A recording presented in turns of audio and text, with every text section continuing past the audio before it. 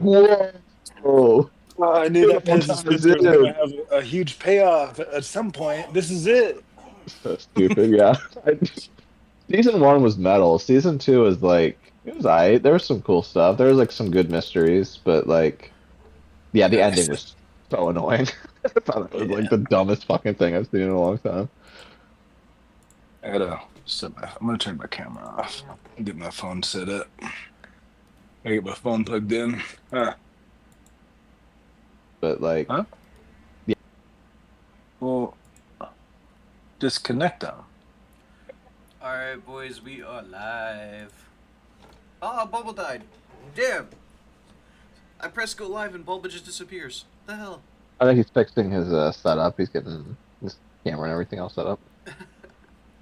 We already got people in chat, guys. We already got people in chat. Ayo. Ayo, what's up, Basil? What's up, Wars? If you guys don't know, the gentleman across, right next to me, right next to me, this is Apricot a lot. We are Hey there. doing a chaotic odyssey. It's like a, Can you hear me now? it's like some draft format. So you guys. Yeah, it's like a limited play format basically. First to 10 limited play format with a band list and wheels for randomization, all sorts of stuff. It's fun. Check it out. Yeah, he puts a lot of effort into editing everything together. We just recorded week 9? Question mark. Yeah, episode 7 went up yesterday. We've recorded week 9 so far. So, Are you drinking coffee? no, I made myself some peppermint tea. Dude, tea sounds good right now. Tea sounds That's so great. good right now. I've been on like a bit of a tea kick recently. I've been doing like the English breakfast tea with like cream, like that British shit. Pretty good. Is that the chaotic Kangaskhan? Is that the That is me. chaotic Boy. Kanga? Bro! Yo, Yo! How we going? Doing good, bro. How about you? Good. You pulled up okay, I heard. Hmm? You pulled up okay, like from your Oh, your yeah. hangover. Yeah, no. I still got a little headache, but hey, you know, we power through these things. We power through them. just gotta stay hydrated, baby. Mm-hmm. All water. Just filled up a 2-liter water. I will be done with this in an hour, and I'll be drinking more. Smart man. And then I also got nutrient bars too. So I mean, like by the end of this, I will not be hungover anymore. Kids, whatever you do, girls are not worth going out and drinking. Just keep that in mind.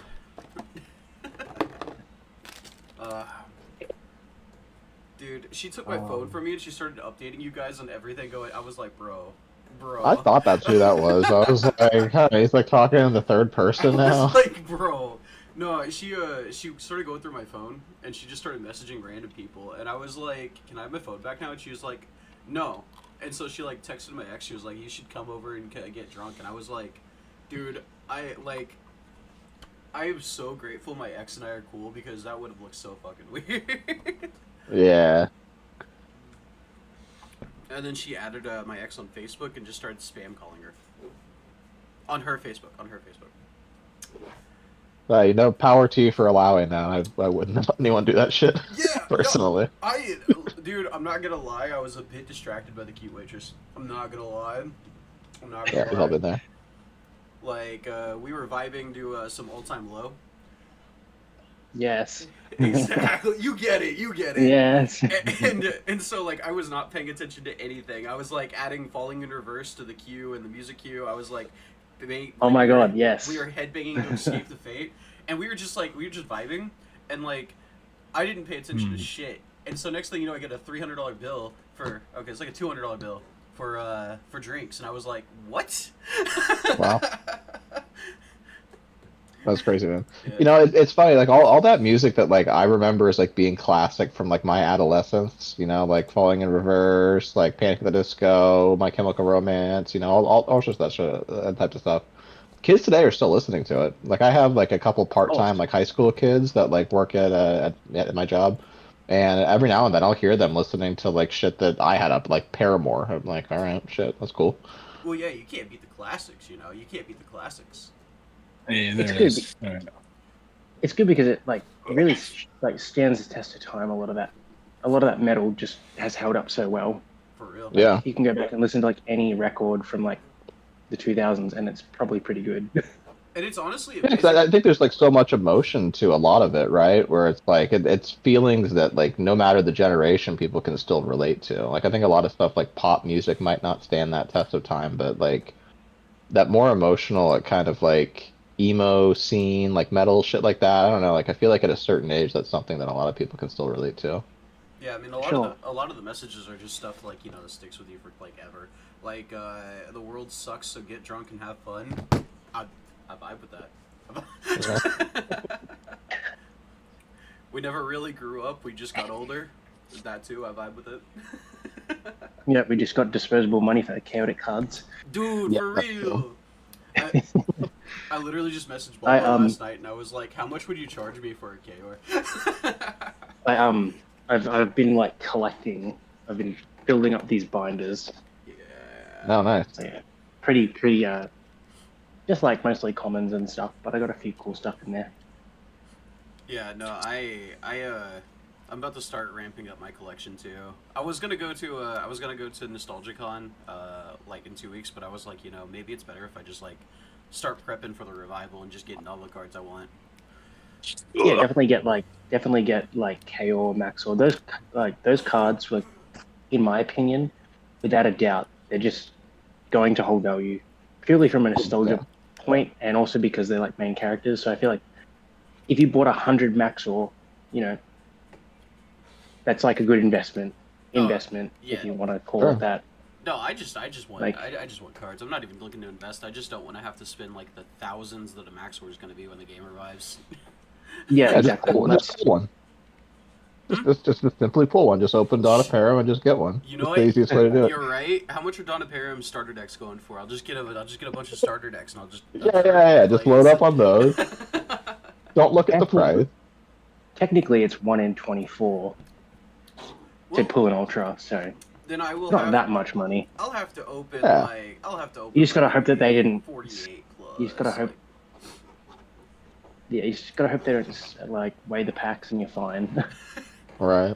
Are chaotic packs And that's. weighable? I didn't know they were weighable. I think they could be, Hmm. or they could be. People use the metal detectors now. I've seen that a lot. Oh, really? How is the one who they set get, like- all of this up not here, by the way? I'm not sure. Yeah. How are we all there's a lot waiting of- on Max Lord right now? I'm the one who organized the whole thing. This entire He probably- thing was his idea. Right. Well, you got to make a dramatic entrance. You know, you got to be fashionably late. True. Just drop in like 5 Great. minutes before the end of stream. You could spend $1,000 and get a Gatarak instead. Max Wars and Chaors are usually go for less on eBay at least. I mean, true. That is true. Rudd had a Getarak recently on auction. I don't know what it sold for, but Oh, I think introductions are probably in order.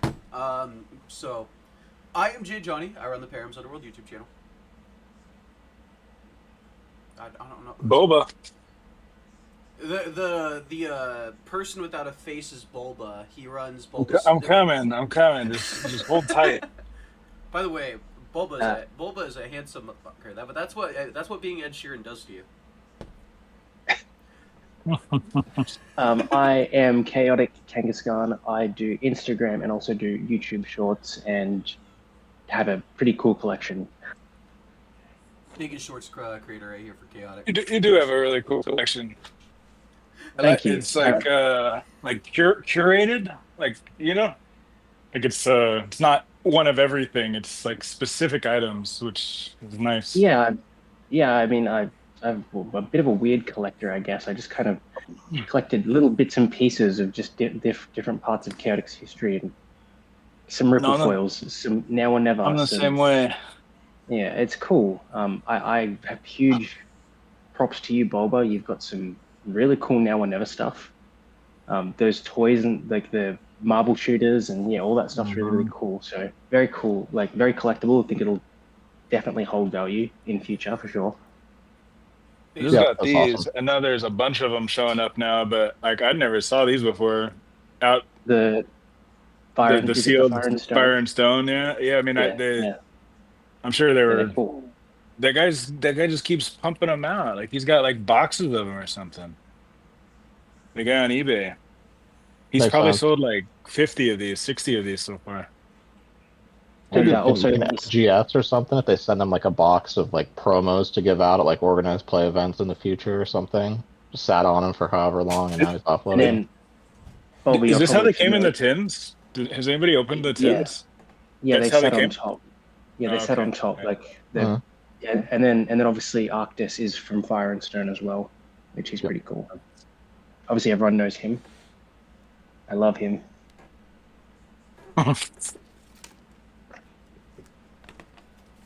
So did anybody ping Max Lord? You know, that's probably a good idea. We're all just sitting in call. I think none of us did. Give me a second.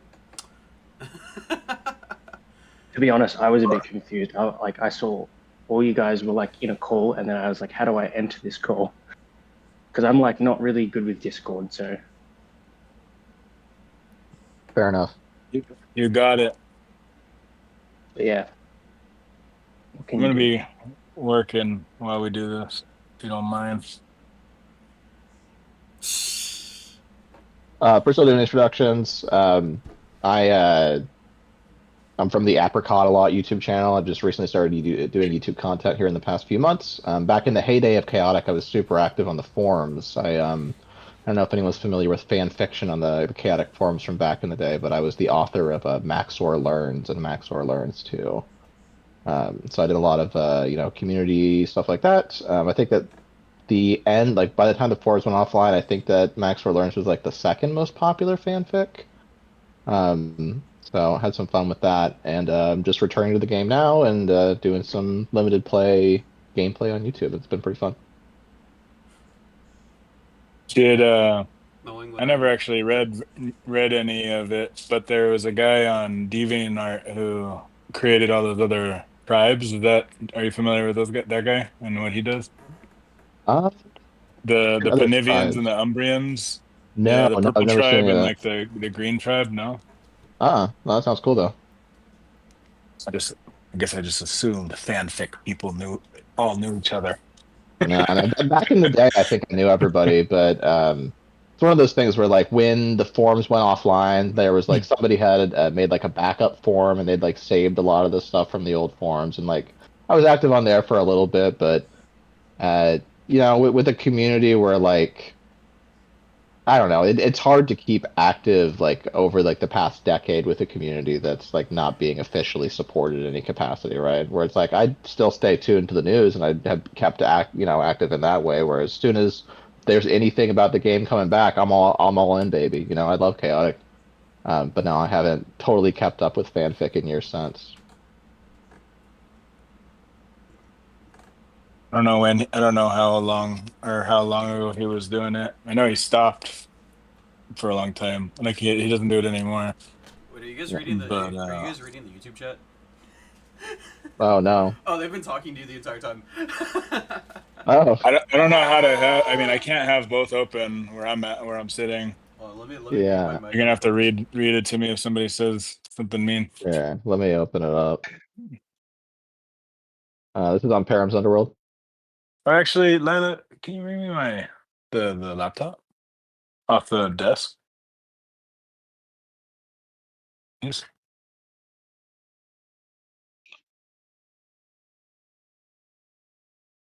What are they saying?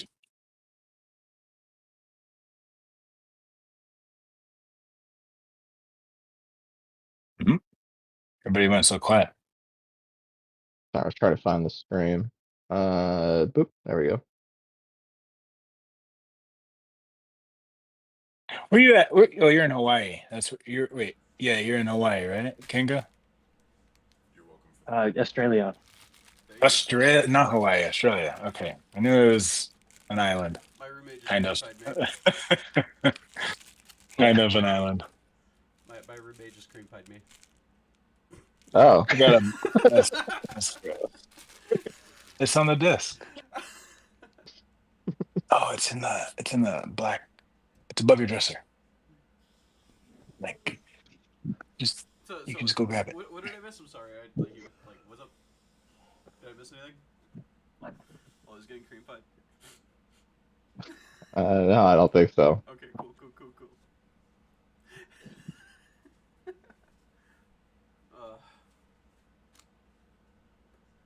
What's up?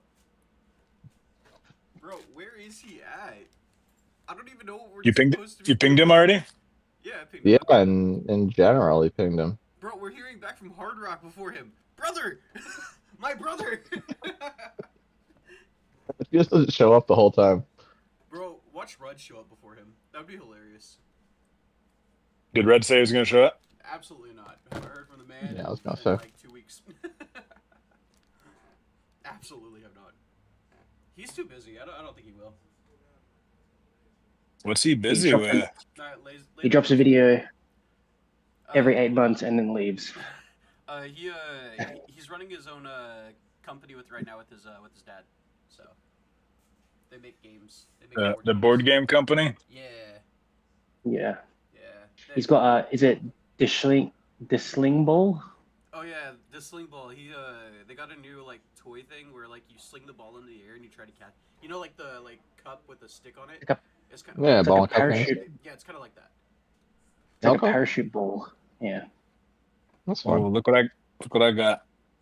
Got these in the mail last night. My own little Very cool. promotional Ah. like business card thing. It's got like That's pretty awesome. little marketing on the back. I have one of those too. Well, old one, but Rage Drive. I keep this right next to my desk at all times. I love this card, Bubba. I love it so much, and I'm so upset I didn't get. Which to one? kill one. What's that? Oh, the Raid Shred? Yeah. Sorry, dude. It's fine. It's fine. I'll just open a bunch of Turn of the Tide, and I'll just pull it. Yeah, it's just that easy. Maybe there's another one in the stack over here. If there is, I call dibs. I will do anything. Okay. I'll pay the original price.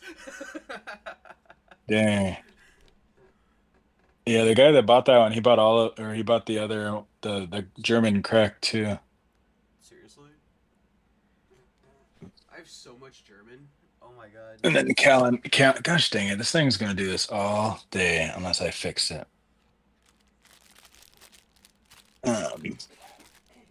And Callan got the Junda. Okay, so chat, if you guys were wondering what this is supposed to be, we are too. We are too. Yeah, we have no clue. Just hanging out, man. We were all summoned by Max Lord. He said we should all meet up on a day, and we scheduled a day, and now we don't know what we're doing. I think it was an official. I don't know what he calls us, Codemasters or something, but it's an official get to actually hang out thing. We don't even know. Somebody have his number? I don't have his number. I just pinged him in the. Let me message him on Instagram. He might respond on Instagram I mean, faster. he was in chat like. I think. Yeah, I think I have his number. 20 minutes ago. We just heard from him. Oh, really? He was in the general 20 minutes ago. Yeah, he was just online on Instagram too. Something must have happened, and he'll come. Yeah, if he was here. He'll show up. We'll just vibe. We'll just vibe till then. All right, guys. I got a conspiracy theory. You guys want to hear it? Oh yeah. All right. I think that the uploads of the two 1080p ones, I don't think those are accidents. I agree. I 100% agree. It's the titles were too specific. Like if it was just those, if it was like other ones like accidentally, mistakenly got uploaded wrong, right? Like it'd be like that's one thing, but like those two titles of being the only two ones. Welcome to Chaotic Part 2, bro. Come on. Bulba's just glaring because he's like, "What are you getting me involved with? I don't want to be involved in that." No, I'm not. I was reading. Are my eyes super bloodshot right now? Can you see it now? They're not bloodshot. No, not coming through. Are my eyes I've been up all night. I don't know How do I? when I pulled an all-nighter. It's been a hot minute. Yeah, I don't think I've done it in years. I've never had a reason to. Right. I think the last time I did was like playing a game with my buddies or something, like midnight release, and you just end up playing all night. I think I did that like a few years ago.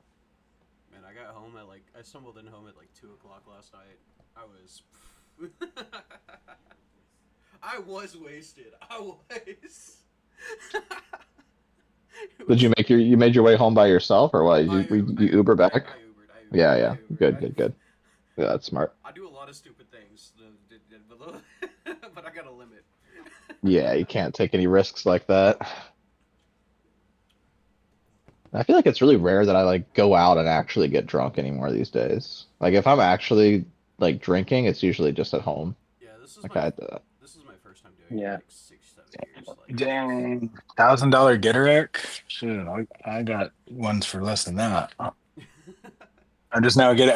I thought you were saying that, but your chat was saying that. oh yeah. I don't have Gatorade. I want to read off. Mid- like at the same time, like it's like. There's no real point to He's it. been climbing, but not $1,000. Mid energy is like $300 right now. Dude, I don't have Gatorade, but I have the Ultra Castle Pillow from that set. Yeah, that's a good one. Yeah. I'm not gonna lie, I don't know how to join it. not everybody uses Discord. I know. I'm just. That's the thing that's holding him up. I'm gonna wait. Right.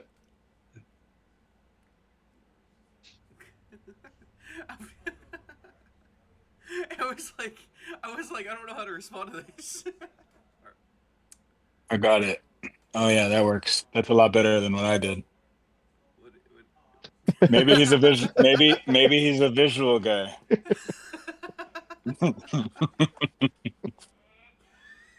Dude, I'm not gonna lie, Max Lord's dope, dude. Like Max Lord's dope. He's been putting a lot of effort There he into is. all his content. He is. He's just on the constant the constant like daily posts. Yeah, I think he's been uploading just as much as you have, which is like insane. Compared to me, who like misses uploads like every day. Yeah, I try You to post guys- at least once a day. That's my thing. You guys run my socials for me, please. Oh yeah, I mean I have your channel linked, and yo, there's And Max you Lord. run my socials. What's up, dude? What's up?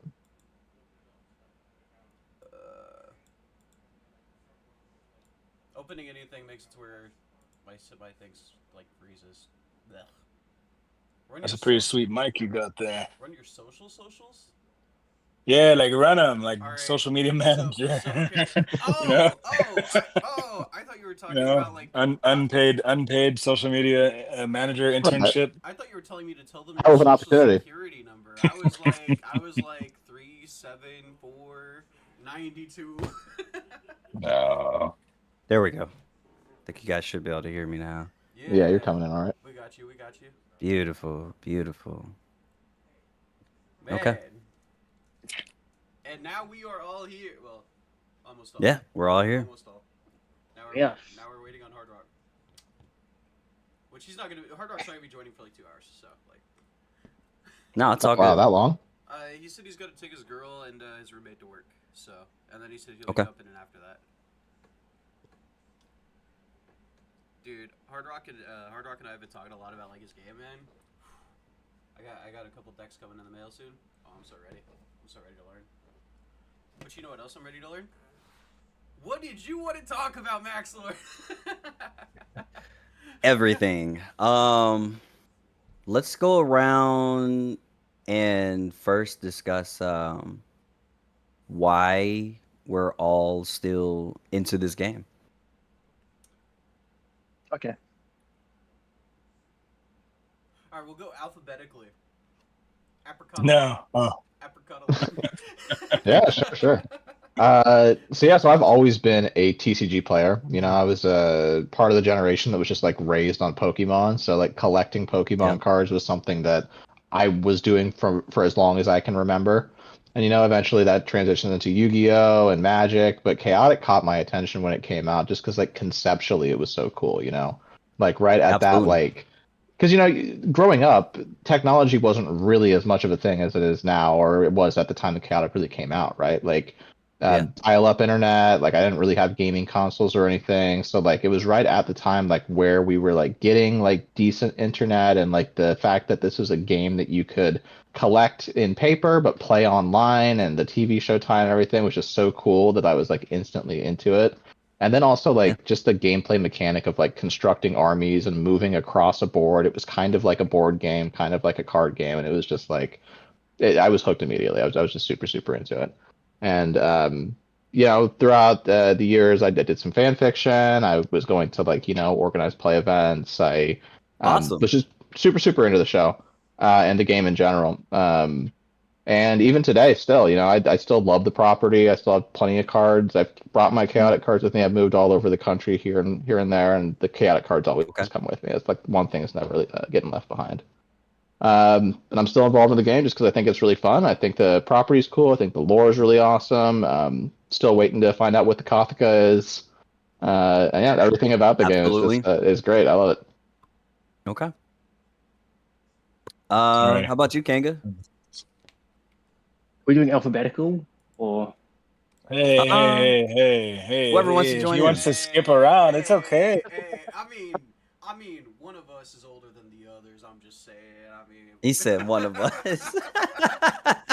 skip over the old No, guy. you guys go ahead. I am curious who's the youngest in this group. It's not me. I'm 29. I'm 20. I'm 28 29. I'm 28 in like a couple days. So All right, so I Anybody just younger turned than 29 28? back in June. Nope. It looks like Kanga is. I'm probably the oldest. Yeah. Ed Sheeran's like 40 or something like that. No way, stop. I'll go next. I same deal. I'm a '90s kid, so I grew up on Pokemon, Digimon, Yu-Gi-Oh, stuff like that. And I was collecting and buying and collecting since I was a little kid. Grew up at Frankensons. I don't know if you guys have ever heard of that place, but it's like a I don't think so. big collectible warehouse in like LA area. It's like the biggest collectible vendor place on the planet, maybe. I don't know. It's huge. Anyways, never heard of Chaotic ever until 2021, maybe. Oh well. Okay. Yeah, I mean, when it was out in 2007, 2008, I was like a freshman, sophomore or something. So I guess I wasn't watching it. I don't know. Missed it completely. And I picked up a collection locally because I was buying and selling like TCGs in general. And I picked up a collection of Chaotic, and I just like fell in love. It was crazy. It was like love at first sight.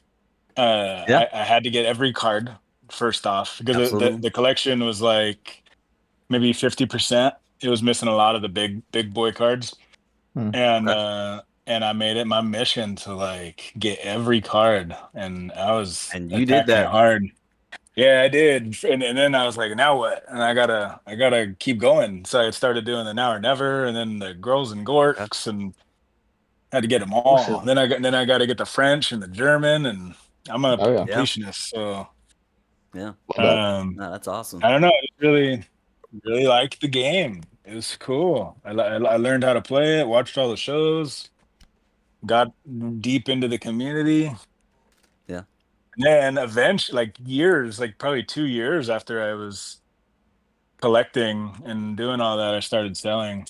It wasn't like a right away thing at all. Okay. That's my story. That's my chaotic journey. Beautiful. What I love most about it is it was literally just love at first sight, like after the game had died. Hey, is my mic good? My audio level. So okay.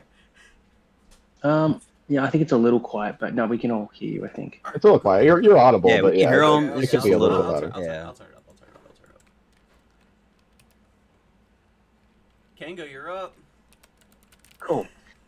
So I've actually made a small post on my Instagram a couple weeks back. It's a little tiny post, but yeah, basically I grew up I'm born in 1997, so I grew up as a 90s kid watching, Pokemon, Yu-Gi-Oh, all the 4Kids shows like Foxbox, 4Kids, Cartoon Network, Disney, all that sort of stuff. I grew up watching uh, cartoons and anime and just sort of fell in love with that whole kind of uh, genre of show. And obviously, card games and toys and action figures come with a show. That's how you sell it, So I got really hooked on card games and action figures and stuff as a kid, and collected Yu-Gi-Oh, collected Pokemon, Digimon, uh, Dragon Ball Z. yeah, and Dragon Ball Z, yeah, One Piece, Yeah. and sort of just pretty much anything you could think of. I probably watched it, and then when Chaotic first came out, I actually watched the premiere episode. It was a little, if you Okay. look on the wiki, I think it's slightly different between when the US aired it and when we got it. It was like probably a couple months. I did notice that. But so I think it was like maybe we would have been September. You guys would have been like July, I think, or something. Sure. Anyway, basically, collected I collected a tin, I think, and a few other cards. Didn't have much, and then the card game obviously eventually shut down. And then back in 2014, it popped back up on eBay a lot. There was packs selling for like $1, and I never picked any up. And then fell back in love with the show over the years, and then I heard about the revival back in 2019, 2020, and then from that point on to now, I've just been collecting constantly and just learning as much as I can, and just kind of popped into this community and never looked back, I guess. And Awesome. that's pretty much it. Sorry. Why are you? We're the ones that asked you. You don't have to apologize. I felt like I rambled Not a at bit more than I should have. No, you're good. You're good. Brother. That's the whole point. Is we're here to ramble and talk to one Yes, another. that about is chaotic. the premise of this: is to Like- engage, to indulge, and discuss. Yeah, Yeah. Where does Callan live? He lives in like Golden something. Is there in Australia? Is like a Golden something city? Golden. Does that ring a bell? Oh, Gold Yeah. Gold- Yeah. So Gold- Beach, Gold Coast, there's a Gold Coast. Yes. Gold Coast. Australia's got like a lot of like gold mine areas, kind of like we have like a lot of we're very famous for having cities built on like gold mines basically. Anyway, I think he's. Do you know Callan or Carl Chronicler? Have you ever met him in person? Because he lives over there. Krull. It's like yeah. It's like you and him. You That's mean- it. No. I talk to him very regularly. If I ever have a Okay. problem, if I ever have any sort of chaotic, like if I'm buying a card or whatever, I usually run it by him because he's obviously the guy that has all the chaotic. And he lives he lives up the other side of Australia, and I live in the bottom half. And we just talk, and hopefully we're going to make some videos and stuff eventually. We've spoken, and Cool. we did some Discord calls and stuff, and all right. Well, Very cool. I guess I'm up, but before that, I wanted to read off what Wars had to say about why they still love Chaotic. So, Okay. They love Chaotic because it's one of the few card games where you can win with commons and uncommons, which, like, Ulmar is an uncommon, you have Prothean Axe, which is an uncommon, like, two of the most insane cards ever, right? And then they also said that they love the player interaction, like, there's just a lot of it. I mean, so, yeah. That's, like, a great thing, dude. That's a great thing, Wars. That's, like, the best thing about Chaotic. Well, one of them. As for me, I still love Chaotic. Because I just love the gameplay. I came here for the gameplay, and I stayed for the community. The community is, like, insanely amazing. Like, I mean, like, I message Bulba, like, once, twice a week, and we just, like, shoot the shit every now and then. I mean, like, and then Apricot. That's awesome. Obviously, Apri, bro. Apri's dope. Like, and then like and then like Max, I don't know which way I'm pointing. Max Lord, he's been like pushing a lot of positivity on the community, and obviously Kanga, like I mean, you can't go wrong with Kanga. Like Kanga is the goat. He's the OG goat. Like everybody talks about Red Thank being you. the goat, but like Kanga's the OG goat. I don't care what anybody Oh, else I think it's my boy, so I Stop. agree 100%. Thank you. I appreciate that. Like, I mean, so that's why I'm still here. Is the community has just kept me here. Like, even if I wanted to leave, I don't think Max Lord, not you, Max Lord, but D Sandstorm, the Discord moderator, I don't think he'd allow me to. And I quote very specifically, "You can't leave before me. I've been stuck here longer. Please let me leave. For the love of God, let me leave." And I told him He he's not said allowed the to. same thing to me. I'll try to find it because it's like really, it's like almost a copy paste. That's funny. He's been a moderator for like the community for like 16 years, so I can't really blame him.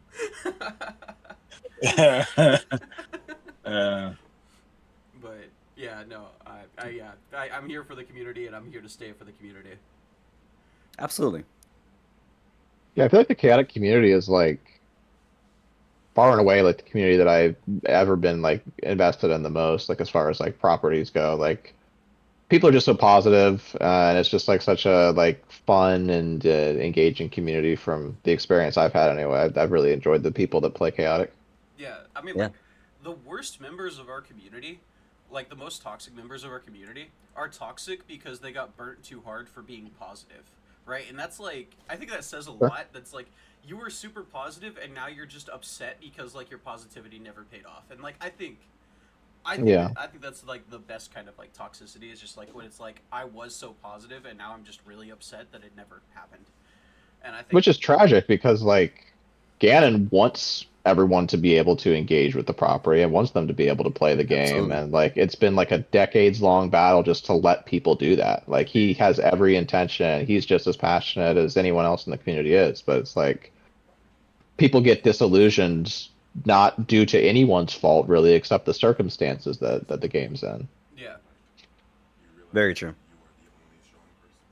And Joshua, we are happy to have you here. This game is happy to have anybody and everybody. Okay, so thank you for coming back to Chaotic.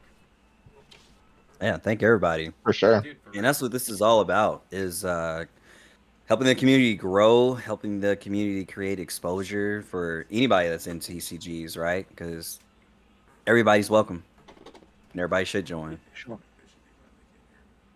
One thing I thought was interesting, and I don't know if you guys have ran into this, but at least on my statistics that I noticed on YouTube, I haven't seen a lot of female engagement. But what I thought was interesting is Hard Rock and I had talked recently about this. I think it was about a week ago.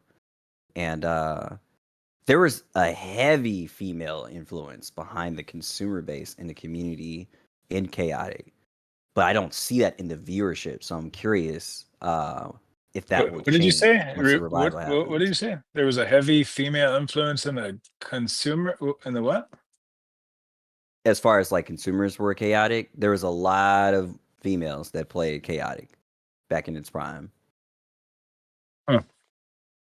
I did hear something about that too, actually. Yeah, you are right.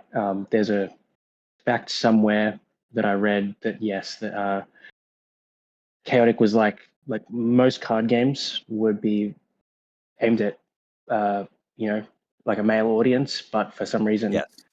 Chaotic had like an influx of both, basically. So yeah, I think you are right on that. And I think that's cool. I think a factor Maybe as it far as, was like, viewership goes is probably just like I think most like trading card games or gaming in general, like content probably tends to skew more towards a male audience. Like I think Yeah. that consumerism or like playing the game or engaging with the TV show are maybe different metrics to like going on YouTube or Instagram or something and actively like searching out like content of other people engaging with like the game. I think that Right. probably tends to skew more male, I would guess. Oh, for sure. Yeah, you definitely see that. maybe it was like a coincidental thing where anime and cartoons and games and stuff started becoming cool for girls in 2007, 2008? Yeah, Like, yeah, you was could that definitely was say that a that. thing? This is Maybe. yeah, this I is feel it true. This was. is true. I think so. Yeah, for sure. There was definitely shows. Funny enough, actually, Totally Spies got Yeah, revival. Got a revival, absolutely. and Yep. that's Yep. done massive. And we've just got King of the Hill back. I use these as, I guess, data or whatever you want to call it. Like seeing other animated shows get picked up from years ago and be revived. Right. And yeah, one of those shows was Totally Spies. So obviously there must be a market for it. Yeah. So yeah, I agree for sure. I think that another factor too, like at that specific point in like internet history too, is like browser based like flash games that I think a lot more like young or adolescent Oh women were yeah. playing as well, like Habbo Hotel or like Penguin 101 or like all these games that were easily Neopet. accessible. Neopets, Yeah. exactly. You can just get on your Neopets was browser. It's great. just a flash game you can play right there without having to buy a console, without having to buy a game. And I think that maybe that's a factor too that got more girls, specifically at that time, interested in Definitely. gaming. Yeah, I think Mushy Monsters was really popular. Yep, Neopets for sure. Definitely like monster catching card game, sort of that realm of sort of stuff has definitely, um, yeah, I agree for sure. Beautiful. Anybody play Neopet still? No, just me. Oh, okay, Not never mind. anymore. I used to I back in the haven't day, recently. man. I used to. Yeah, definitely back in the day. Oh man, that Neopets card game though was sick. I've been talking for like the last 10 minutes and I just muted myself and I completely forgot about it. I was wondering I what was like, happened why to are they you. ignoring me? You're talking to your roommates I or could see something. you talking, but I wasn't Yeah, hearing we could see anything. you I'm like, well, talking. maybe he's got something in Yeah. the background. Like, oh, this is a private conversation. No, it started. All right, guys. All right, guys. It Jokes started over. because they were talking to me, and then I started responding to what you guys were saying, and I was like, Yep. wait. That's funny. Okay. Yeah. Well, I guess getting back on track, I probably should explain why I am still with Chaotic. I would say Chaotic came around 2006, so I was in 6th grade. I remember I was keeping up with the show, and I was watching TV in my grandmother's living room. And I remember seeing the commercial show up on Cartoon Network, and I was like, there's no way these cards exist. And immediately going to the store the next day, and sure enough, seeing like the sales shock, buying absolutely everything that I could, because of course we're all on a budget, but I went crazy. I can still remember my very first super rare was Yuckus. Um, what else did I get? I got a Song of Revival. What was the story? Go ahead. Oh, this is just explaining my earliest memory of Chaotic and why I'm still with it to this day. I'm sorry. I meant the store that you were at. Sorry to interrupt you. Oh, the store. Yeah. It would have been Toys R Us because that's Yeah. before Toys R Us went through its R.I.P. whole right, exactly. Yep. But yeah, so we used to go there a lot for them because they just had the largest section. So at least in where I'm at in Missouri, they had the largest selection from all the retailers, and that was still true because funny enough, that same year, I took my first trip to New York City. I remember walking in, and I'm like, there's 3 floors in this building. There's a giant Ferris wheel. There's a gaming section for you to sit on the couch, play video games. And then I see a giant Chaotic poster and a just giant fixture with all these cards on it. And I'm like, this is also, and I mentioned this on my Insta in one of my posts. Somebody will probably remember this, but this was depressing, but also exciting. What was depressing was I had left my wallet on the bus, so I could not buy any of those cards that I had seen. And that was the largest budget I've had as a kid to get all these cards, have nobody tell me no, nobody get in the way of it. So of course I was livid because we didn't go back to the store afterwards, and there's nothing I could do about it. I ended up like coming home with some other nerdy stuff, but it was still cool to see. It was just exciting to be like, man, this game is just huge. And I know some people growing up didn't like Rudd used to talk about how he didn't meet a lot of people in person that were into chaotic, where my experience was the complete opposite. Like my friend group, it was small, it's about 5 or 6 of us. But when that game came out, we all played. Like we were the weird group of nerds that used to get picked on because we're playing chaotic, or they used to play like Yu-Gi-Oh in the cafeteria. Mhm. And Yep. we're staying after school, doing those programs, still playing against each other, trading. Um, it was just fun. Like the engagement, both IRL and especially online. And like for me, that was the first huge online community that I've ever participated in. And I think we all can agree it was super positive. Everybody was very welcoming. You had questions on anything, there were so many people that were extremely informative and just wanted you to engage. They wanted you to stick around. They wanted you to learn, to dive into the lore, to just be fans all together and just enjoy this game that brought so many good memories for so many of us. And as an adult, I mean, and Boba can attest to this, it's just a very lucrative TCG to be into. I've sold, Mhm. I think 5 decks in my time. Hate it because my very first deck, so I've never pulled Maxor non Perim, but the only Maxor I did pull was Protector of Perim. Max So or my Pot. very first, yeah. So my very first 2 Forged Unity boxes. I open it, I get a 3 max Chaor the Fierce in one box. I get Wow. a 2 max Maxor Protector of Perim in the other box. And I remember being like, I'm good. I don't have Yeah, to buy right. any more. Like, Got what I needed. what are the odds that I got this, right? That's low. That's And low. now, Yeah. yes, very low. Man, I wish I would have kept that. But the one thing I do appreciate is of all the extra income I made, especially when I was just trying to get ahead or times were just difficult. Chaotic was there for me in that level, and I would always find a way back to it. Bulba knows because most of my income goes to him these days. Yeah, easy. Not on camera. No, but like I tell any of my followers, any of my fans, it's a great game to get into, and Bulba is like one of the best sources to go out there with this huge collection. And I want people to still not necessarily like ravage over what's left, but to get excited. And if you don't have that old collection you had, yeah, you still have an opportunity to still get these cards at a reasonable price. And or you can wait for the revival, either way. But stick around, get ready, get excited, tell your friends, tell your family, tell everybody. Don't just be on Reddit.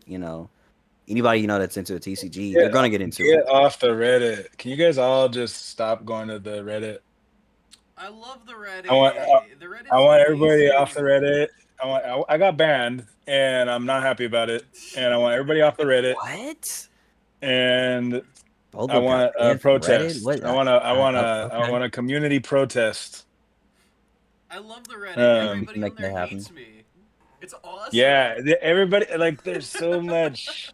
If I post I on don't the know. Reddit, everybody gives me crap because I'm like promoting my channel, and it's like, do you not want videos? Is that what this is about? I don't Like, know.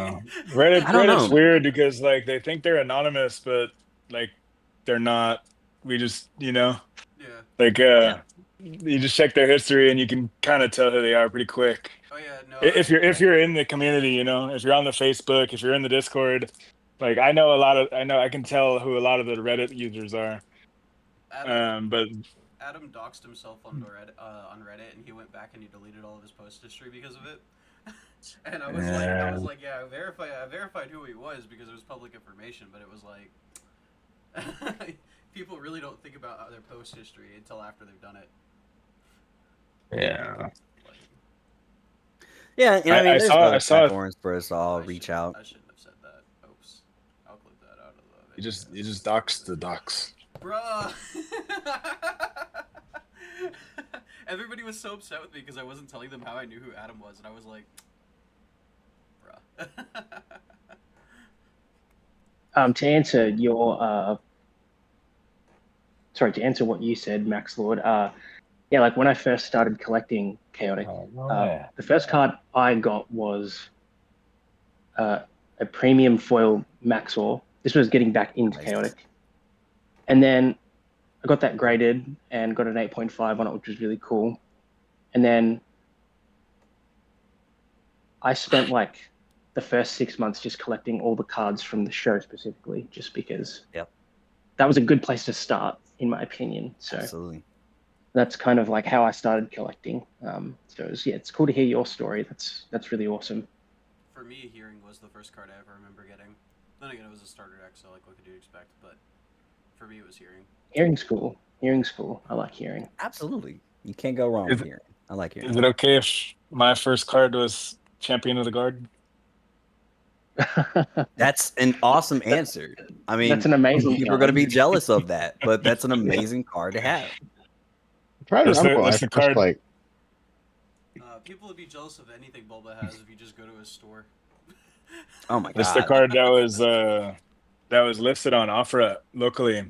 Like I was just browsing, and then I saw this random yellow card, and I was like, and they wanted. He was asking $400 for it, and I was like, "Oh, this looks cool. What is this?" And I was like, dabbling in all TCGs, so dead TCGs, anything that looked cool and like was dead, I was kind of into. And so I looked it up, I comped it, and I was like, oh yeah, $400 is kind of like asking price. Like that's the market at the time. But he said he had a bunch more, and then I met up with him, and he offered me the whole collection at a good deal, and so I just jumped on it. But the Champion of the Guard was my first. That's cool. That's a cool story. Love that guy. Yes. Yeah, I'm trying to think of what the first like super or ultra that I pulled in the pack was, and I'm struggling to remember exactly what card it was. It's such a long time ago. We're talking super or ultras. Mine was my first one was Harnessed Rage. Okay. Still classic. I mean, better cards, but hey, when you're a kid, you gotta be grateful of whatever you get, man. I remember I got super jealous because my one of my younger sisters, she used to collect packs with me, and so we would unbox them or we would open them in the car or on the way home. And I remember there was this one specific time because she was super into Underworlders, and at the time I was like heavy on just collecting overworld stuff, and as I got older I became very much in overworld and underworld because by nature I like to be the guy that supports my team. I like to be in the front line. I like to help everybody out. I like to heal. I like to just be that guy that's there to, I'm going to make sure we complete this mission. Like whatever we got to do, I'm going to support you guys. But at times, I also like that raw power, that just hitting hard, striking first. So in some ways, that's a little petty in there, but definitely heavy on the Underworld. I just love like monsters, creatures, you name it. But I remember this specific time she was opening a pack, and I saw she had a Tartarak in there. I immediately got jealous of that and was like, you know what? It's cool. I had prayed that I got a Tank of Toborn at the time because I think he was the only one in the Dawn of Perim set at the time that I was missing, and I could not get him to save my life. And I remember going into the living room, and I turned on the lamp, sat down. I'm like, please let this card be in here. Please let this card be in here. All right. Open it up. And then my anxiety went through the roof because sure enough, I got a Tangiv. Ah, that's awesome. Okay. Awesome. Got a Tangiv. So I'm hoping I have that kind of luck when the revival comes back, man. Because I think that's like one of the funnest things about TCGs is you don't know what you're going to get. Mm-hmm. That random element of not knowing what you're going to get, but being grateful for what you got, even if it's not the ones that you like really, really, really wanted. That's why I like limited play so much, right? Like rolling up to constructed, it's easy just to like, buy all the best meta defining cards or whatever and just play like what is has kind of been meta decked. But I think like playing limited and it Yeah. just being fully down to like what you get in packs determines like what you're able to play. I think that that's so much more fun. I hate limited. It It play. is. I hate limited play. All right, you got nothing Man, to talk, look. man. You're busting my chops over here. You're laughing for a different reason. You know, you gotta like you just gotta when they- test yourself When they see it, they'll understand. when they see it. 2 weeks. All I'm saying Yeah. is 2 weeks. I got you. I got you. he's Yeah. he's got the great. I mean, you know, that brings up a topic that you went over in a video recently that I thought was really cool, and I would like to see this somewhat implemented in the cards, but scan maxing. Because I remember in the Tale of Two Times episode when they both had a Victar, but the other times Victar looked way more gruesome. Yeah, I was like, man, That's what I was talking about, because I was like, why doesn't everybody do this? And people were like, oh, like maybe it's like getting them to the other locations or stuff like that. And I'm like sitting here, I'm like, but that wouldn't matter though. Like you could have like your disputes settled through like chaotic players, and you could go like, all right, I'm gonna Chaor pumped up by the song of like 5 Song of Furies, so it's got Fire 25, with like casted with Fortissimo casted on him, and or like all this like other stuff, and you could just scan them, and then like. And I don't get why more people didn't like do that in the show. It's like it feels like one of those things where it's like you should, yeah. It might just be I fun think- to like convince like characters to let them do that, right? To convince Chaor to let you cast like 6 music on him or whatever and then scan him. Like I mean, if you told, not ever. if you told Chaor, I want to scan you as strong as you could be, so that I can just beat everybody who is Maxor, you think he's gonna say no? That's true. Fair That's enough. true. Yeah. You really gotta have that charm and that level of like, hey, listen, hear me out. This is your You're gonna idea. have to get an audience with him too. I'm just pitching it. I mean, Right. Kaz was the only one talking to him, True. like on the regular. But it doesn't even have to be like Chaor. You could like go up to Hammer Doom and be like, you know what, I want to show everybody like just Yeah, like that's how true. amazing you are. Like you could go to any creature. You could go to hearing. Like the fact that Kaz doesn't get hearing to like have like a crud of music casted on him while he's like holding like some overpowered battle gear in a location that supercharges him or something like that. Like the fact that like Kaz doesn't do that, because hearing would 100% agree to it. Like 100%. I mean, to be fair, Hearing tried that in the scavenger scan. Hearing had that amazing battle gear that we don't know what is, but that like pin that made stuff just explode when he was going to scan shield.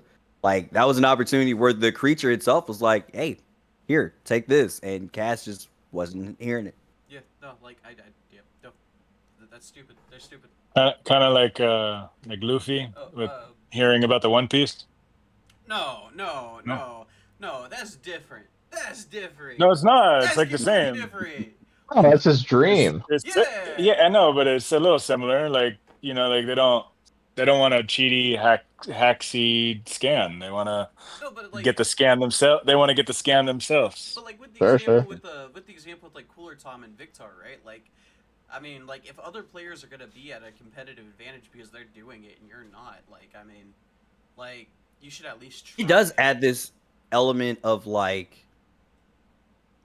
even with limited play, right? It does kind of add in this element of like, how do we create different metas based on, and this is just the element of online gameplay that made me just get out of the I have a favorite tribe and I'm only going to collect them, but instead I'm going to just collect everything. Because I remember I have been severely decimated online from every single tribe, and that's what made me go, I have love for every single one of these tribes. Because there was a guy that used gloss, and that was my first time seeing it. And that was the cool thing about playing online too, is if you don't know certain cards, you're going to see so many on there because there's so many different decks.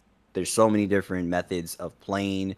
Like, if you think there's a card and you're like, man, the disciplines on this are terrible, dude. I've been beat by a guy who had an army where all his creatures were at least 30 energy or less. Their disciplines were not high, but because he put in cards like Strike of the Meek, because he used music that like it would heal you twice as much because your scan energy is under 30. Like, you have so many good tactics, and it's just really like find a card that you like. You can build a deck off of that. I promise you can build a deck off of that. And it doesn't even necessarily have to have all the ultra and super rares. Oh yeah, there was a guy named Dino. He went on like a 17-3 game streak using a deck based around hearing. Like, Oh yeah, dude. regular Based. hearing. Like, yeah, like it is insanely easy and chaotic to like just win off of like, you know, either being the better player or just building the better deck, kind of, which I love it. Well, I Yeah, feel like and that's the cool thing that's about the it. hallmark of a good game, right? Is like having different like forms of like player expression, right? Whether it's in deck building, whether it's in gameplay, like being able to not just like play, you know, you can look at a card and it reads as like, oh, this is the strongest card in the set, just like reading it, right? That's got the highest stats, it's got the best energy, it's got the most elements, whatever, right? But being able to like, you know, craft a deck that is using, like you said, cards that might seem suboptimal, but if you have the right strategy and if your deck's constructed in the right way, you can, you know, be just as powerful as those things that are printed and seem like they're the most powerful. I think that's a good thing. Avery knows I'm glaring Yeah. at him right now. And I mean, that's the cool element of this game is like uncommons and commons were really slept on in a lot of ways because at first glance you're like, this is okay, but there are so many good cards. There's so many good cards. Not my boy Ragetron. You can't sleep on him. Look at him. He's the GOAT. He's the GOAT. No, kidding. I love that energy. You got to be like that with your favorites. I put in the post recently, and even that dedication post I gave to Kanga a while back, that like we really do have that friendship and that mutual respect for each other that Maxor and Tang have had. And so I appreciate him on my influencer journey because he's just been super positive. The rest of the community has been positive. I love engaging with people and just sharing different experiences. I'm always getting like pictures of cards that they found in like their basement or something that they hang on to. And that's just like the beauty of being a content creator for this game. Like whether you view it as dead or not, while we wait on this revival, like there's so many people that are just excited to see that it's coming back. Oh no, the game's not getting revived. I don't know what you're talking about. You know, Ganon's just scamming us all right now. He's just ripping us all off. He's stealing all our money. He's We're all part of this joke. Yeah, we're all being rug pulled right now. Yep. Ronnie, didn't you go to the booth at San Diego Comic Con? You know, I was Oh my going God. to, but Ganon rug pulled us. Ganon rug pulled What? us. Yep. Man, it's crazy. Yep. We gave him all that money, and he rug pulled us. I mean, like you guys sent money to him too, right? Like. You can't keep getting away with it. Oh man, for real. Taking this monthly tide from all of us. I love that sentence, man. It's every time somebody goes like Ganon's rug pulling us, I'm just like. Ah, man. Yeah, I love it. But before that though, before we continue on, Vandy wanted to know what our favorite chaotic episodes were. Ooh. I went to sleep. Oh man, I that's sorted such a all these hard cards. No. I guess whoever can come up with theirs first, feel free. What was the question? What's your favorite chaotic episode? My favorite episode would have to be the first episode of season 2, because I think that was really cool because obviously we had the first flash animation for the first season and then it transitioned into HD content. And I remember watching that episode the day it happened. And sorry, I'm getting feedback from my microphone. Yeah, I remember watching so I expected to get the flash animation and then I watched that episode and it was HD. And so that was really cool. So every time I think back to Chaotic, I think back to that episode because it's very instilled in my brain.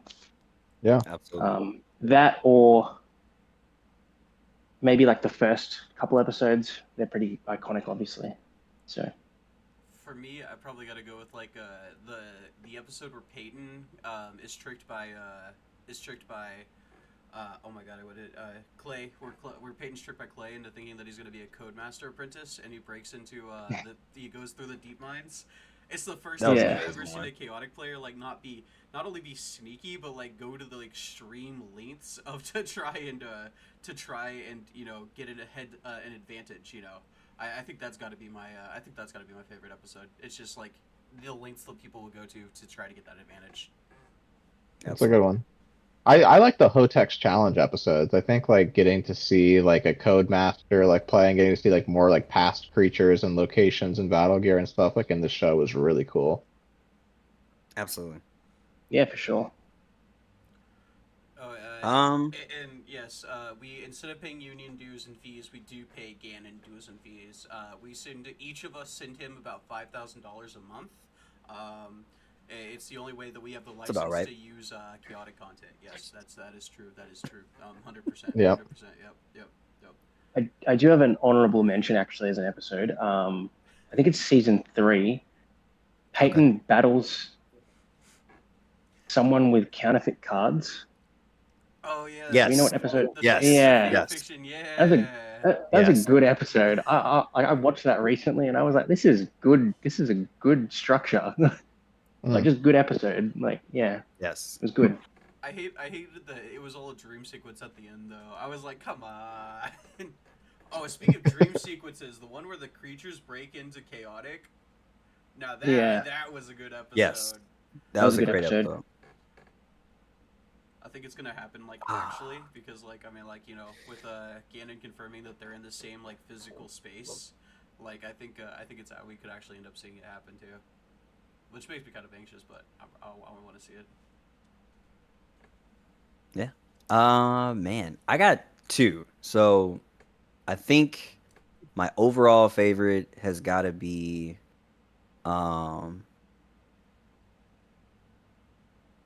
probably Mega Match. Mega Match was a really cool episode. That's a really because fun that was one. the most fighting we've seen. I like how they just had this ridiculous number of creatures and just kept battling.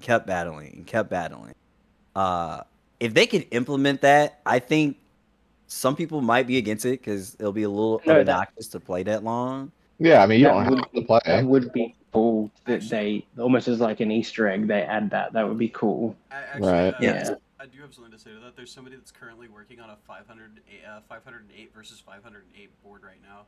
They're like manually That's insane. manually inserting every card into Tabletop Simulator. Like every card. Why so many? Why not be like 100 times 100, 50 times 50?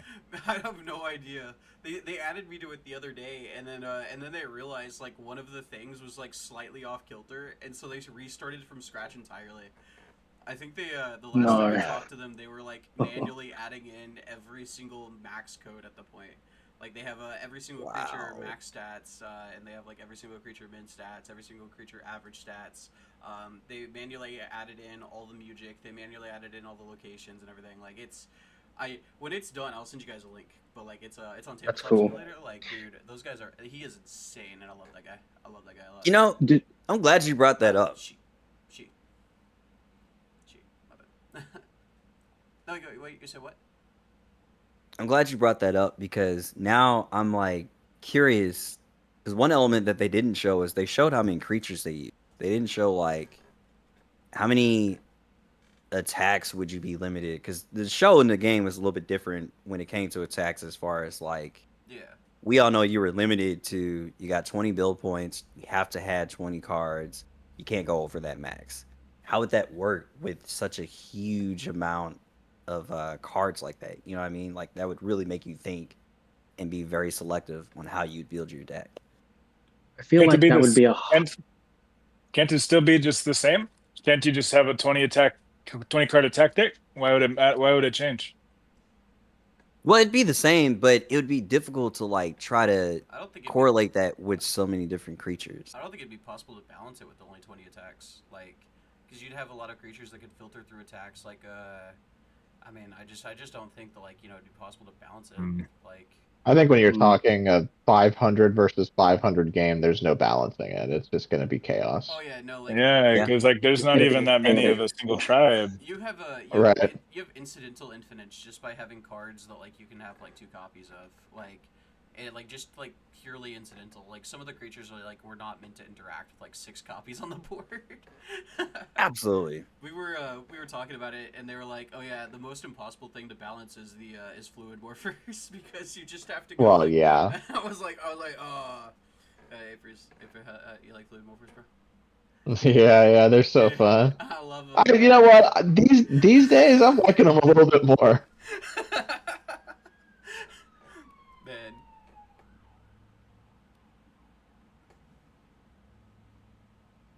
Somebody in chat had an interesting comment here. They said, "I want to ask you guys about something that would be a bit controversial, and it's part of my fan fiction. What kind of crossovers will Chaotic go with?" I have Black Clover, Ruby, and Fairy Tail on the list. Is the comment. I know Interesting. Magic's doing a lot of crossovers these days with like Universes Beyond and stuff. If you were to see Chaotic do a crossover with another IP, what do you think would be a good fit? I just saw Bulba give it like the widest smirk. Dude, I read that as a grimace. Dude, I think Slugterra. I think Slugterra is just a given. Like, I think like Slugterra is like working with the same licensing manager. They're also from the same time period. I mean, I think Slugterra like could be 100% down. Like, I think Slugterra is like a given. I mean, Yeah, I think that there's a high likelihood that anything that, you know, Epic Story Media has as an IP, or whatever company they choose to go with to print the cards, I feel like that's a good starting point. But yeah, I'd love to see Slugterra for sure. dude, Dax and the Humanimals with a Chaotic would go so hard. Like, oh my god. Like, I don't know if anybody here knows what Dax and the Humanimals is. No, okay. It's a Epic Story Media thing, no? Yeah, it's an Epic Story Media thing, and the guy, to fight crime, he turns into animals, which is literally chaotic. Well, like, minus I think we watched it together that one time we were digging. We saw the logo. Yeah, I think we watched the trailer together. Yeah, because I was trying to just like show off, like, I think that would be like the perfect animation studio to like do chaotic, because it has the chaotic vibe. If you guys haven't like watched the trailer, you guys should go watch the trailer, because it's really it feels chaotic. Like, it feels like chaotic. Okay. Like, Yeah. But yeah, no, I think that's also a given. Like, that's also possible too. I don't know that I could really see Chaotic doing crossover, like, because it would have to make sense in universe, right? Where like it would be in Perim, I guess, unless they start doing like side sets that are not like canon to the world that they've like built. I don't know how you'd really make it work. Which, like, I guess, like, from a lore perspective, calls in the bigger question of, like, you know, I think you said that Ganon confirmed that, like, Chaotic and Perim occupy the same physical space, right? Yeah. So, like, logistically, you're transporting to Chaotic, like, through digital means, right? You're turning into code and going into the game, right? Yeah. So then is Perim a digital world? Like, is it all like a computer simulation type thing, or like how is that working if they're physically in the same space but Chaotic is digital? Oh, you see Code Lyoko. Forget the. I was thinking Code Lyoko. I was thinking Code Lyoko. There's a lot of that's series what that I'm have played saying. with that. Crossover wise, like Digimon makes sense. That's kind of the same thing, right? It's like going from the physical to the digital world. I could see maybe like if Perim is a digital world, like, you know, there being some sort of breach in like the mainframe of like the structure that's built Perim or whatever, and Digimon end up getting in. That could make sense. I also think there's a non-zero chance that we get a Magic the Gathering chaotic like Universes Beyond. Which, by the way, I'd buy. I'd hate to say it, but I'd buy it. I hate it, but I'd buy it. For sure. Any Dungeon Crawler Carl fans? Right here, baby. Absolutely. I could see that as a good crossover. Yeah, for sure. That'd be cool. No, I'm in the process of designing like a D&D campaign based around Dungeon Crawler Carl, just doing like a big crazy dungeon crawl campaign. Oh, that's fun. Nice. On Discord or in person? It would be like Foundry, like Discord, like online type thing. I'm I still in want, I the want to, I process want of. to join. Okay, cool. I'll hit you up. Do you have room? It is still like a ways out. Still a ways out. I'm in like the early planning stages right now, but I'll drop you a line Yeah, whenever it's at a playable point and I'm starting to recruit players. cool. But yeah, I just had so much fun reading those books. I was like, this is like perfect for a D&D campaign. Mhm. All right. If you guys aren't familiar, you gotta go look it up and listen to the audiobook. Yeah, Dungeon Crawler Carl. Top recommendation. super, super fun. Man. You know, there's a lot of conspiracy theories with Chaotic. What's your favorite one? The Cothica was inside us the whole time. It was the journey. Alright. Yeah, I can see that. The Cothica was literally the friends we made along the way. Yeah, right. No, I think it's funny. You know like, what? Talking about the Cothica, like Ganon said the Cothica is one things that come together to make like a lot of things that come together to make one thing. And I like in my head, I just keep thinking like the tribes of Perim. Like the tribes of Perim, like it literally is the friends we made along the way. Like all the tribes of Perim come together to make one unified like Perim. That was like the Or like an Time orchestra, you know, like chaotic music is like so like orchestral, you know, that's also part of it. Like all these instruments coming together to make like one unified sound. Oh yeah, no, there's okay, so I have the people who made. Dude, I hope I still have this in my notes. I have the people who made the music. The Seattle Philharmonic are the people who made the music. Yeah. They're amazing. And that was through that's awesome. Sony. Yeah. That's insane. Yeah, really awesome choice, I think, by them to do that. Dude, for real. Dude, I've always really liked like the music system. I think that it's so cool. I would love to learn how to make music. Like I have all the symbols and everything like that. I would just have to like actually learn how to like you know like make it sound good. Yeah. Do any of you remember that music? I guess I don't know if it was a game or if it was like an app they had within the 4Kids TV website, but it was really cool. I don't remember it. All I know I do remember what you're talking about. I think it was in like the Portal to Perim section or something. I think so. I think so. Yeah. all I know love Portal to Perim, man. That was so cool. It was. The Chaotic DS game has ruined my love for music. I hate music with a passion, with a fiery passion. I hate it so much. When I click the button, like actually work. Okay, if I click the button, God damn it. Mm-hmm. It's not as bad as barrels. I hate barrels. Basil can attest. I hate barrels. I will say when it comes to the Cothica, I do feel because of I gotta grab my Nadrin so I can quote this properly. But I do feel like because of the quote on his card, I don't think we'll ever know what the Cothica is because it almost hinted like that would be the end of the story. You know what I mean?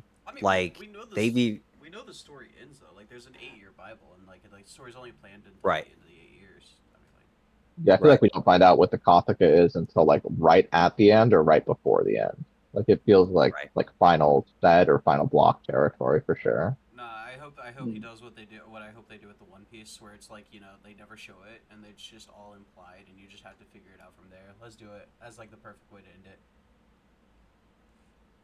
I think they'll show the One Piece eventually. If they show the One Piece, I'll be very upset because it's like everybody and their mother will be posting like pictures of it all over the internet, and like before like the whole entire world of clout chasing happened. No, I'm not gonna get into this. I'm not gonna get into this. I will. That's why you gotta read the manga weekly, dude. Well, no, it's. You do. I don't give them a chance to spoil me on that shit, dude. It's not about that. It's like with with new people who'd be coming in and reading One Piece for the first time, like as the series ending, and they're like, okay, well now that it's over, I want to go ahead and read it. They'll know what the One Piece is because like people will post pictures of it all over the internet. They won't like censor it, they won't hide it, or they won't like do spoiler tags. They'll be like, well, it's public now, so like here it is, like. And then, like, you know, Yeah. the entire journey, like we were just talking about with Bulba, who thinks that, you know, Luffy should have just taken the answer right out the gate. I didn't say that. Wait, you say you... Didn't even come close to saying that. I'm leaving. Guys, Ed Sheeran's leaving the call. Yeah, I don't know. I mean, I feel like that's kind of a risky run, like coming into a series like One Piece that's run for as long as it has. Like, if you're just picking it up now and you're like engaging with anything about it online, like you're gonna get spoiled. Like, Yeah.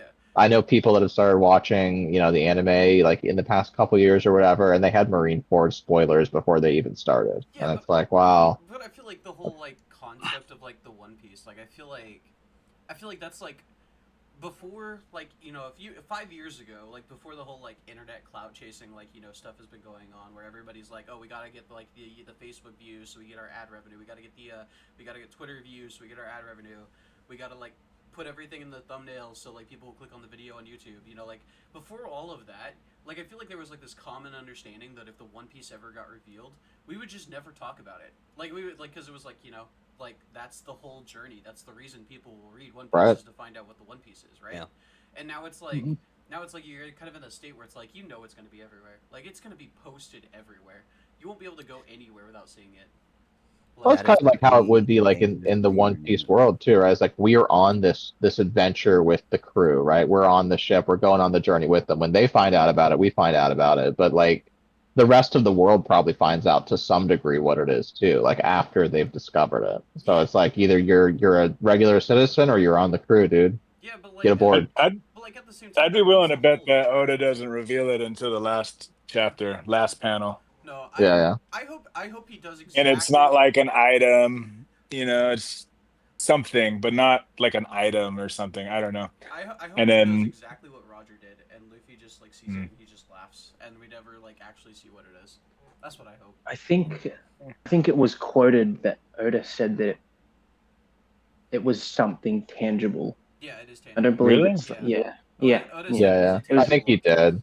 It was in like So- But then like an again, FPS or something. Then again, he also said that Luffy wouldn't beat Kaido with a big punch. And how did Kaido get beaten? Exactly, by being a jump rope. So. Yeah, it didn't. That wasn't about not a big Spoilers. punch. My bad. Spoilers. Wano spoilers. I forget that that's a spoiler because you know, like Wano happened like 4 years ago. Yeah, it also lasted 4 years. Dude. Long for fucking real. arc. I mean, Read it weekly, dude. It was such a good arc, though. Dude, it was the. It was great. It It was great. It was the first arc I watched. I was reading weekly, and I was like, because like I started reading like 2 years before, but like I got the hoe cake, and like by the time I got the hoe cake, they were literally leaving hoe cake, and I was like, ah, like the Katakuri fight had just ended, so they're like literally leaving hoe cake by the time I got caught up, and like Wano was the first arc, and I was like, is it always this horrible to wait for the next chapter?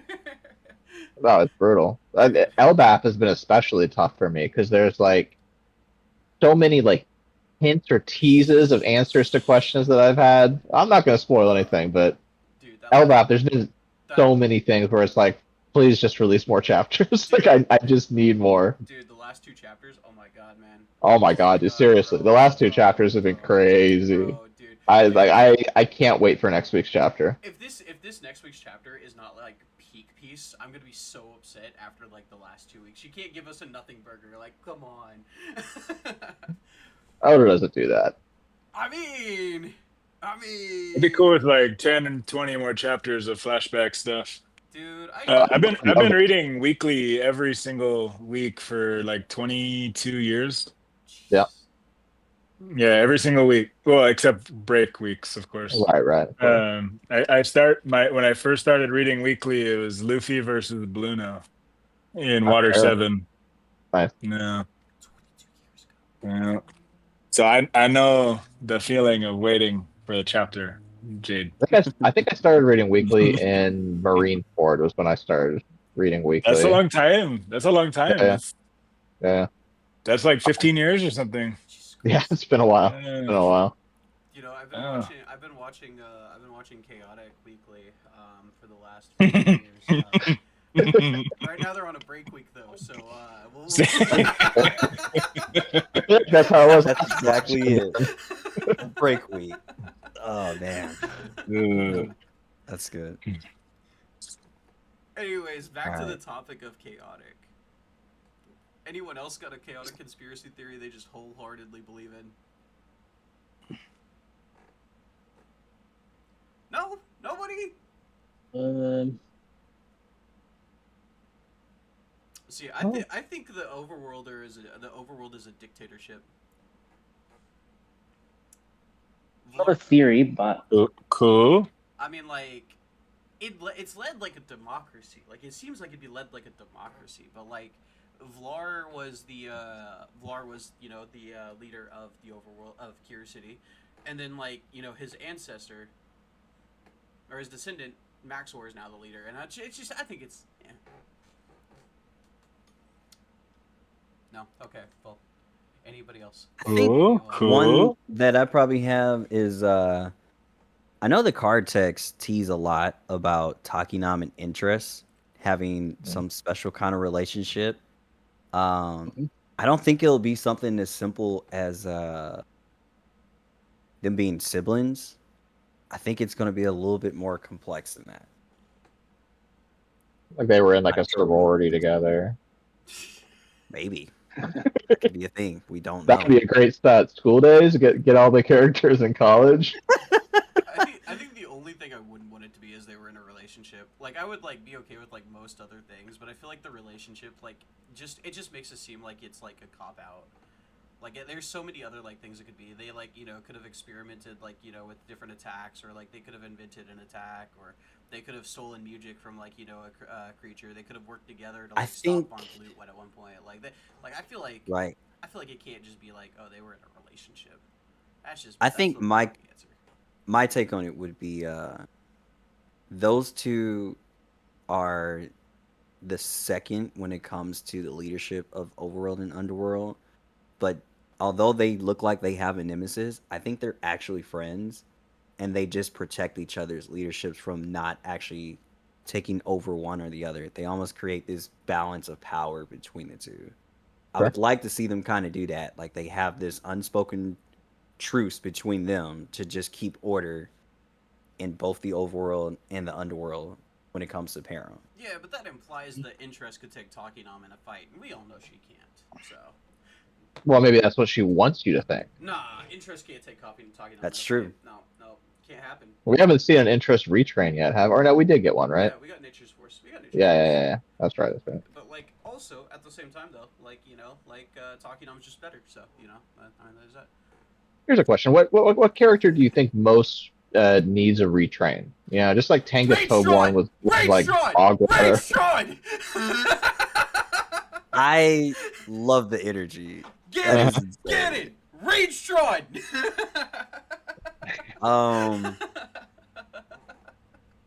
Honestly, I feel like we already got one that I have in mind in the works, and I was gonna say Rymusa. I feel like he's already got one coming because we've seen some alternative art that was released. I feel like if anything, I would like to see because of Red would be cool. Yes. Basil also says Rage Tron. Basil also says Rage Tron. So like I'm just saying, like, chat agrees. Oh yeah. I would love to see Borthman Jar redone.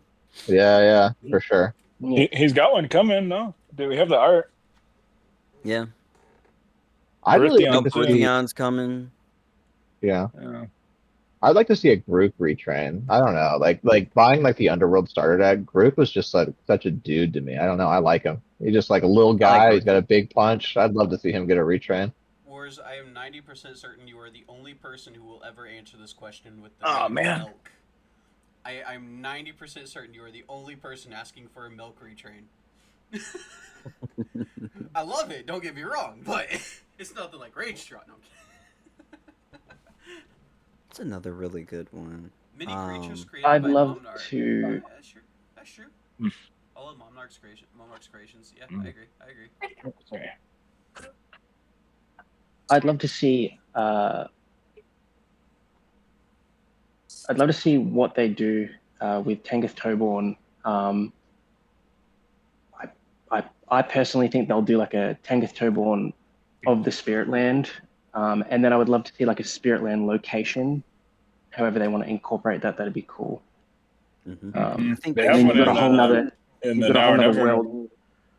Have you seen it? No, I haven't. No. I should. No, that's cool. I think they should make the Spirit Landers a archetype that you can sort of implement to all the tribes. We know that they're not just all overworlders, since they fought that Yeah. one underworld.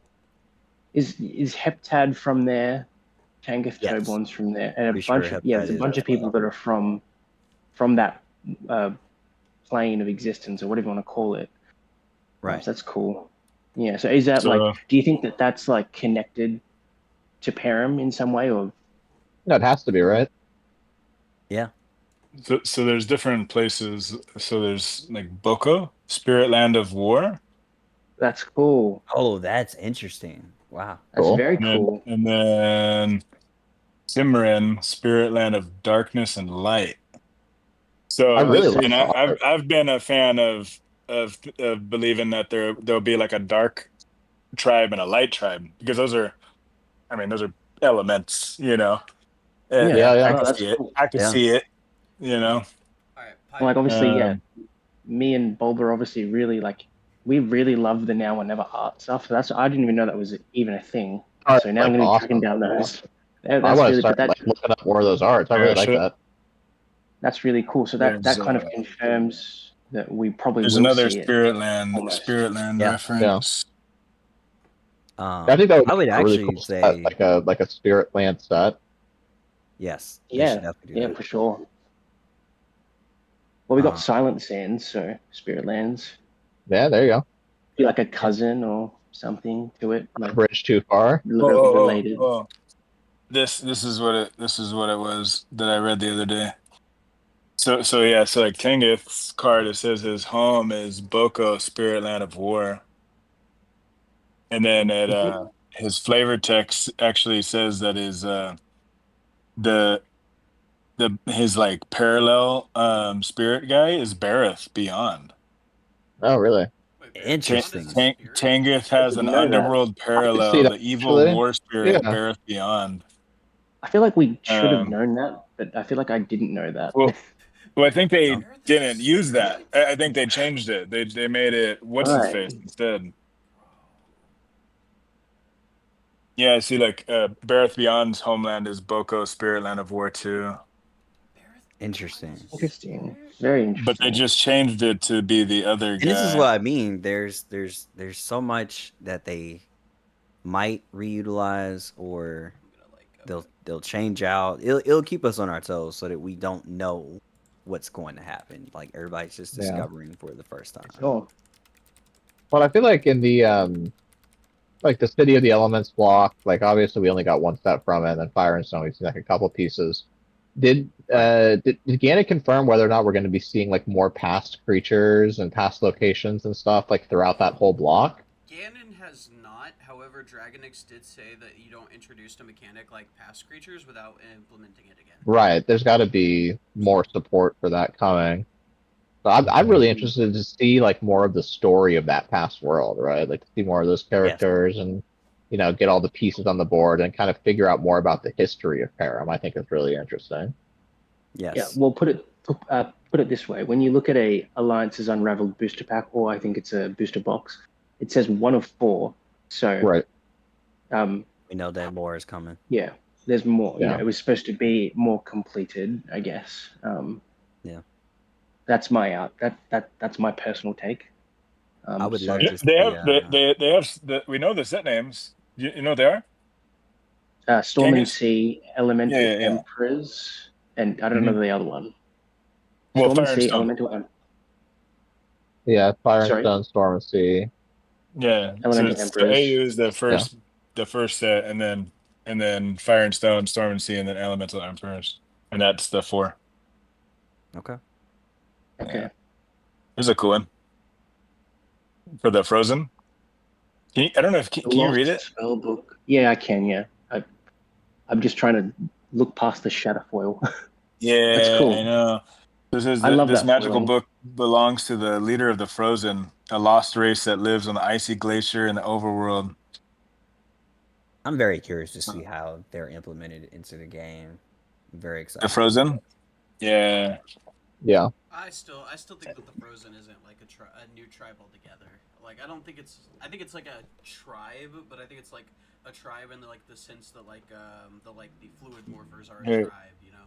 Very Here, cool. Jade. I think it Here, could be I'm like trying a. to hand it to you. I'm trying to hand it to you, Jade. I'm taking I'm it. taking it.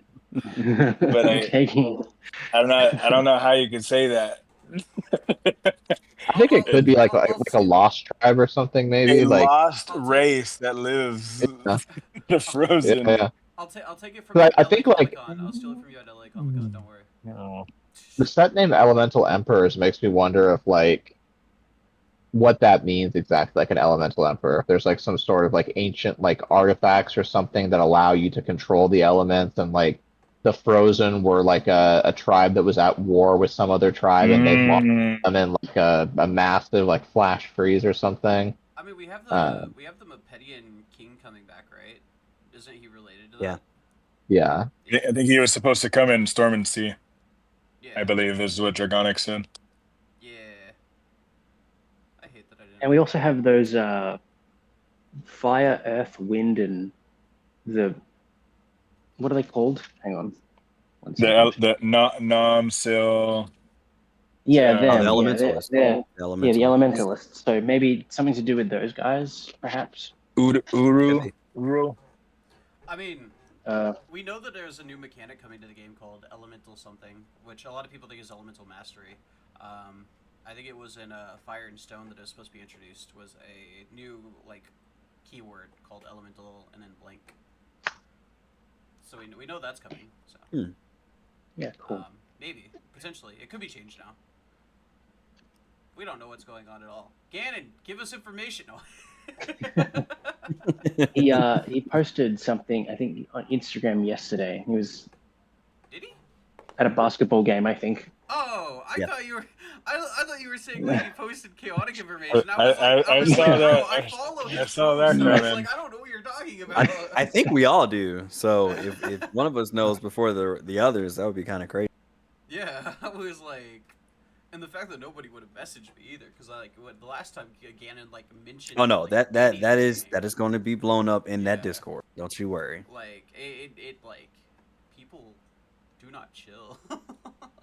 I was being tagged in the official Discord. People were sending it to me via DMs. I was getting messages on Instagram, and I was like, bro, I don't need like 50 people telling me this. Love it though. I love it. It means people are passionate, which is good. They are, and that's that's present. I think like one of the cool things, and I don't know if this is true or not. Somebody fact check me on this, but it seems to me that there's a lot of people from Brazil that were really into chaotic, but I guess they didn't get a lot of cards there. Is my understanding from them? Yeah, no, Brazilians, they didn't get much of anything, but like they are passionate. There's like a community of like 1,000+ people of just Brazilians. Yeah. Rogue and I did my Rogue is like one of the biggest like chaotic content creators, and he's Brazilian, and yeah, he has a very good audience. So I did my giveaway, and 2 people from the United States won, and the third person that won was from Saudi Arabia. And yes, I sent the card to him. So there's I wonder if it's the same. I wonder if it's the same guy I sent cards to. I sent a big order to Saudi Arabia one time. And I made sure to give him a Dawn of Perim pack, because I kind of showed a bit of favoritism, but I was like, that's really cool, so you can have the Dawn of Perim pack. Basil Yeah. is also from Brazil. but- Hi, Basil.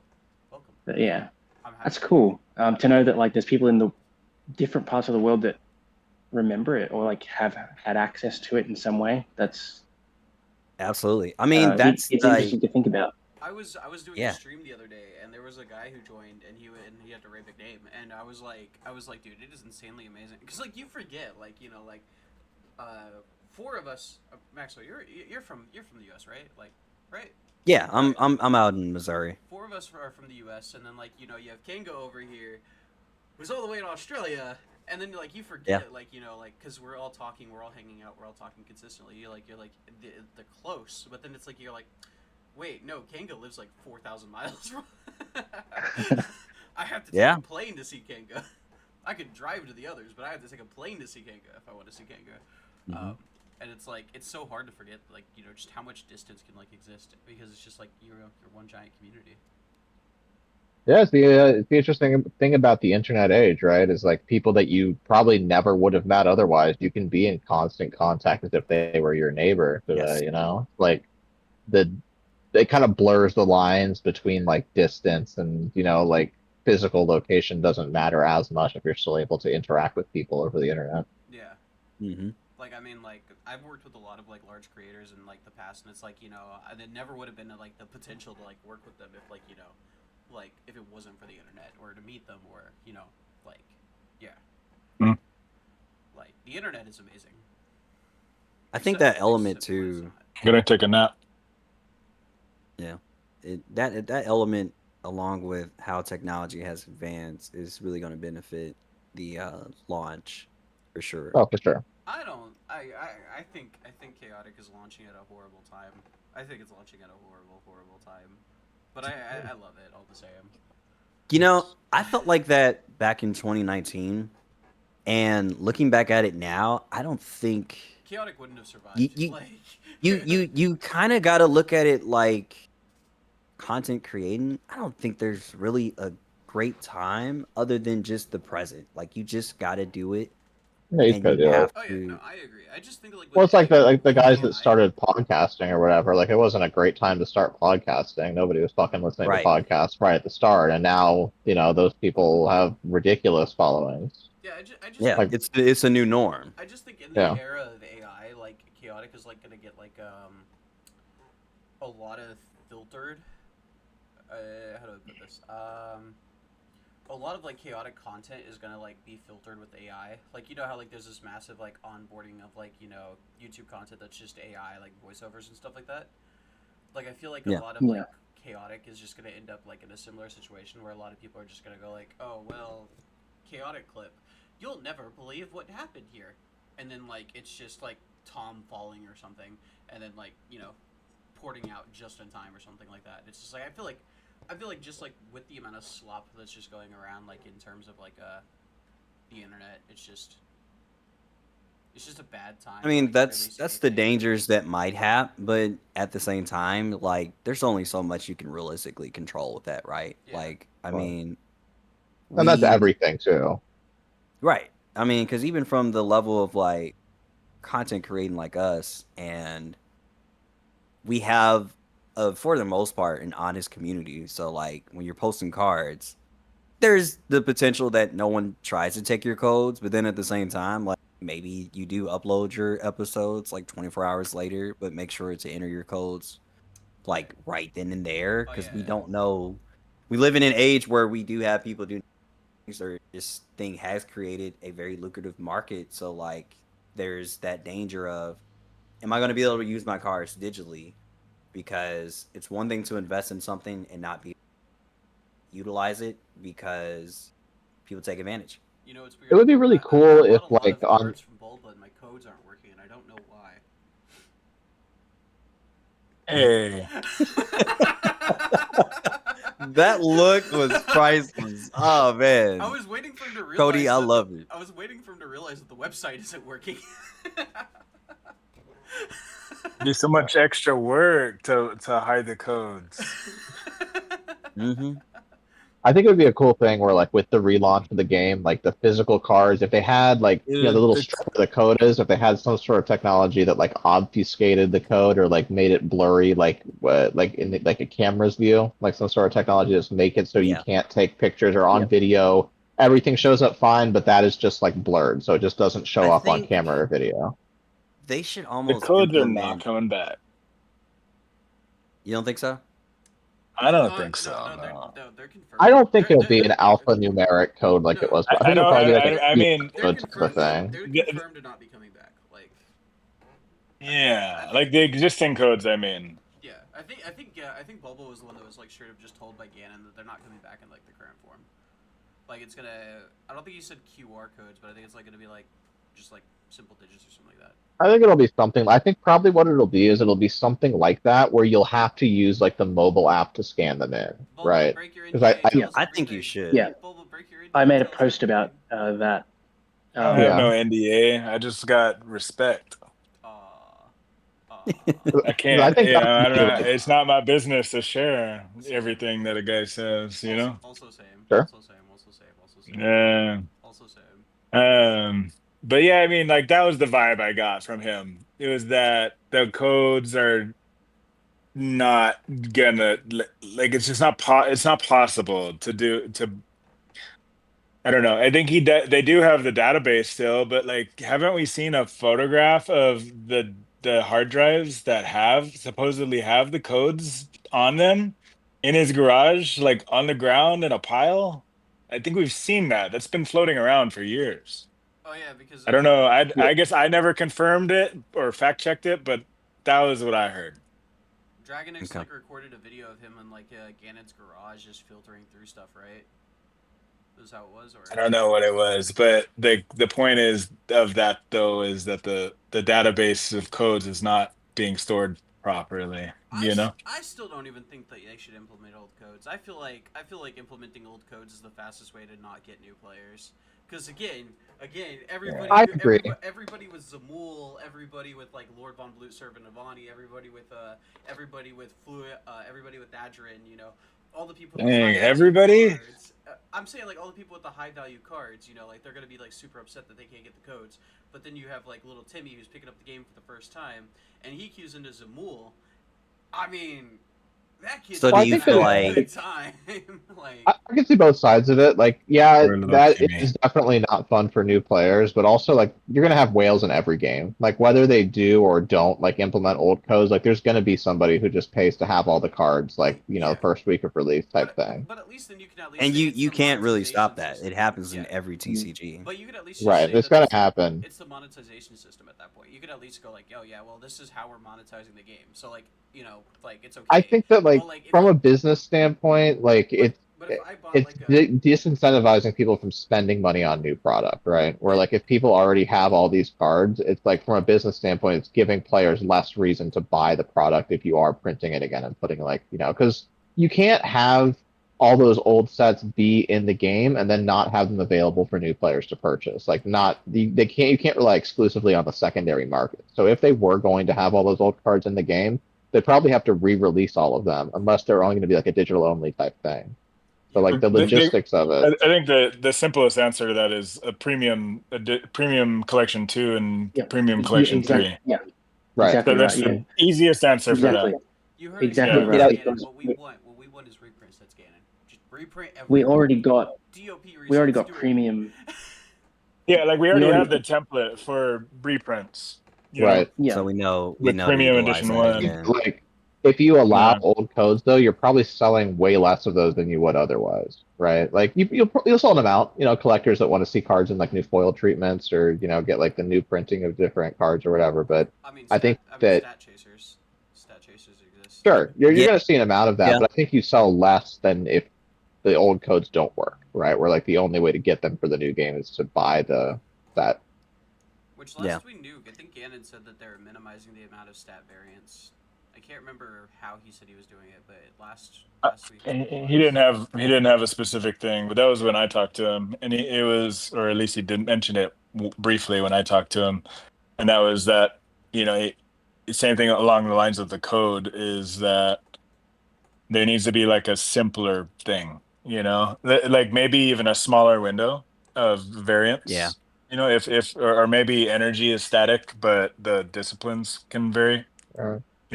Some capacity it'll be changed in some capacity, but still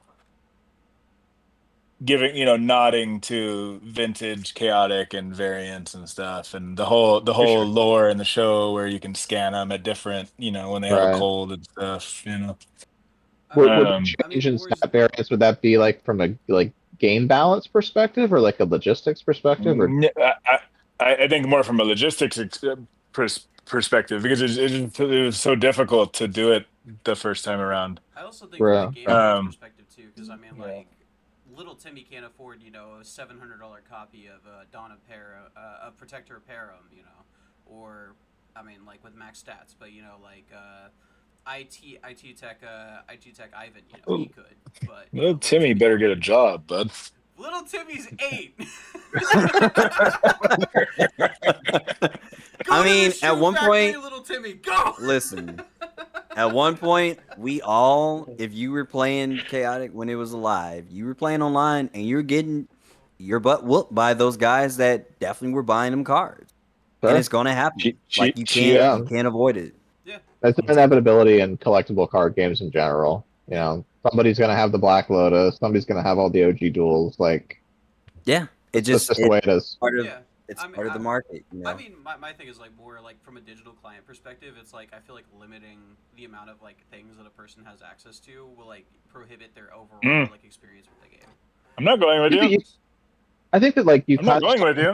Like from a digital perspective with like the idea of different battle drones, right? Like you can have a battle drone like for returning players, or you could have a battle drone for new players. Like I think you kind of solve that issue a bit like in a digital client because it's easier to kind of direct players to the more appropriate environment for them to be playing based on their collection. Yeah, I mean like because it'll be for example, Avery would be in bronze 2 and I would be in That's about right. Yeah. I'd be platinum 1. Yeah, exactly. That sounds right. No, I think those numbers sound good. I mean, if you guys have been watching Chaotic Odyssey, as you guys all should be, by the way, go to Avery's channel. I mean, like right there, but then like you guys will understand. Avery is bronze 2. Yes. Yeah, I think it'll be similar to like how we had the apprentice rules and then you have the master rules.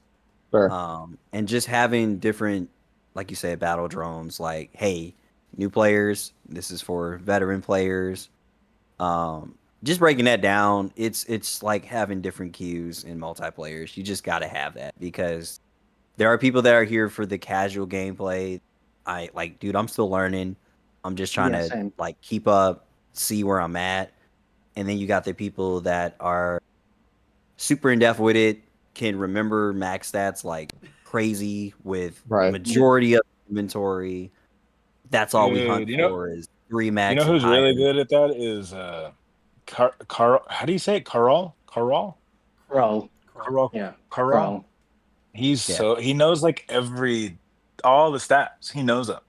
Yeah. He can just look at your collection and be like, oh yeah, that's max energy, max courage, max power. That one's a 4 max. That one's a 5 min. You know. He's been collecting for a long time. He's very knowledgeable and just, you know, like I said, like if I ever he's got a memory for it though. That takes the special memory. Photographic memory. I mean, me. Even I've slowly started to pick up on some of the you know, just regular creatures. I can go, oh, I think that's max energy, or oh, I think that's you know, max courage, and you sort of slowly pick it up as you go. But I definitely don't think I'm as switched on as some people. But yeah, I mean, it takes years of just buying these things and like looking at them and storing them and just being like, yeah, I know this is that. I know this one falls in this category. I still have to check Chaor and Maxor's max energy, and I've looked at them countless times. I just forget. I don't know. There's too many. I literally keep a picture, I literally keep a 5 max rage trod on my desk at all times, and I could not begin to tell you anything other than the fact that his max energy is 60. Like, this card is literally omnipresent on my desk, and I will never remember his stats.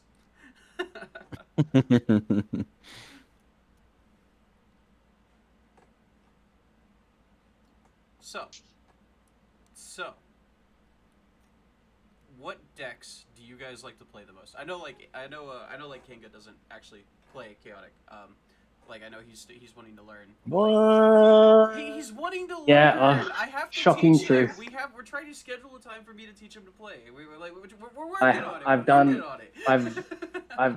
I've done one match with Krull, and it was very fun and very enlightening. And I love Chaotic so much, but like I just, obviously the servers are not online. We have chaotic recode, but it's just It's different. Yeah, recode is Yeah. definitely a bit different. It's a So, learning curve for sure.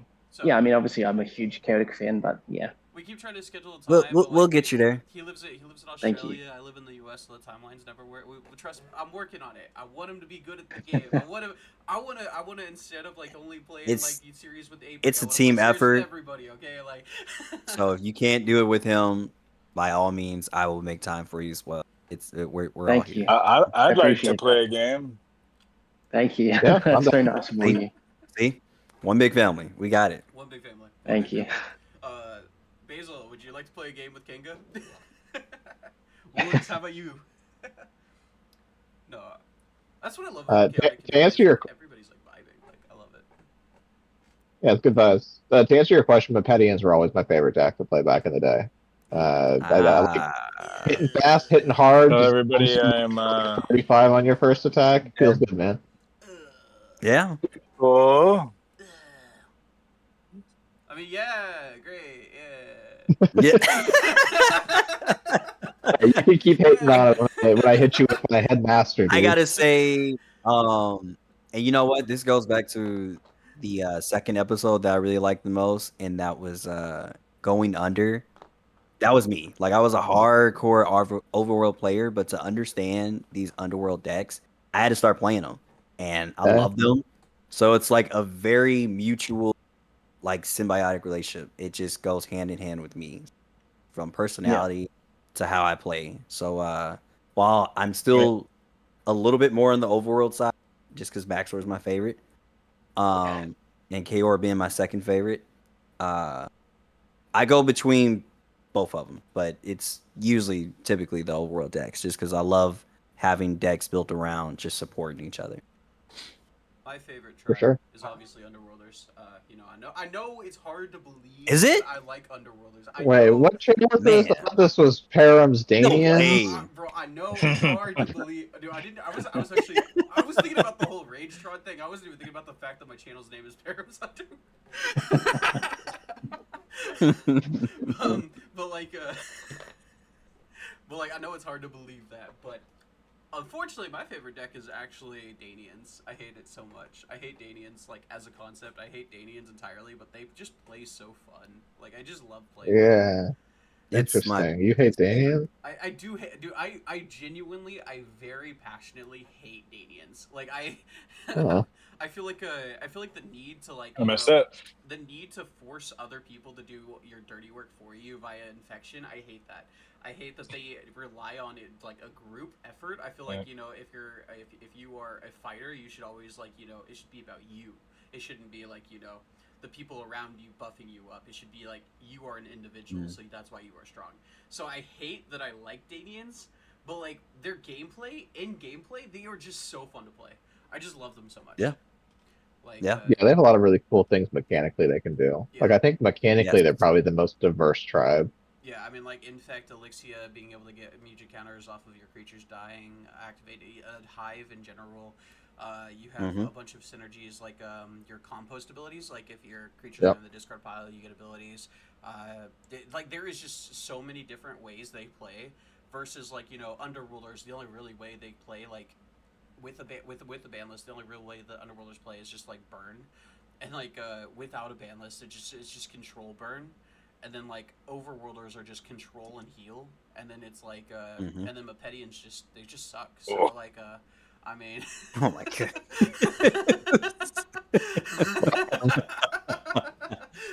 I will tell you, I do like the hit first, strike hard method. I think that's what made me I'll tell you what really got me into Mepetians was when they introduced Warbeast. I'm like, I'm game. You introduce Warbeast, that is 100% like you got me. All around, So cool. Cahor is probably my favorite deck, just because like playing Slash Claw, doing 105 damage in one card. Oh, it's just so good. It just feels so good. It's a level of like catharticism that you can't get anywhere else. Raw power, dude, for real. Like there is nothing more satisfying than just one-shotting a creature with a Slash Claw. Nothing in this world will get you that happy than like not a single thing. The invisibility strike comes pretty close. Oh yeah. No. Oh yeah. No, invisibility strike. I mean, Oh. when Yeah, they like, added Yeah. or something, man. It feels Headmaster, so good. dude, Yeah. when they I'm- added Headmaster and Kaija, I feel like the Mepedians just that was the upgrade they need. Like, man, you want Yeah. to make it really hard to hit anybody with music I wouldn't with know. any abilities. Mm-mm. I wouldn't know anything about invisibility strike because unfortunately, the one time I wanted to play Awakey, I wasn't allowed to. Oh yeah. Yeah. Rough, yeah. man. Wonder who did that. I don't know. Uh. I wonder who played Danians for 5 weeks in a row. It was the wheel! The wheel made me! I hate that wheel. I hate that wheel so much. If you guys haven't watched this last week's, dude, you guys watched this last week's, dude. I hate that wheel so much. Honestly, saved my ass. Like, literally in the comment section, I just like, the wheel!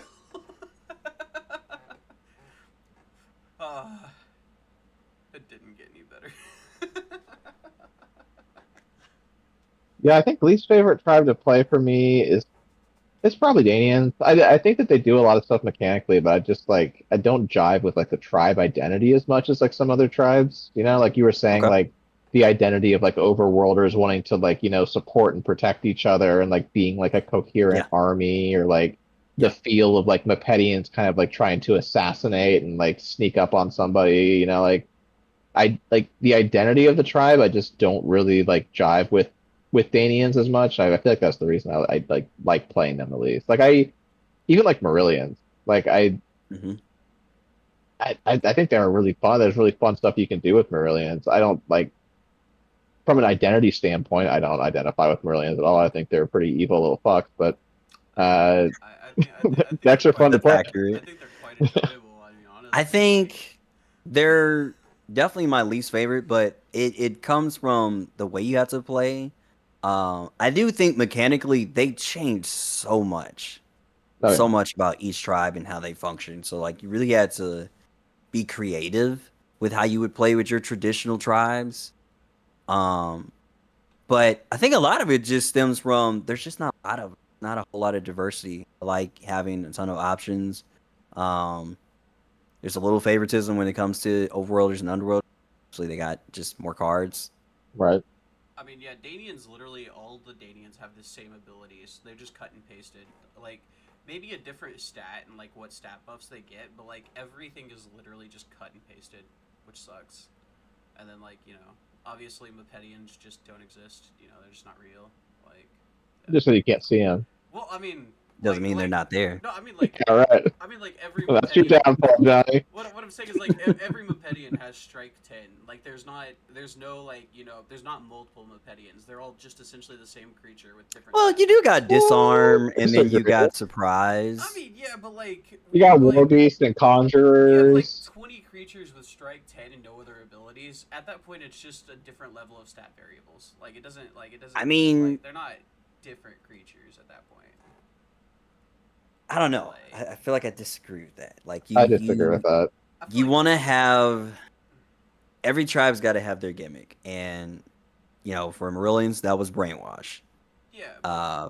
That was fluid morph. That was Manipulation. Look at the corral. But, like right. those. At the same time, though, it makes every single like Mepedian just feel the same. Like if I open like a Mepedian with strike 15 and then I open a Mepedian with strike 10, it's like this just sucks. And then if I open two Mepedians that have strike 10 but they're different cards, I'm just gonna go with the one with the better stat spread. It's like it's like having a Chaor the Fierce and then opening a Brimflame. It's like one of these is just objectively better. I will say when it comes to that, so you really just have to get out of your comfort zone and start doing mixed armies. Like those mixed army decks. Thank you. They do kind of fill in those voids. Like, I mean, I know some people probably don't like messing with that gimmick, but Forge Unity really changed making playing with mixed armies actually worth it. General Grant case, like, so good. Yes. You have to have Marillions to do that, don't you, or no? Like, No, you don't. Not necessarily. I don't know how the mixed army stuff works, really. It's as long as they don't have step for Marillions, basically. I'm gonna like a lot of. I'm gonna plead the fifth here. I'm not gonna say anything about this because like I mean like he gets it. He gets it. He gets it. He gets it. He gets it. He gets it. Yeah, yeah. It just dawned on him what I'm talking about. Yeah. Yeah. No, you know, fortunately, there's a lot of cards where it's like, I'm petting it says if you control an Underworld, if you control a Danian or whatever, or like some cards that will have, like, I think, like the Bareth Beyond Retrain lets you sacrifice creatures, and like if you sacrifice an Overworlder, it like heals or whatever. If you sacrifice an Underworlder, it deals, whatever.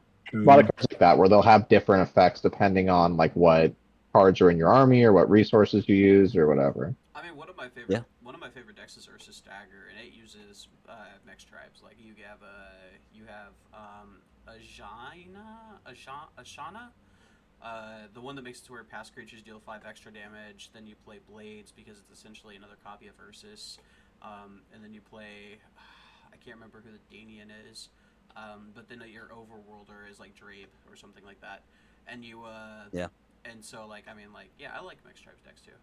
I hate them because they're stupid, but I love them. Like, speaking of past creatures, all I need is for Ganon to bring in Dragon, or it was Draken, whichever one was in that episode where Kaz was beating everybody that's ever beaten him before, and he had that Dragon type, and the other guy had the Dragon type. I would love to have that. I want Ariak because that special ability he had that let him constantly bring back Chromax. I know game mechanic wise, that seems broken. I would love to be able to play with that though. Yeah. No, I feel like it wouldn't be broken because I mean, like you have Nuncorn who can technically infinitely come back. Like Nuncorn doesn't really have a limit to how many times you could play him. That's also true. I mean, like I don't think mechanically it'd be broken. I feel like it'd be balanced pretty well because I mean, like you don't see Nuncorn being like the best card ever. I mean, no, not at all. He's cool though. He's a cool guy. Yeah, I mean, I would say he's probably my favorite artwork wise for the Marillions. I just love how Nuncorns look. Yeah. True. Especially assimilated. He's sick. Yes, assimilated looks cool. so good. I always really like the assimilated cards. I think those are sweet. I would love to see more of them. Dude, what was Bulba's judgmental look? What was he doing the judgmental look to? Basil said, I do that a lot. I do it a lot. It could have been anything. It could have been anything. You'll never know. Man, I want to know. Now. Yeah, I think it would be cool to see like assimilations for other tribes too. Like maybe like you know, Olmar like, you know, tinkers with somebody and like makes them some sort of like cybernetic like underworld like soldier or something. That would be cool. Oh, I would hate that, bro. Imagine seeing Victar as like okay, actually hold on. Yeah. Yeah, see, you say it out loud, and now all of a sudden, Victar as an underworlder you might got me. Victar as an underworlder would go hard. He looks like he should be an underworlder. Like in all fairness. Is there cards that allow you? I'm trying to think right off the bat, but are there cards that allow you to count them as a different tribe? I think that'd be an element. Oh, that's a good question. There's music that does it, Is there? And there's also locations that do it. I mean, like the best. Is there any battle gear that does that? I don't think there's any battle gear. I know there's battle gear that lets you cast music for other tribes. I don't think it lets you count as other tribes. Right. Yeah. You just tuning for it. You count as a Mandalore. That's true. I do know that one. Do you think that it would? Again, I could be misremembering, but do you think it would change the artwork like significantly? Like, wasn't there an episode where like, was it Rasnus got transformed into a different creature? Yeah, when he got assimilated. Yeah. Okay. Yeah. Rasnus got infected. Yeah. He.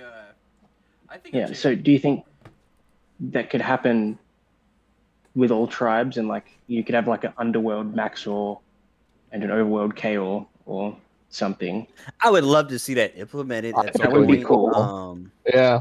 It would be nice just because those loyal abilities do kind of limit you from being able to put your like dream team, right? So you can't have Elixia, Blasbatan, Maxor, and Chaor all on the same team. And understandably so. I get it. Some of them probably complement each other too well. Like I would love to see my two favorites, which is Maxor and Chaor. Well, but it just hasn't been done. Yeah. And I think it can be done because we know all the tribes have gotten along at some point. So have they fought together? Absolutely. but I still think they try to, at their core, make every tribe unique. So that's why we're going to still have that loyal stamped on so many tribe leaders and just so many members that are just essential to what makes this tribe them. Mm. Yeah.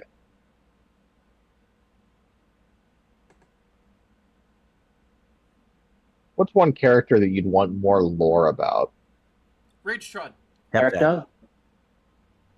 What did you say, Max Sword? Heptad. Okay, yeah. The reason why I say Heptad is I feel like he's already kind of got an arc coming between him having, is it Arctis that's his Yeah. apprentice? Yeah, Believe so so. between Arctis, the lore talking about how he's been exposed to the Cothica, I just want to know, is Heptad going to be the door that opens up to the spirit lands and we eventually see Tangoth again and they sort of implement that and we get to play with just one, seeing the different realms of the spirit lands, seeing more creatures with that, seeing if Heptad does actually know where Cothica is. The guy has all the elements. He can use music from any tribe. All of his stats are fairly well when it comes to disciplines. I mean, for one creature to have all this going on, there's a story behind it, you know? Yeah, for sure. I'd love to see more about the Codemasters, specifically for the show, just what their whole deal is. And I'd love to also learn a bit more about Clay and Crystalia, like just maybe they can evolve a bit more as characters. I feel like they just kind of got slapped with the villain tag just a bit too much, and that was kind of it. And they can probably have a bit more like Depth. I don't know, character growth, I guess. I think. Yeah, there's definitely room for opportunity there. I think Clay is a Codemaster. Yeah.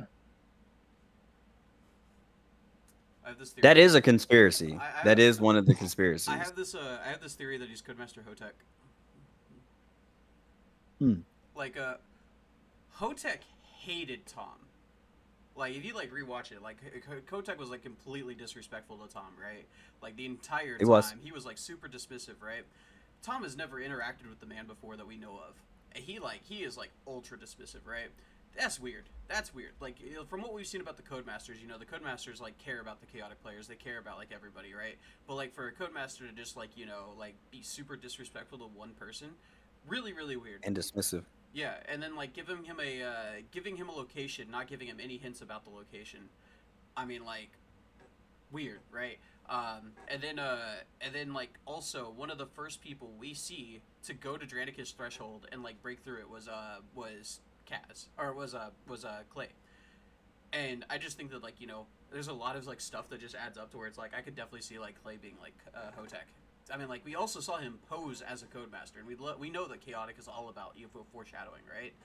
I mean, so I think, like, it's fully possible that, like, Clay could be a Codemaster, and I think, like, Hotek would be, like, the perfect option because of, like, how we've seen him interact with Tom.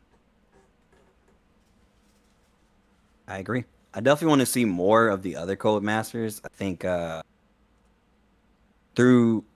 honestly, I know they've sort of made Tom be the only one that battle. I mean, they've mentioned and kind of flashback to having defeats between different ones, but I would love to see other characters have battles with them. Like, give Sarah some more screen time. Give Peyton some more screen time. Let Kaz finally get one.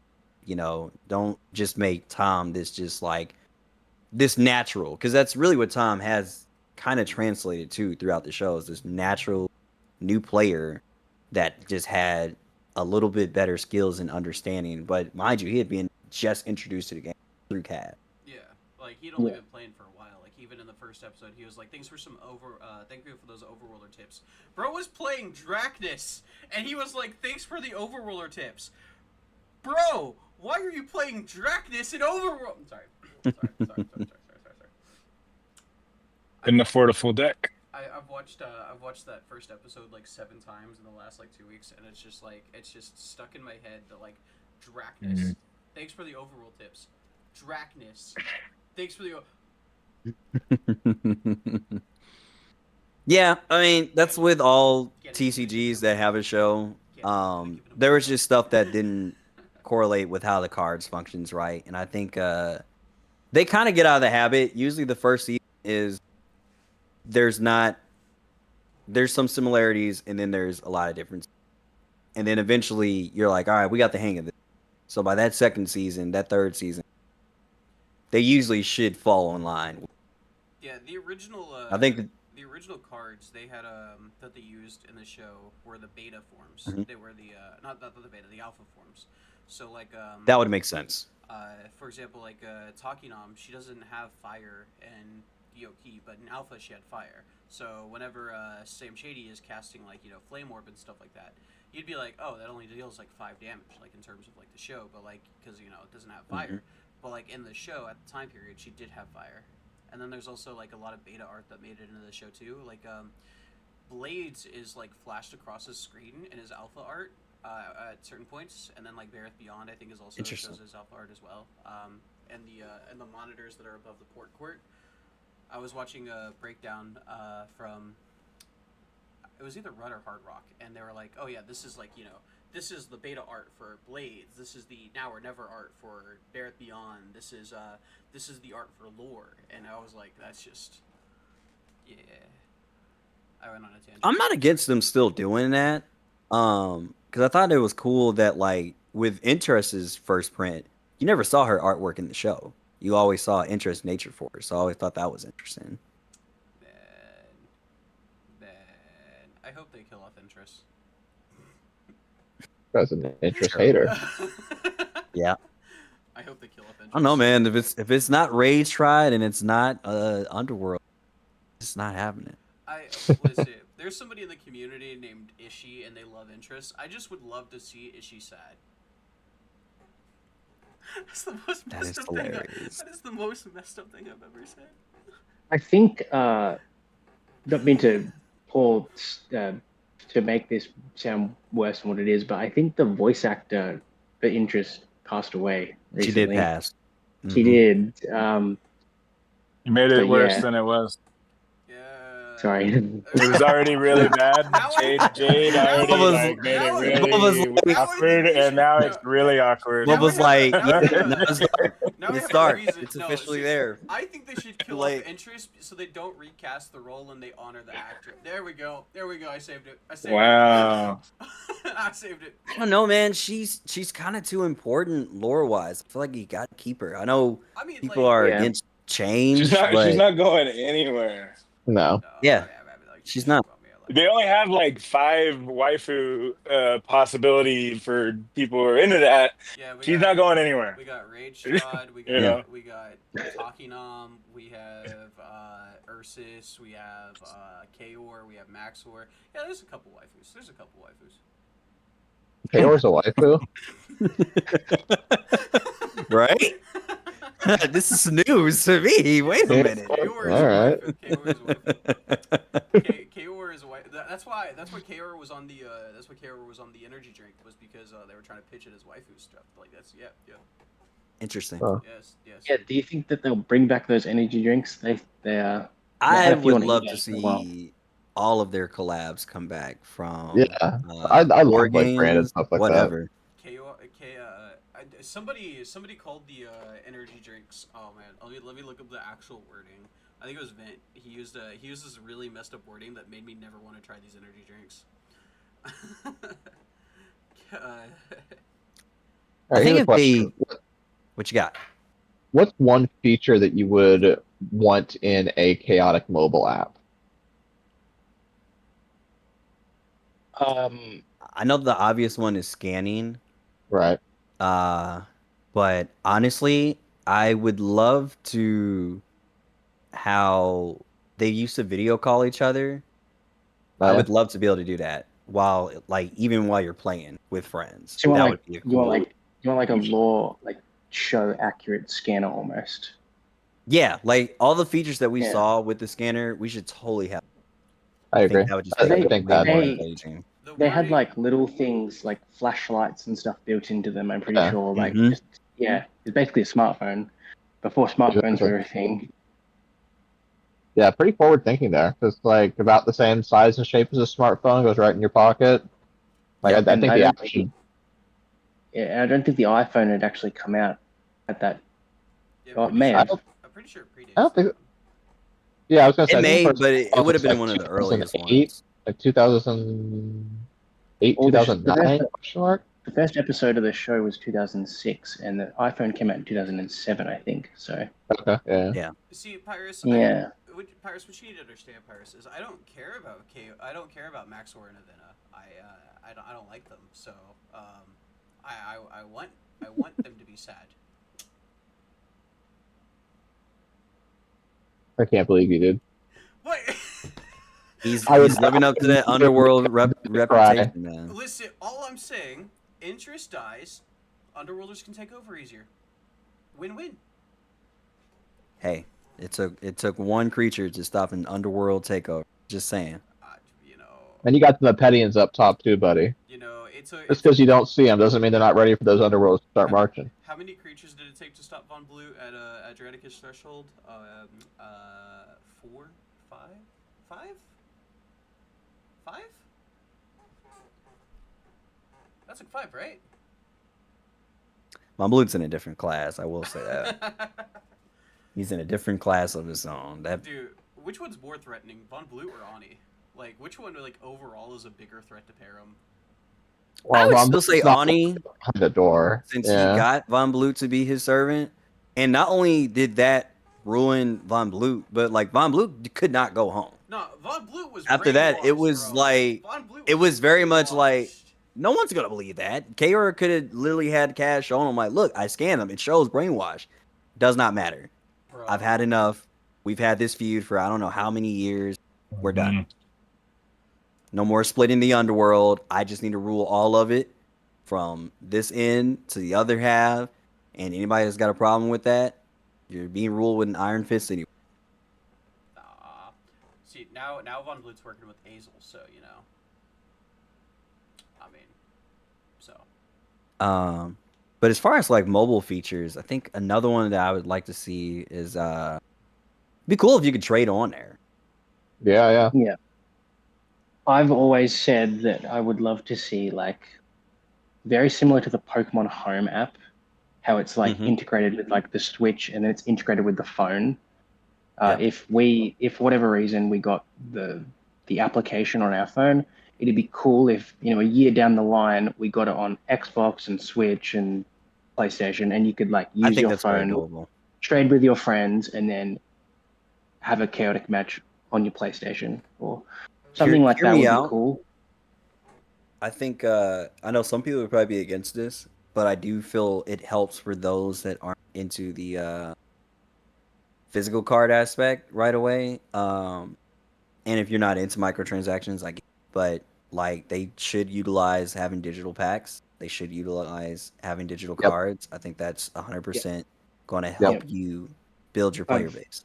I mean, just I've look at said, like TCG Pocket's been so successful. Like just having like if you're not even if you're into playing a game, like me personally, I play a little bit of TCG Pocket, but I'm mostly just there to collect cards. Like I just go on to open my packs and just build my collection up. And that's if how that's you do all it. you're doing, yeah, that's enough to build a base of players who are gonna like that. For like the art looks cool. Like I like the cards and the whatever. Pack opener's good. People will do it just I'm for that. glad you said the art because I know with that Pokemon one, you can delve into the art and it comes alive. I would love to see that with Chaos. If That'd they be so could cool. let you go into the card art and just see everything that's going on in the background, especially like look at like Avena and Avena. If you could actually see them That on each whole other's landscape artwork, that would so be cool. amazing. Yeah. I think the top thing that I would want would be like an augmented reality kind of like Pokemon Go type thing, almost, right? Where like you can like, you know, turn on that mode of the scanner or whatever, you know, and you know, you can go around and then find different creatures or battle gear or things that like different locations depending on like, you know, landmarks in your map or whatever. And you can scan those things There's a guy working on that app. Perim's Underworld knows about that. I think there's an official guy in the community most of us making are following him. Yeah. Okay. Cool. Yeah, I think that would be super fun because, like, and I think he did. I think he may have gotten. Don't quote me on this, but I think he got some sort of like confirmation from Gannon that it was okay. oh, cool. I Okay. believe that he's spoken to Brian and they've talked or something, and he's aware of it. Yeah, if it's like Yeah, a not-for-profit cool. thing, then yeah, it's probably fine. Yeah, it's like a fan project. It's nothing serious, but Yeah. it's cool.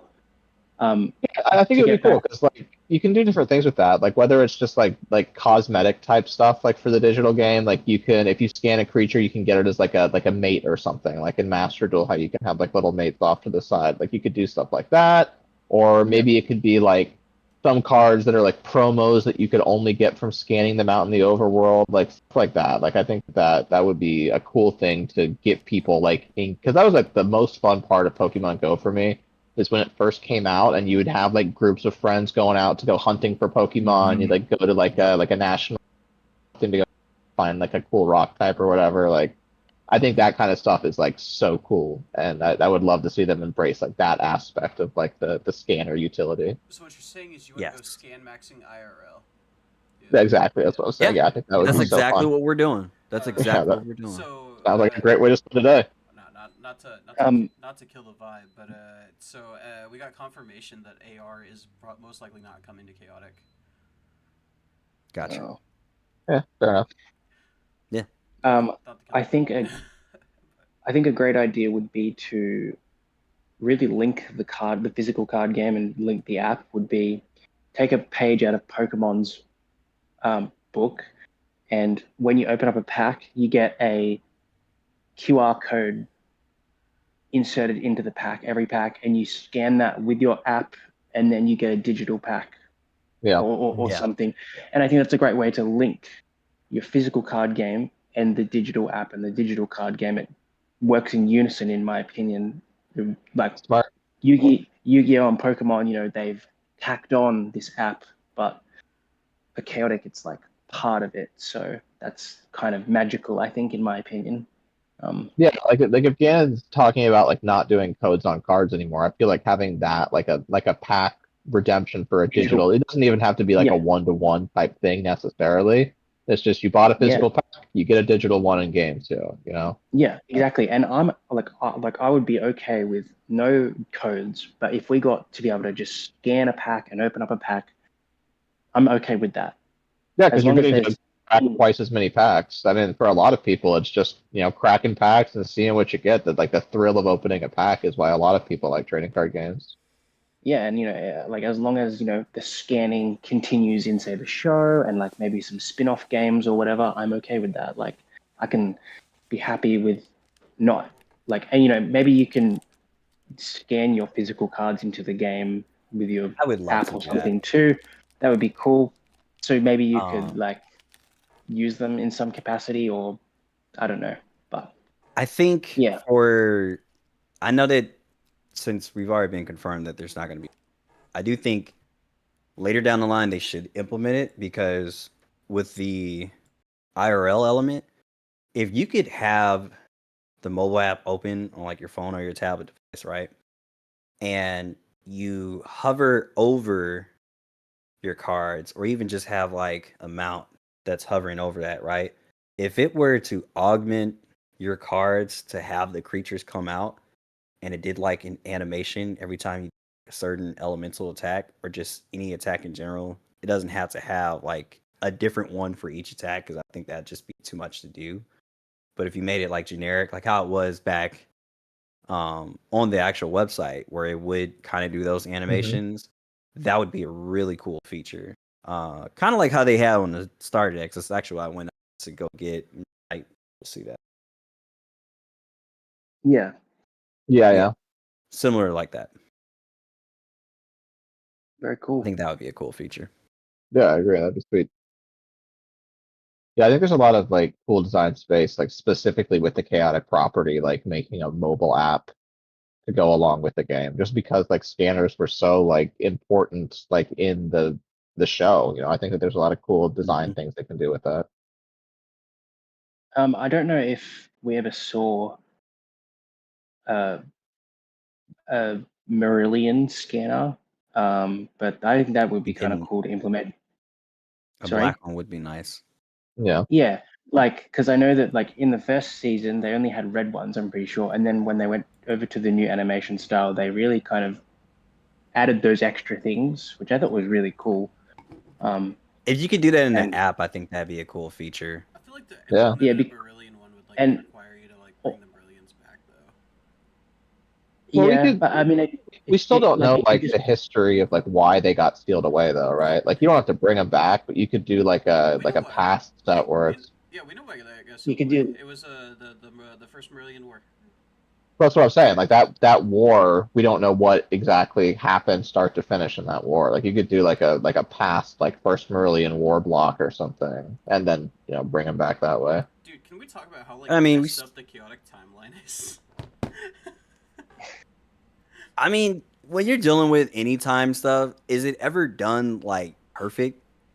It's Not always really. gonna be Not- messy. Yeah. Yeah, like and it's because so many ideas get implemented. Yeah, exactly. I mean, like one of my favorite, like I don't know, like there's so many time travel movies and shows and whatever, and I just like them. Like I mean, one of my favorite Harry Potter books is the third one, and that had the time travel in it, and it's arguably one of people's favorite, even though it's so confusing. So Yeah. Great one. I have good news. I have Yes. great news. Hard Rock is officially on his way. Beautiful. All right. The second he joins, let's all act like the stream is over.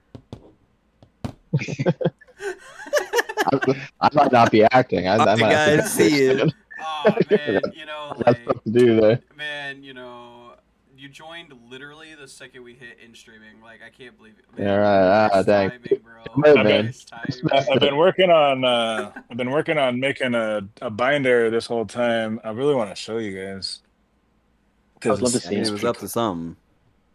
Yeah. Bulba's always messing. I bought a top loader binder, Yes. and I wanted to fill it up. Every time I talk to Bulba, Almost. he's always like going through stuff. Almost done. That's his Almost work, man. He's sleeving cards in his sleep. Yeah. Man, let me tell you, doing that in your sleep is so dangerous. Bulba don't sleep. What do you I mean? didn't sleep tonight, which was bizarre. I don't ever do that, but I stayed up all night. He's got a concert tonight Interesting. too. Like I can't believe this. Like No, God, shut up, dude. if you guys didn't know, Bulba's actually Ed Sheeran. Just like I know you probably saw it because of the red hair, but like. Yeah, I feel like Ed Sheeran has a way more punchable face. Yeah, for sure. There you go. Is that your way of saying the face isn't punchable, or is? Yeah, no, Yeah, no, that was definitely a Ed compliment. Sheeran. I feel like I could swing on Ed Sheeran unpunished. I wouldn't be swinging at Bulba. Okay, well, there's only Unpunished is two crazy. redheads in the world, and one is Carrot Top, and the other is Ed Sheeran. So he's one of the two. Is Carrot Top still alive? I have no idea. I want to say he's dead. Is he dead? I feel like he might be dead. I I don't don't know. know. Somebody check. He's still alive. Yes. Yeah. Because people Anybody are else kind got of any, like dropping like flies recently. You know. Yeah, they have been. Seriously. He's 60 though. The Ozzy and Hulk back to back was crazy, dude. I was not ready for Yeah, that. that hit us No. hard. That hit 90s kids hard. Yeah. Yes. And then the voice actor for James from Pokemon too. Yeah. Yep. And then That was another one. Yeah. And then the guy who Big voice loss acted there. the guy who voice acted the pig from Chaotic. Oh yeah, yeah. Oh yes, you're talking about how do I not know this? I should know his name. How do I not know his name? The pig? Yeah, the pig. The overworld, Nebrus. Nebrus. Yeah, Nebrus. Yeah, Nebrus. Because he was yeah. also the son of a really famous comic book artist. Yeah, Nebrus. So they both were artists. It just ran in the family. Yeah, and he passed away, and it was like the day after Hulk Hogan or something like that. It was like around the same time. Something in the air. Man, Hmm. man. Hopefully, I'm next. Oh God. I'd say that. nobody. Ah, come on, that was a No. joke. It was a joke. No. But with the defeat of Ani, they could begin making the Brillians a regular tribe and add people who have black colored scanners. But like, I mean, Didn't they reseal them though behind the door? yeah, like the Marillions are resealed behind the like. There's still Was that trouble, implied, like, or did they actually do it? Because They I know actually- there were they still some that actually- were out. We got a card, right? Like a card of the doors being like the doors to the deep water being resealed or something. Like, I'm pretty sure they got resealed. I mean, I want to like, say they did. there's still a couple Marillions around because I know Tom was like, oh, Peyton was like, oh, what's a Marillion doing here outside of the doors of the deep mines? And then like his friend was like, oh yeah, he's just a dude, bro. He's just a dude. And then obviously you have like creatures like Nuncorn who are just assimilated. Which, by the way, I hate that Nuncorn was the one that got assimilated. That was so messed up. He's the only. He was one of the. like, designed, He was one of the best ones. Yeah, and then Yeah, he's a useful guy. Like, You got to do it. He was one of the most useful, like, Marillions. If you're going to assimilate your opponents, you got to go for the ones that would actually make an impact. but, like, Yeah, come he's a good on. pick. Come Dang on, it. like, was it necessary? I mean, if they would have did something like Milline, I wouldn't have been impressed. Oh, man. They should have done it to Ani. They should have just infected Ani. You know, like, that would have been the answer. They should have just done that. Wouldn't that be kind of a cop-out? Oh, I'm sorry. 3 people using Symmetry Slam, none of which having any elements that Ani has. Is it a cop-out? Oh yeah, by the way, Aparu this entire time could have also turned into Ani to help us fight Ani. And then he still wasn't an equal match for Ani, despite literally being Ani!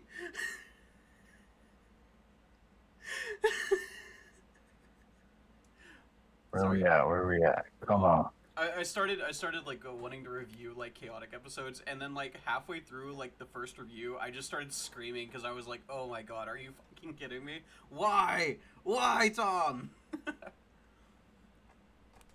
The most frustrating thing for me is like Tom like didn't believe like the chaotic existed, and like this entire time he's been like upset because Kaz keeps telling him all about the stuff in chaotic, but he doesn't understand how to fight in chaotic.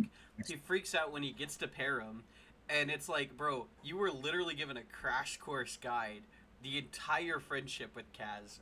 Why are you panicking? I have an interesting theory, actually, Okay. to do with what you're talking about. In that first couple episodes, when Kaz tells Tom to enter the code, Tom's scanner obviously goes it goes broken or whatever. It's like it stops working, and then Tom is like, "Oh, Kaz, you owe me a new scanner."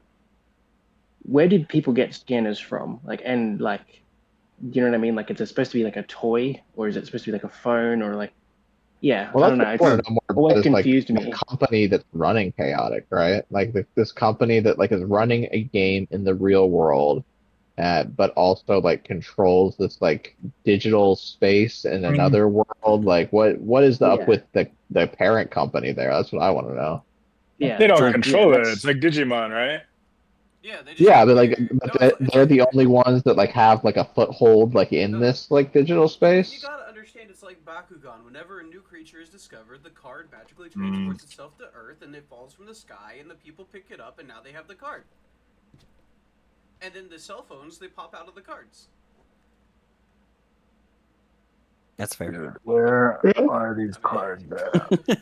That's the best explanation. You got me there. That's the closest I mean- one I got. And that's why I say the scanner implement of like having a user interface that's very similar to that and just having all the features would be really cool with the mobile app, I think. You guys Yeah, ever for sure. just like Yeah. lose 9 Rock River Canyons? How do you Nope. 9? Bro, That's a big number. I don't No. even know what Rock River Canyon is to have 9 to lose, okay? Like, that's a joke. Yeah. I gotta get 2 of those I'm a- at least. I'm a fake fan, is what I just... Whoa.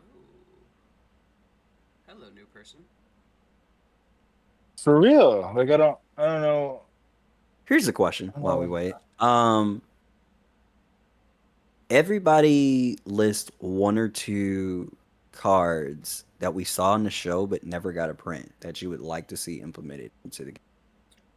I am morally obligated to say Screamer because Hard Rock is not here. There's like a pink fairy. Quaidor. Yeah. Quaidor. I think automatically.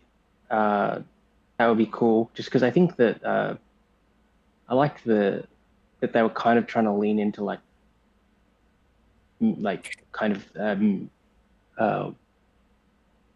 like mythological sort of stuff, like fairies and stuff a bit more, which was kind of cool to just see. I think that would fit. I think it definitely fits. I like that they don't do that. Like, that's just high fantasy stuff, and Chaotix draws stuff from like different fantasy elements, but it's not just a direct ripoff of high fantasy, which is nice, you know? Completely unrelated. Yeah, of course. To me. I agree. Completely unrelated. Yeah, I agree. Random question. Did all of you guys also just get a new follow from a new account? I did receive 1. Okay, cool. An account just started mass following all of us. Wow. No, that's awesome. I mean, yeah, not me, but that's nice. But we don't know your Instagram. What's your Instagram, bro? I don't do Instagram. Wait. What's the username? Is it Philly Perim? Yeah. Yeah, that's the one. Okay. Yeah, they followed us. Okay, sorry. Nice. Yeah, I just don't drive with Instagram. I can't get into it. I really don't like social media at all. Every time I see like a new person, like it was hard for me to get into it. I'm not gonna lie to you. Being a content creator has really challenged my dislikes with social media, but I really try to focus on the positive. I think the impact that we've all made, that's made it so much worth it. Yeah, for sure. The DMs, the comments. I just want to see more of it as we grow, is us being able to engage with more fans, more people that just did not know this game existed. Yeah, see, yeah, for sure. definitely. I mean, if I can, like I said this to Perim's Underworld in our interview that we did. That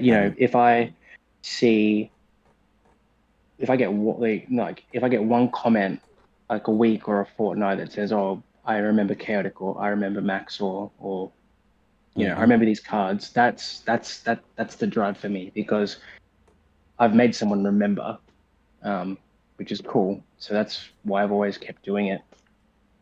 And that's the beauty of nostalgia. Yeah, that's like my simple answer. See, the drive for me is to make all that money that I have to give to Ganon. I can't afford to pay Ganon if I don't make videos. I get with all of my $0 AdSense. I need to make sure that I pay my Ganon fees. Okay, that's why I make videos, because otherwise Ganon's gonna just take my house. He said, "I'm in debt with Ganon, man." I'm in debt, man. Ganon has all my money.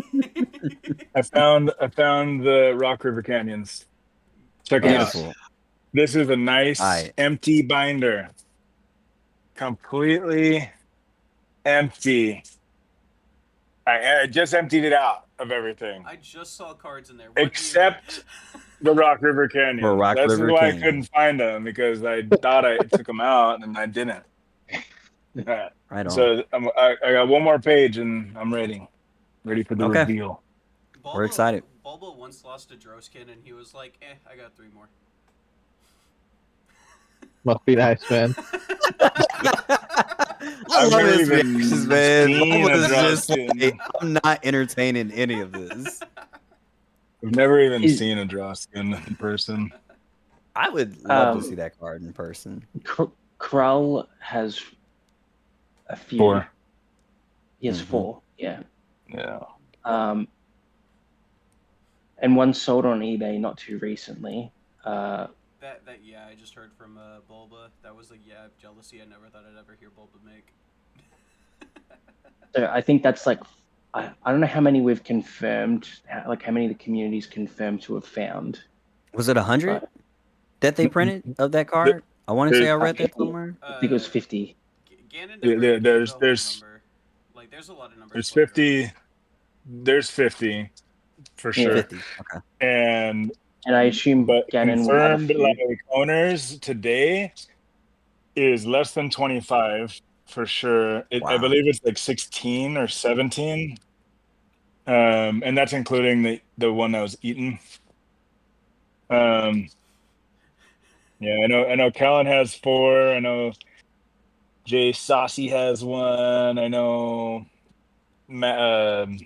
what's his face? Ryan has 3. Nice. Is right? The Maxell. I think he has 3. Hard Rock has. I don't know. Hard Rock has 1. Yeah, Oh, did he? whatever. Did he actually get one? Yeah, no. Because I know he was searching for one for a while. Until he shows it on camera, there's no point even spreading that.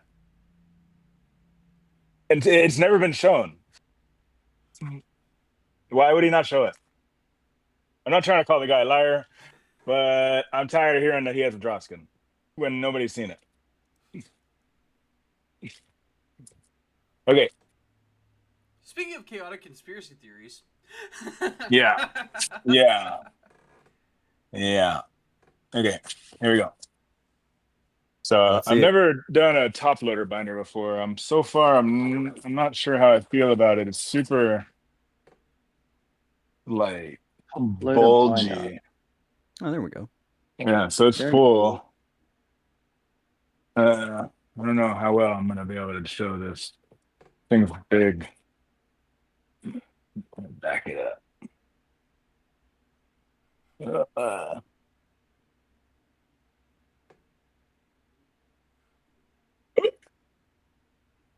Okay.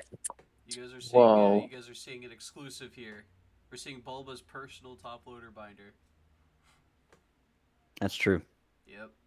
I'm This sure he is doesn't cool. get to show this off a lot. Mm-mm. I've never. This is my first time putting it together. If I can Good deal. ever get this stupid You just- mount. you Okay. just Special use it. occasion, boys. There's the Alright, Ripple let's see. Foil Maxors.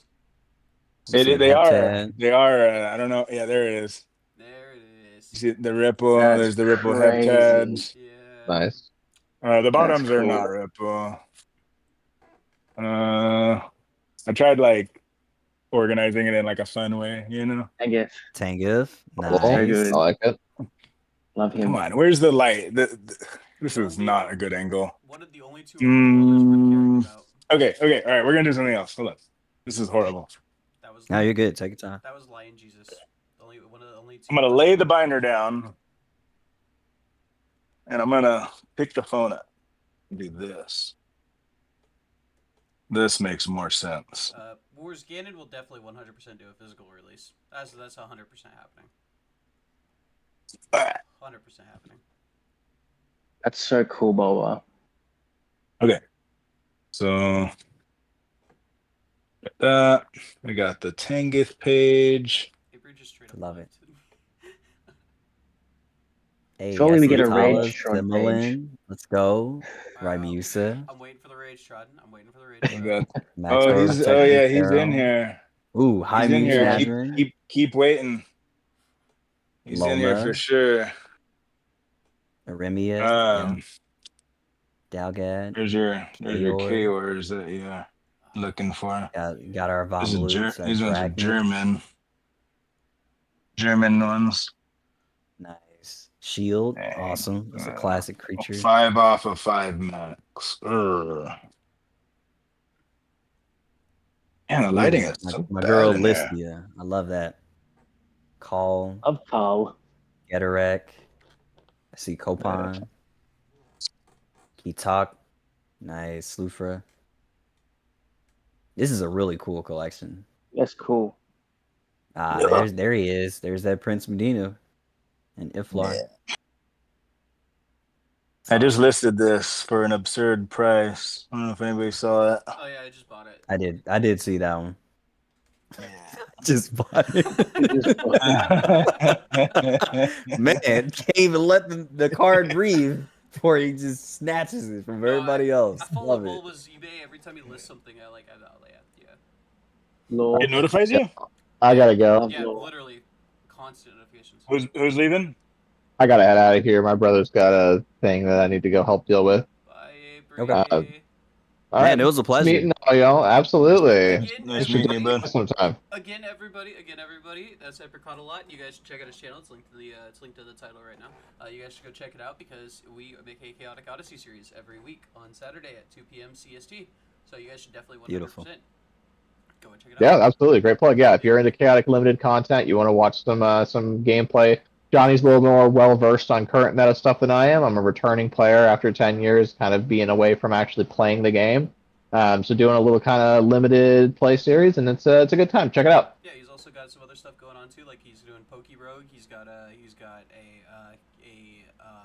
what did you call the Yu-Gi-Oh series? It's like a Yeah, so I do Yu-Gi-Oh! Progression Circuit, which is a round-robin 3-player progression where we're opening side sets and getting cards from structure decks and things like that as well. It's kind of a wackier version of progression. It's pretty fun. Check it out. And then I do, a Poke Road playthrough from totally fresh account. See how long it takes me to beat classic mode. Yeah, good time. And yeah, other content stuff in the future. But those are the 3 series I'm running like week to week right now. Yeah, and then we're also getting him to we're also going to get him to start playing Chaotic, the video game, the DS game. 5 to stuff. Oh, yeah. Thanks. No, I'm not. Yes. I've been polishing Shadow Warrior's technique. No. I need to pull my DS out. It's literally in the other room. No. Guys, I've got my DS with me. Ooh, There you that's go, it. dude. Oh, yeah. That's it. All right, I gotta get mine. I'm going to do it. Nobody should put themselves through that. Nobody. That fucking barrel. Anyway, it's nice meeting y'all, and you guys have a good one. Later, Avery. You too, man. Bye. Bye. Bye. Love that I'm guy. back. He left right as Hard Rock's about to join. Well, we knew it was No. I'm about to leave right before Hard Rock joins. I gotta go. Oh, he's gonna think it's about him that everybody's leaving. Come on. Well, you did want us all to disappear temporarily. Decode Man. All right, Boba. Hopefully you got that lighting together. Lithar Forger will. I'll wait for him to show up. I believe. Okay, cool. Will. What'd you say? Hopefully I got that what together? Weren't you trying to mess with the lighting? Kinda. Decode Man. I don't understand that word. I'm sorry. I don't know what that Kinda. word is. Lighting. Lathoger. I don't know what that means. Oh. Did you see What was the question? did you see me flip through the rest of the binder or no? The comment section. Yeah, I watched. Yeah. Binder's No, sick. Kanga. Okay. You said lighting? Fix the lighting? No, I thought you were going to get some different lighting. lighting. Oh, well, yeah, it was. And then, yeah, because it was like reflecting off the windows. Gotcha. Decode Man, by the way, send me a message so I can add you to the group chat. Bro, you make chaotic stuff. You made videos on chaotic. Bro, just send me the message so I can add you to the group chat. We're all in the group chat right now. This is in the group chat. Sorry. Codemaster Decode Man, he's been making chaotic shorts every time Ganon gives an update. He's been making shorts about like all the updates and stuff like that. And then he was making videos on his thoughts on like the partners and stuff. So sorry. I'm watching YouTube chat right now. Okay. Let me explain. I'm not just yelling at nobody, okay? That's YouTube chat. Guys? Can you guys hear me? Yeah, I Yeah. can hear you, but my Yeah, AirPods yeah, dying. we're here. We're here. You guys are all just staring at me. I was like, bro. Yep. Oh, we're here. Sorry. I was reading the chat Yeah. and worrying about my AirPod dying. Bulba is the Yugi of chaotic. I feel like Bulba's the Kaiba of chaotic. Like he has everything. Versus Yugi. That's Callan. Callan's the Kaiba. Yeah. Growl. Yeah. He's got so Yeah. much cards. Like anything you think I have, he has an absurd amount more I than would me. have thought you would have had a Drow skin, like with everything you have. I would have 100% thought you would have had a Drow skin. No, No. no. The only way I'll Already ever get a did. draw skin is if Ganon hands it to me, but I'm not gonna ask him for one.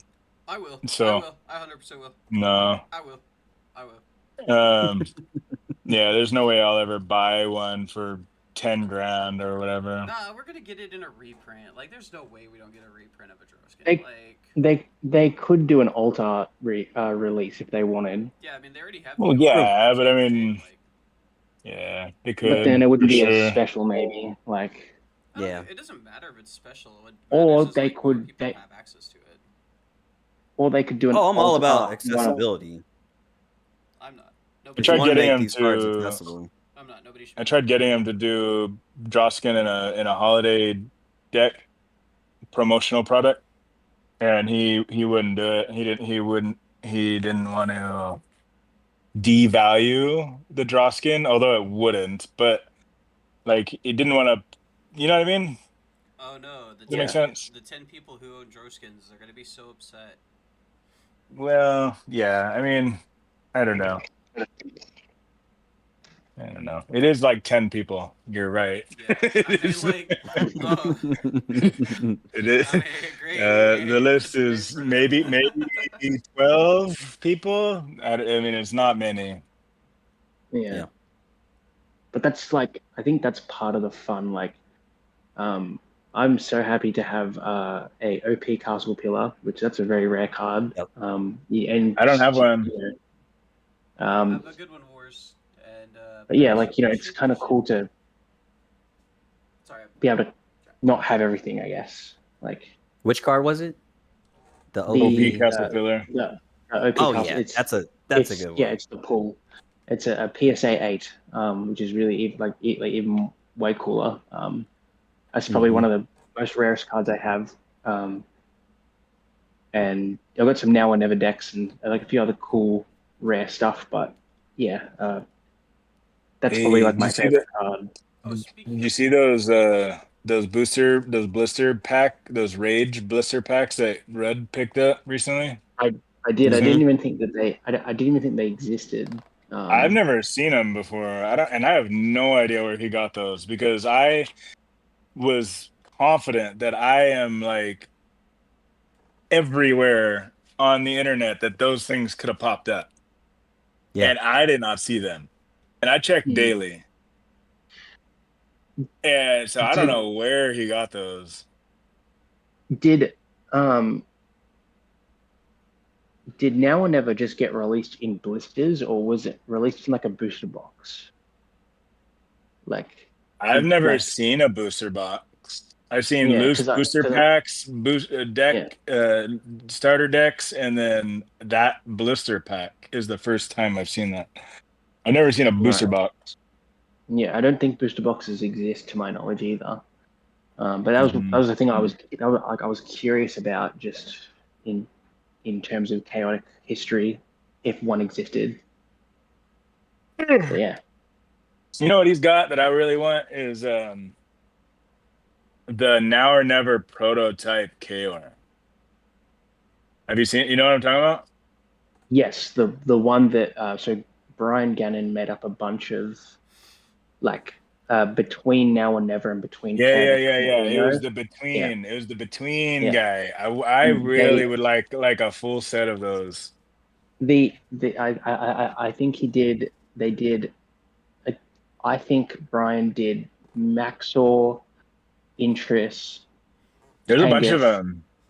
I'd love to get a Tangoth, because my goal is to get every Tangoth card, as you know. But I don't think they were ever. They were just demos. Like, they were playtest demo things. They were never printed for mass production. So yeah, it was. I think it was more to show a company what the idea was, I think. Right. Yeah. Yeah, like as like a proof of concept, I guess. Definitely what it was. Yeah, because they wanted to take like the Now, they couldn't use the Now or Never template. They had to redesign it, and so that was their redesign. Yeah, and then it was very earthy kind of style, and then the texture, into the digital, which I think is cool. Like, that's cool to see the history. But yeah, that's definitely a card that Rudd's probably only There's got a- one. Like, There was another thing that popped up recently that I'm pretty burnt about that I wasn't able to get one is I mean I got over it, but I was a little upset. The New York promo Comic-Con, Rothar and yeah, Blugon, no, they popped up yeah, on that guy popped up on Reddit with like 25 copies of each. yeah. I missed out on them too, unfortunately. And then Callan got one, you know, for Helen got 300 one, bucks. and I think Rudd reached out to him and got a set too. And yeah, Ugh. so we're in the same boat on the New York Comic Con promos. Sorry, San Diego Comic Con promos. Yeah. It's What's up, Nate? insanity. What's up? Hey, This feels like a full circle moment. It is. It really is. Where did Johnny go? He's right cold there. water. You don't see him? Oh, well, he's not behind the mic. He's right there. You see, if you Johnny has a He's in hangover, so Johnny needs see, food. he's right there. Johnny has a He had to get a horrible snack. hangover, so Johnny needed food. Go get Johnny needed some food. pho for a hangover. But I got a sandwich. There you go. I got a sandwich. Bread will help a lot. Nate's here! Oh my god, when did Nate get here? Just Get like out of me there, dude. 30 Get seconds up. ago. Come on. Go, get up. Come on. Get out of there. Man, you missed all the fun. You missed all the fun. It was so fun. All the fun. All the fun. All the fun. We talked about like chaotic conspiracy theories and stuff. Gosh. Hey, did you pay your fees to Ganon so you could like upload videos this month? I just remembered today. Like, you know, we all have to pay Ganon like $5,000 a month so we can keep uploading That's videos. right, that's like, yeah, I mean, like it was. They don't believe us in chat, and we're like, No. like we do. Like we have to rent It's out the the thing. ID. Like, Here's come on, like 5K? I pay 10. What the hell is this? Yo, let's Wait, go! We got a voting- deal! Brother's got to pay rent. Yep. We were talking about how Ganon keeps rug pulling the community with all the money that he's taking from us, you know? You know, I've jokingly said it's almost like when a friend calls and goes like, yo, let's hang out. You get to the place and then they cancel last minute, so you decide to go to another part of town. Your friend's at that other part of town. Crazy. That's okay. That's Oh, yeah. funny. Well, it's good to have you, man. Is there anything that like here? Is he a robot for anybody else or just me? No, it's Max is a little fuzzy. Oh. I'm a little fuzzy. Yeah. Is this when we find out that Max Lord's actually an AI the entire time? He's been a code from Perim this whole time. Ganon is actually using AI to like as a placeholder so he can get into our heads and figure out what we're talking about. So that was what was in the Musician's Arc. Got it. Ah. Turns people into AI death machines. The Magician's Art was AI all along. I mean, MA. I mean, it's if you switch the two, it'd be AM, which stands for AM, as in I am AI. True. He's not wrong. We cracked the case. We cracked the case. This stream has been good overall, though. Everybody's been here. You should have seen it, man. It was awesome. Where's the stream at? I want to say hi to. I want to see what people are saying. It's on Perim's Underworld. It's on Perim's Underworld. I'll link it in the Discord. Oh, perfect. You're back. Max back Everybody in here? all his glory. There we go. He is back. But yeah, there's Alright. like Pyrus has been here the entire time. Basil's been in and out. Decode Man dropped in. Yeah, it is. Word. Oh, here we go. Everybody's been here this entire time. It's been awesome. Oh, perfect. Oh, there we go. And I muted it on the YouTube side. All right, here we go. Now I can say see everybody. All right, here we go. Woo! So what's your chaotic conspiracy theory? We all had My chaotic conspiracy theory. Yep. My chaotic conspiracy theory. Well, whatever mishmash mish, however he was conceived, it was through the same conventions of which Yakus was conceived. Oh, 100%. I like 100%. I like to pretend like Mishmash Mish is the illegitimate cousin of Yakus. Oh, so there is actually one conspiracy that I do have. So I don't remember if it's Now or Never or Ghouls and Gorks or wherever I saw this. Screamer canonically, at least in the old lore, had a brother that does like reggae music and all that fun stuff. That's yeah, that's Now or Never. Yeah, like you know what I'm talking about. I like to pretend that he's an overworlder and he's somewhere out there in Perim and we have just yet to see him. I want to believe it's like an Ave and a Niv and a situation, but instead of sisters, it's brothers. Oh, and what about a Kato? What was that? Is that the? Oh, give me a second. Give me a second. I'll pull it up real quick. Yeah, I can't remember what his name is either. It was in like I got Flavor you. Text. It's I think it's series 1 actually. Yeah. Also, Right here, Skyald. Knight. Is it Skyald? Scald. Yeah. Scald. Scald. Yeah, he's like here. I'll pull it out. Yeah, it's like it's a series 1. Oh, So you have it? Oh, yeah. Yeah, that's him right there. Oh. Okay. See, I was thinking about. Hale? I was thinking about this. it says That's what I was thinking Oh, about. Skjald is a musician who likes rap. He is super cool, but has trouble with his underworlder brother, Screamer, who thinks music should be something very different from rap. Meanwhile, like I think about every metalhead I've ever met that's like, yeah, we listen to everything. Typically, that's how it goes. Yeah. Yeah, it really is. It truthfully is. I don't think Screamer got. Oh, there he is right there. Actually, hold on. Let me bounce my conspiracy theory off of you. Everybody else is kind of Okay. like in tune with it, right? I think that Clay is Codemaster Hotek. But who is Jade was saying that, right? Yeah. Oh, you just said it again. I thought Nate said that. No, I said that. I want to bounce it off him, right? Think about it. Hotek is the only Codemaster we've ever seen be extremely disrespectful to a player, and it was to Tom. Mm-hmm. He was extremely dismissive, disrespectful. We also saw Clay disguised as a Codemaster in the episode where he tricked Peyton into going into the deep mines. Then, on top of that, Clay gets away with everything, literally everything, like no punishment whatsoever. And we also know that Codemasters can take on player appearances because we saw Krellin take on a player appearance. So, I think the most logical conclusion is that Clay is Codemaster Hotek. That would be an amazing plot twist.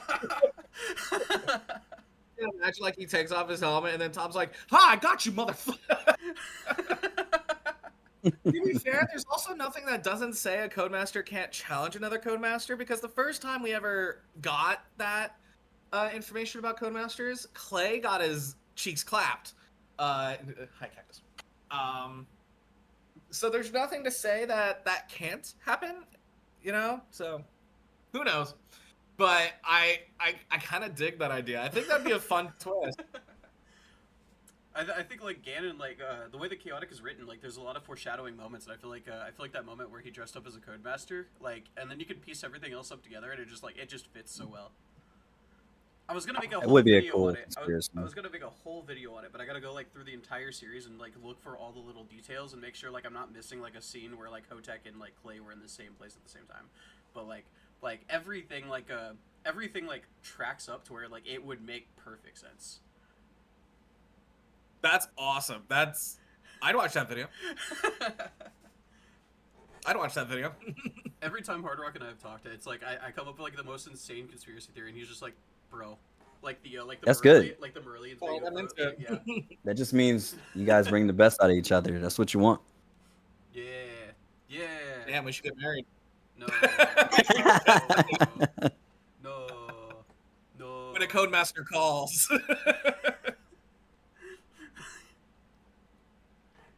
Oh man.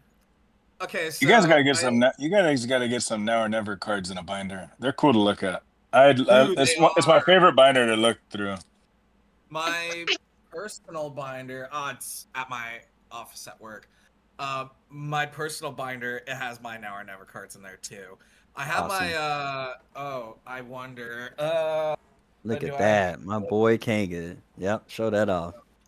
Y'all, What do you got there? Hold on, let me blow you up. y'all haven't Let me seen get you it, bigger. man. Y'all have All so at, it's such a all at my privilege. job. I was gonna pull up my Oh, original sweet. Girls and Boys Screamer card. It's mostly the first set, but yeah, some cool stuff. That is so sick. Yeah, I don't have a lot of Now or Never cards, but the ones that I do, I'm like, Gotta get because you one some of them more, is dude. that Chaor, so Sure. I'm still binding a lot of it, but it's mostly just commons and stuff. But it's just cool to have them because again, it's more lore, more story, more like just more to collect. And You guys yeah, ever I think seen that this? they'll. Sorry, I'm listening and talking. More story, more lore, more to collect. Yeah. Yeah, so it's just I just exciting cut you off. just to collect it, and I think that they'll be worth a bit. Like in terms of Someday. history, I think that people will appreciate them when it comes back.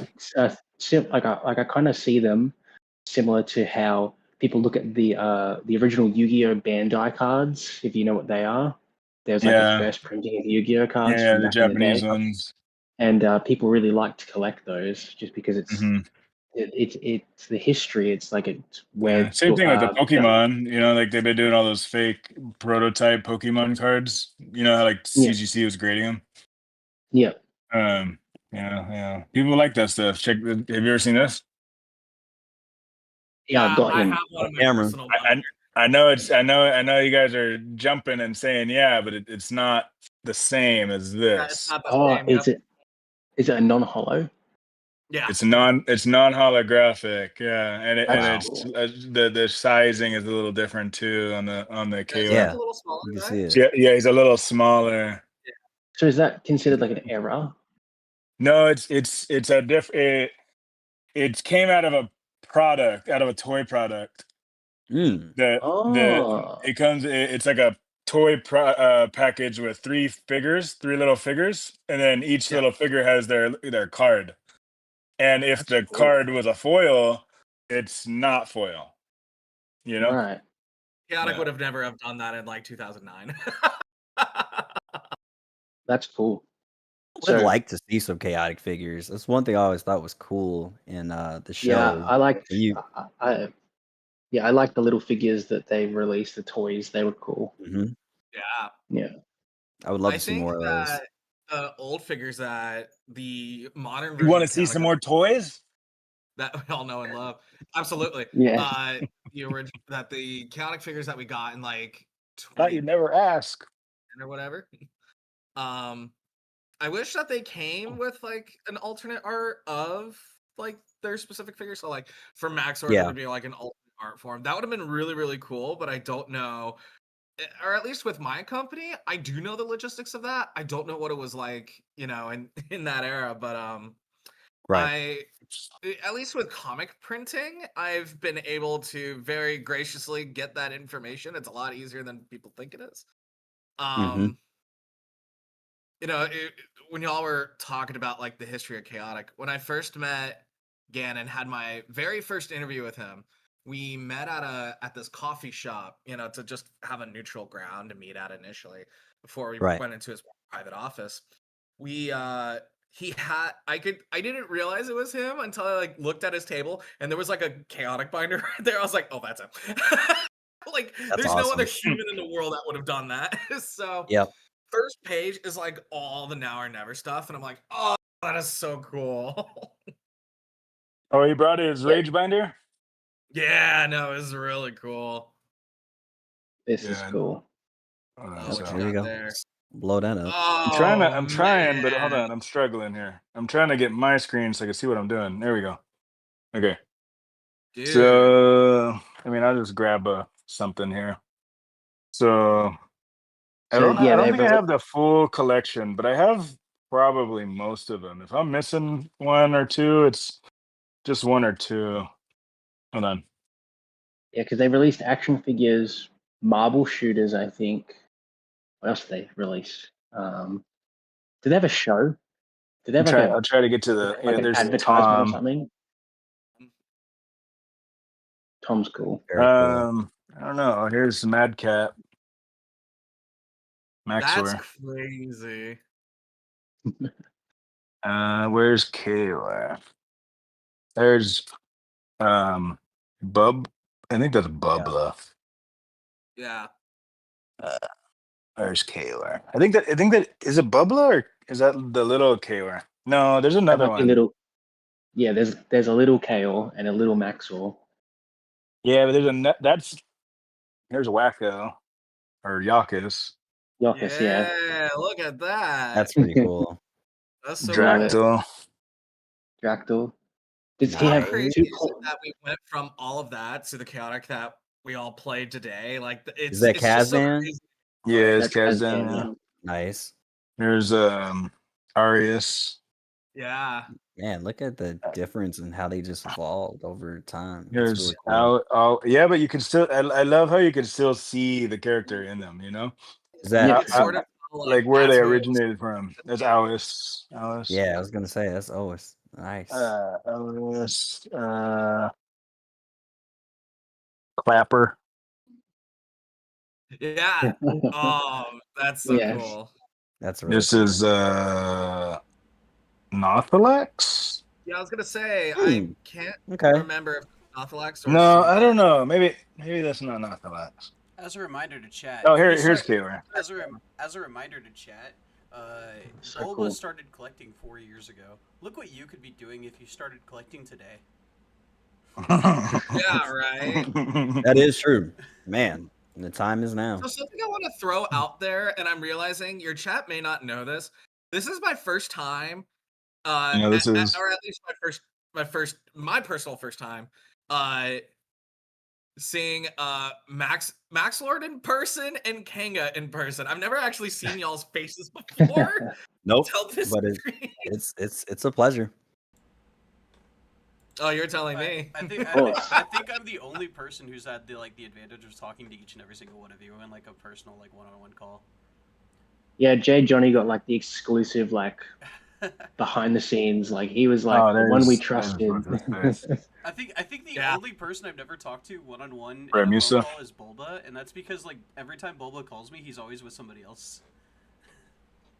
Bulba's a busy dude. Yeah. No, he plays chaotic drunk at bars. The Fight Slayers. I mean, I don't know about drunk, but I go, we were playing chaotic at a bar drinking. He full on. Both people have 6v6 decks. Both people have playmats out. Both of them are drinking beers, and he calls me and he's like, "Hey, I have a rolling question." That's awesome. Do you guys want to hear a funny story? Yeah, what's up? What you got? So at Game On Expo, my company, we all went and we're all having a good time. We went after everything. We went to Korean barbecue, my crew and I, and we all got drunk and played chaotic on the table. And our waitress comes up and she goes like, "Oh, what's that?" And we told her what it was.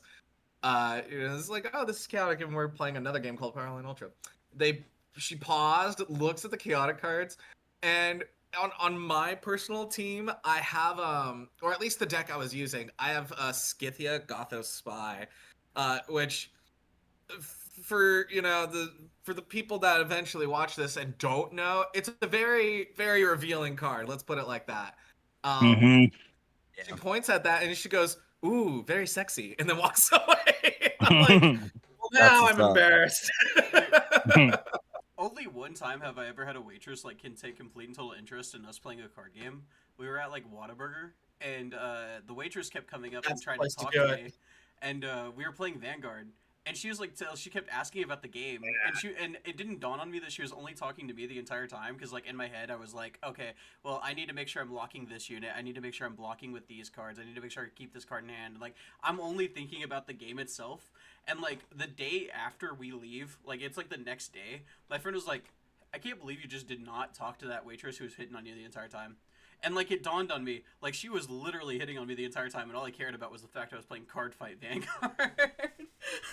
I will tell you Nice. that when you're into TCG, man, your focus is very like tunnel vision. Yeah. Like everything else, it just doesn't matter. Yeah.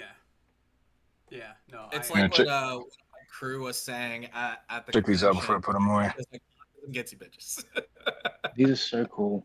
they're really. You You know still what I see love it, right? about I love that You I know got what the CDs. Oh man, that is that's really cool. I think the one thing I love And about Screamer? now and never the Bulba, yeah, it is Screamer. Bulba, you have been labeled the King of Kings. How do you feel about this? The King of Kings. That's Basil, sounds like that's Jesus, buddy. Basil has labeled you the King of Kings. He says the King of Kings, and his name is Bulba. I'll take Well, the chaotic. Basil, it's fun to know. Con- Just remember, he's I'll he's take the the original chaotic Bulba. Mongol, maybe, or the chaotic. You see, I showed my little business card off earlier. I don't know who if anybody didn't see it. I didn't Perim's see number that. one vendor. That is so That's cool. awesome. I So need to do one for my company. That is really cool. Yeah. you see the fact it says so barter. Opposing engaged creature gains 5 energy. Then perform the following based on the opposing engaged creature's tribe.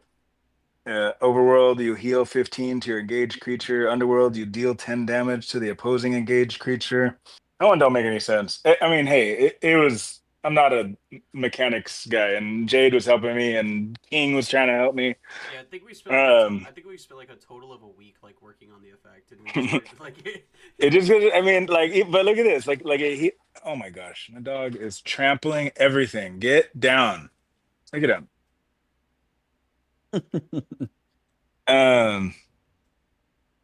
It heals 5, but then it deals 10 damage if they're Underworld. You know, I don't know.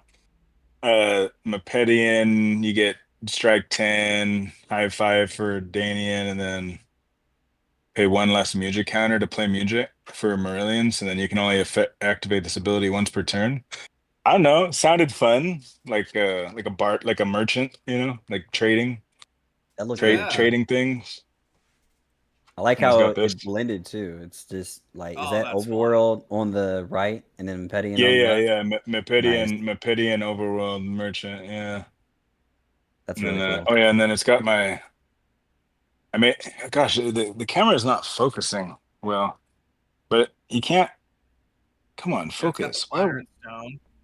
Well, not quite. Storm and Sea. Yeah, like I made my own for Storm and Sea. It's like a Okay. tornado and then like some water, you know. Oh yeah. I've Um, seen it a little bit. Yeah, I mean, you could see it in person, but it's really hard to see on the camera. And the back's just like a little promo for my whatnot. I like that Very it's cool. Bulbasaur with Maxor hair. Yeah. Oh man, you should see his other designs. Really cool stuff. Oh, that's sick. Oh, the other Pokemon? Did you Yeah, see They 'em? should The make ones that. that you showed me. Yeah. They should make that a real card. I reckon that'd be awesome. It already is. It already is a real card in my heart. That's There you go. right. That's true. Every vendor gets their own card. I'm with it. Oh, dude, that's a lot of. So then, what would the Hard Rock Gaming Studios creature look like then? In that case, Screamer? It's probably Screamer. Screamer. it would just be. Screamer. I like how everybody said Screamer. Like, no, yeah. It's Screamer, bro. Every person. love that It'd be like Screamer. it'd be like Screamer Hard Rocks you know, whatever or something. It'd be Screamer Or dressed up Hard Rock as me. hard rock screamers groupie, and it's like screamer playing like doing something and hard like in the background. Nate. Oh, it's like a golem, it's like a golem made up of stone. It's hard rock screamers groupie. Yo, that'd be sick.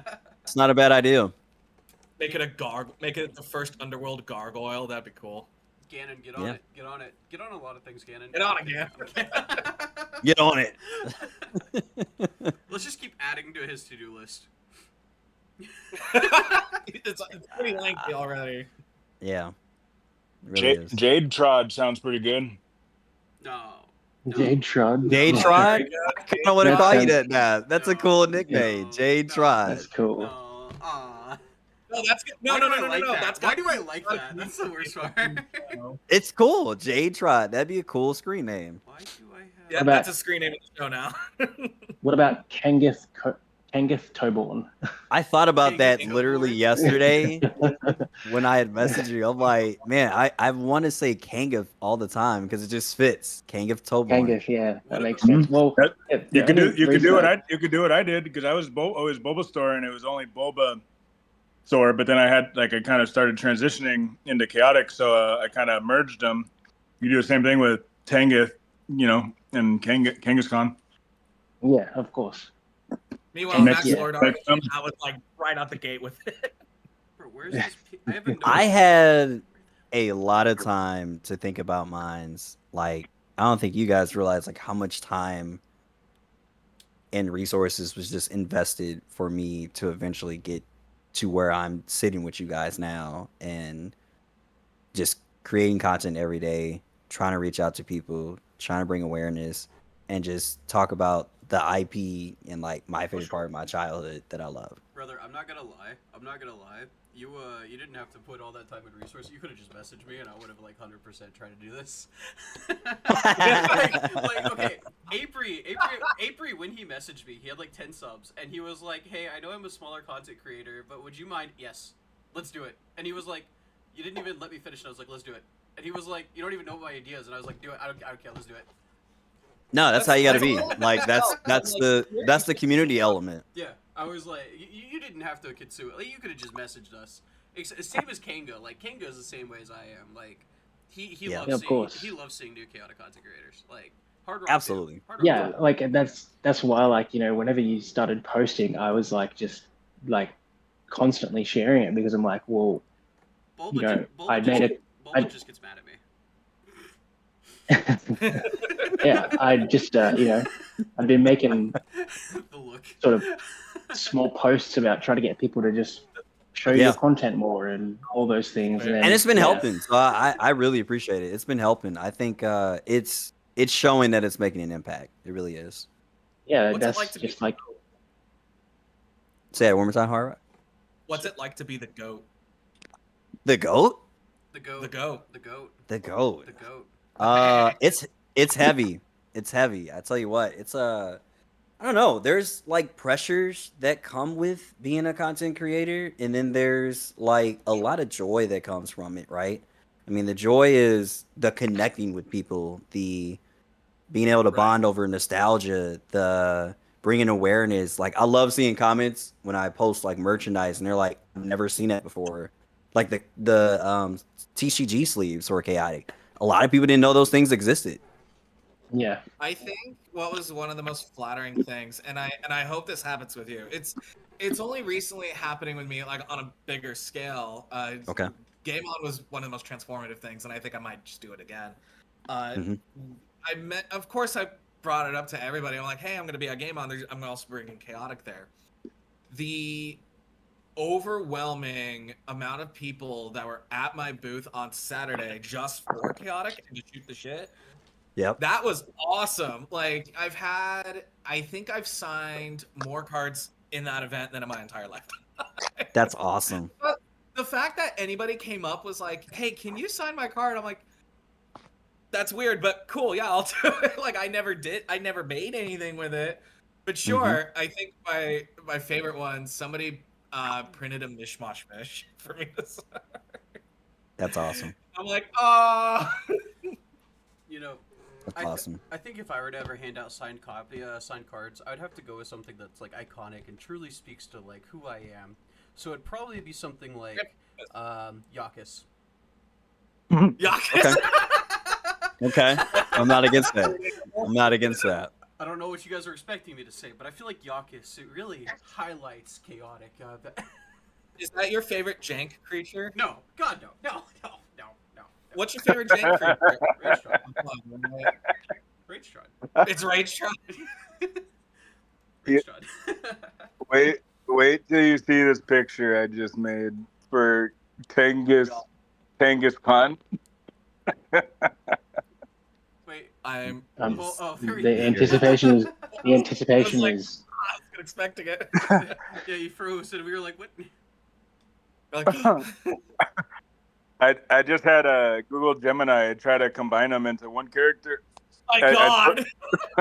I am very curious to see how that thing did that. Didn't do well. This thing is awesome.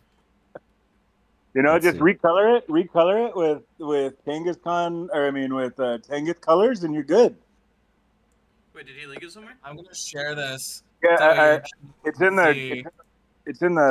the voice channel. Oh God, that's cursed. Oh no, how do I stop looking at this? How do I stop looking at this? It's Oh, it's this is now available hilarious. for the That's entire so good. planet. Oh, This is God. hilarious. Oh my God. I don't know, man. It's got that Pokemon vibe. It's kind of goofy. What's kind of crazy to me is it looks exactly like what a normal chaotic creature would look like. I could see It's it got being a potential chaotic- for sure. Yeah, I could see it being a creature in Perim. That's the worst part. It could be a That's past super creature. funny. It Yeah, kind of reminds. Good. You know what it kind of reminds me of? It kind of reminds me of like Fromax or like Etala. When I look at it, I think this is Tenga's dad. This Like,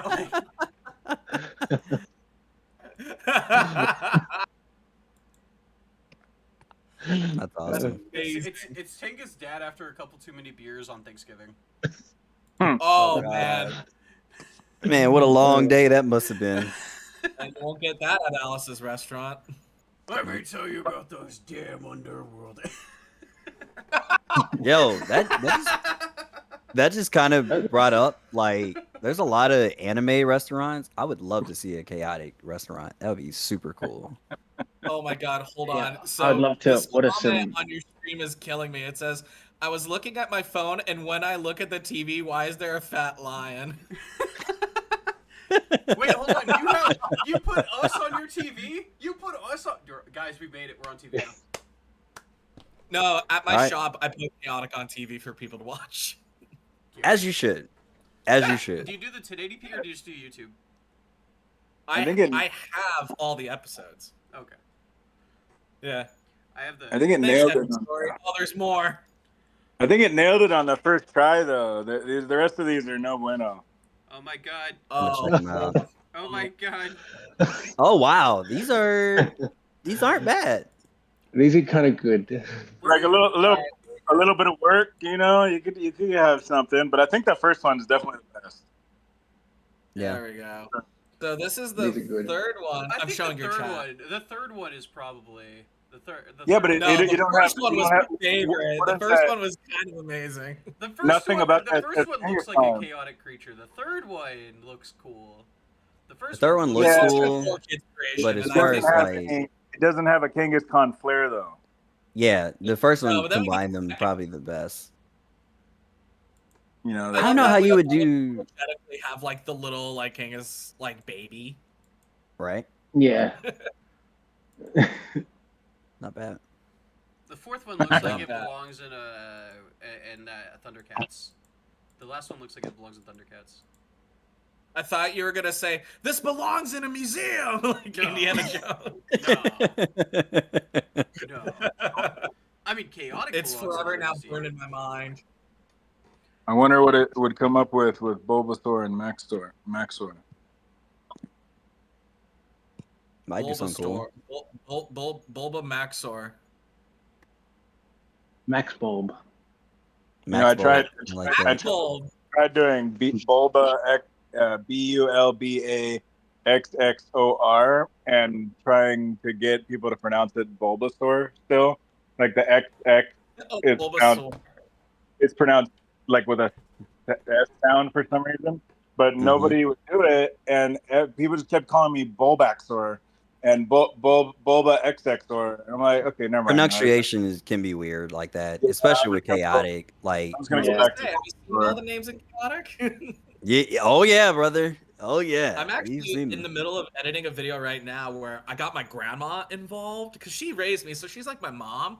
So I need to put that out there because she knows me fairly well. I sat her down with 15 chaotic creatures, and I'm asking her, like, can you pronounce this name? And what do you think it is? The first one out of the gate was Ani. Oh, that's messed up. That's messed up. Even fans, 'Cause you don't know where to go. Mispronounce them. Well, no, she got it right away. She got everything else wrong. Fair enough. I suck. Ani's I was like, how do you Ani's get a good Ani one. right, but you get the rest wrong? I'm getting so good at pronouncing chaotic names, and I hate it so much. I'm better at pronouncing chaotic names than actual names at this point. Hold on. I'll take that. Hold That's on. a cool trait to New have. one dropped. You said a what? A new one dropped. Oh no. Oh, okay. Oh no. This reminds me of Neopets. Oh yeah, that's what I was saying. Like that looks like it belongs in whatchamacallit in Thundercats. Oh, I didn't see this. Yeah, I didn't see this fourth one. Yeah. Here's here's what it came up with Bulbasaur and Maxor. I'm using I'm just using Google Gemini. Okay, this looks Okay. sick. Kind of looks like This looks sick. He This kind kinda of looks looks like like- a shaman. It looks like if Where's Dad? Maxor went Super Saiyan Beast.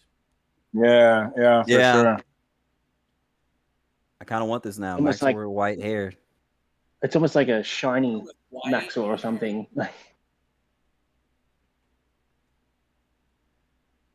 It's kind of crazy that it got like the tattoos just barely close.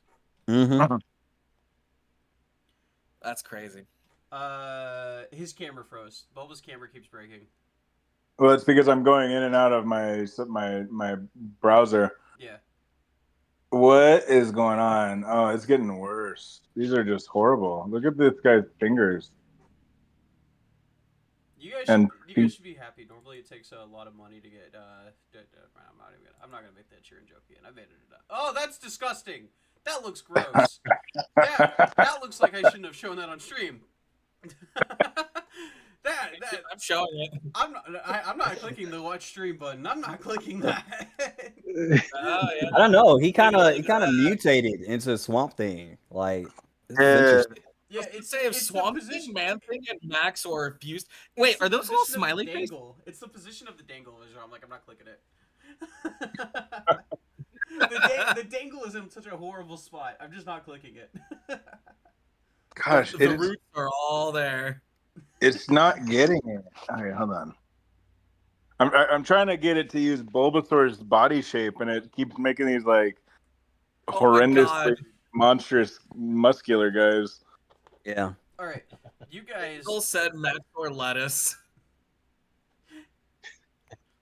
You guys are in the world of chaos. You guys are in chaotic. What is your ace creature? Screamer. Oh no! Clearly hit. We all know that Nate's is actually hearing. No. I'll tell you what though. If you are first in chaotic, if you want a fucking tour guide, you get hearing. You do. Or you get Hearing Blazer. will take you places. Or you get Blazer. He's a cartographer, so that actually makes more sense. Yeah, if you can keep up with him, you get Blazer. So ace creature just being like, who's our go-to, right? Yeah. Like Tom's is Maxor, Kaz's is Chaor. Sarah is useless. You know what? I by default normally would say Maxor, but actually I would go to Nadrin. Nadrin's just seen it all. Oh, He's been everywhere. Why? Nadrin's been everywhere. I mean, if I could literally be tight enough to walk with the Muge of Muges and go in his castle. No, I mean like as a creature, like you fight as creature. Oh, fight as creature. Well then, yeah, it's definitely Maxor. We know I think that. Nadrin would still be a great choice. He just has the experience. He's been around for eons. You know, in hindsight, like in battle, Yeah. I feel like this is only because my own play experience. It's either got to be Chaor the Fierce or Get the Agathos well, spy. would be my go-to answer. But I feel like Ursus, like Ursus is just so cool. He is. Damn, I was gonna have a different. I've yet to get an Ursus yet. I was gonna say Rage Trod, and Yeah, then same. Bulba said what he said, and now I'm with Bulba.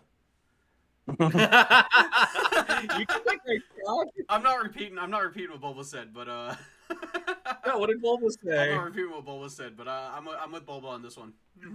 Chromac. Yep, he said Chromax. Chromax. Yep, he said Chromax. That's what he said. That's what he said.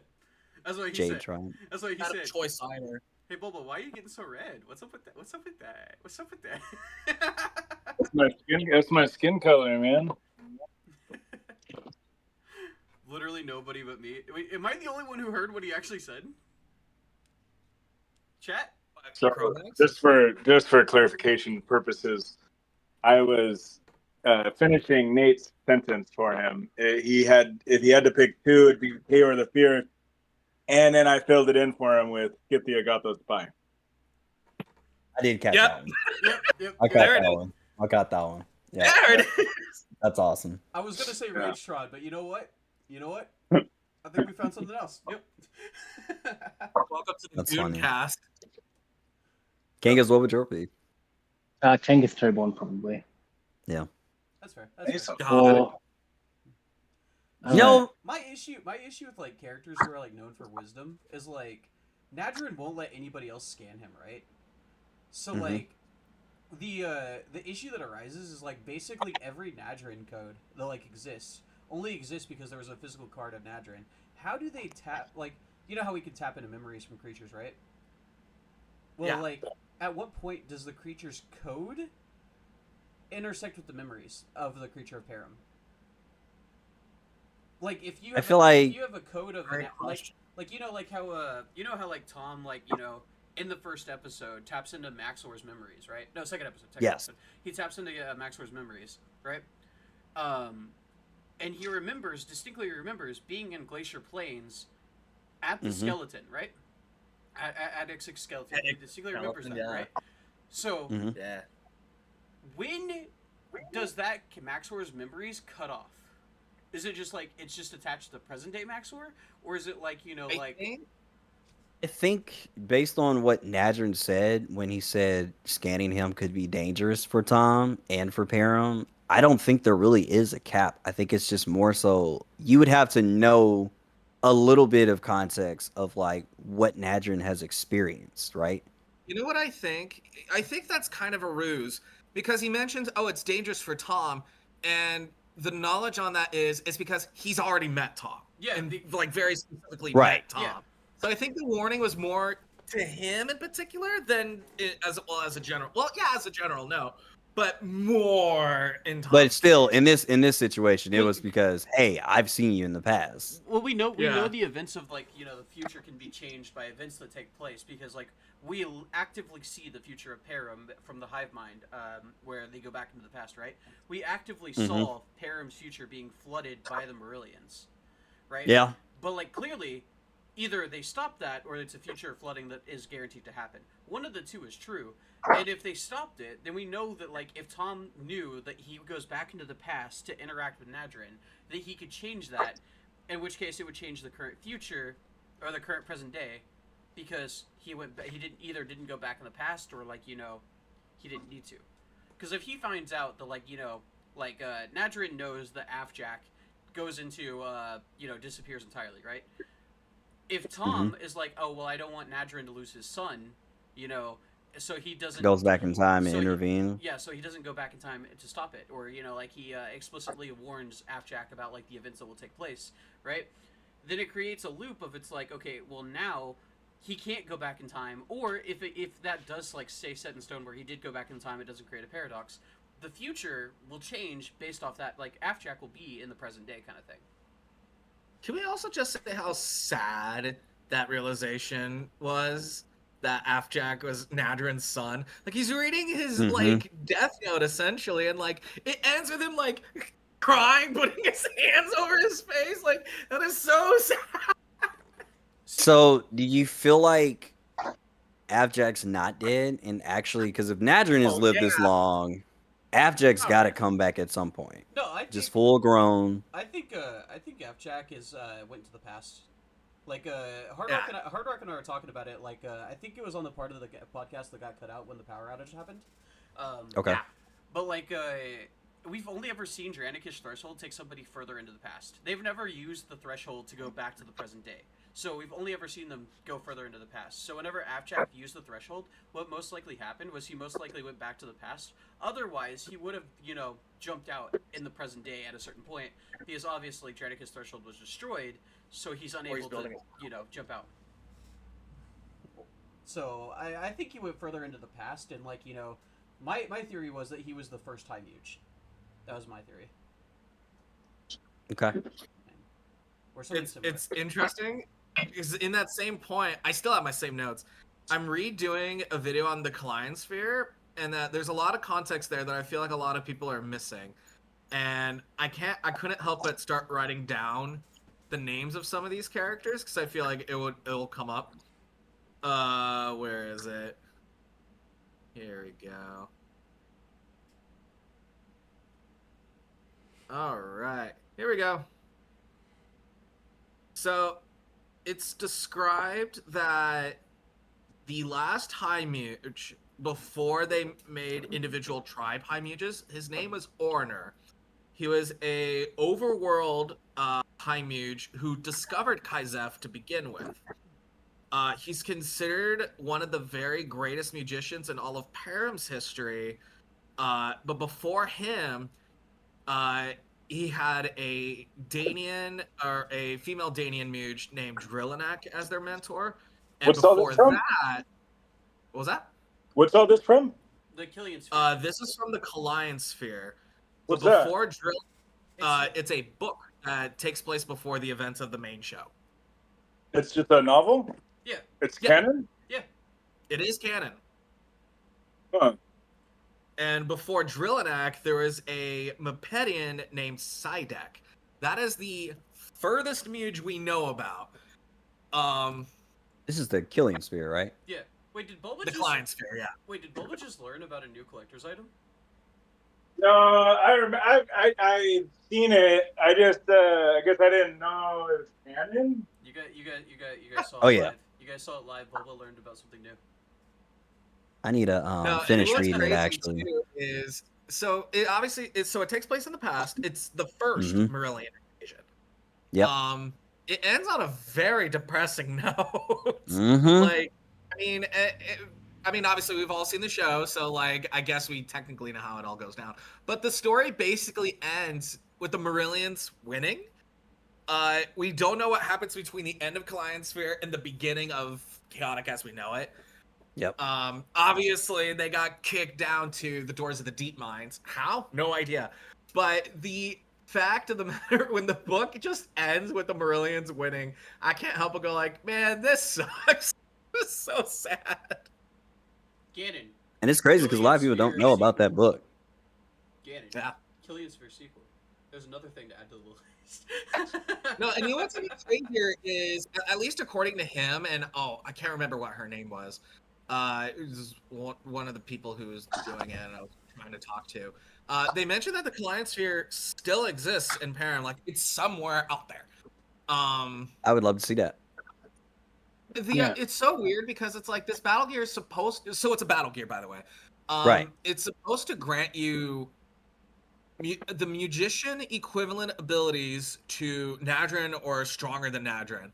At least that's how it's described.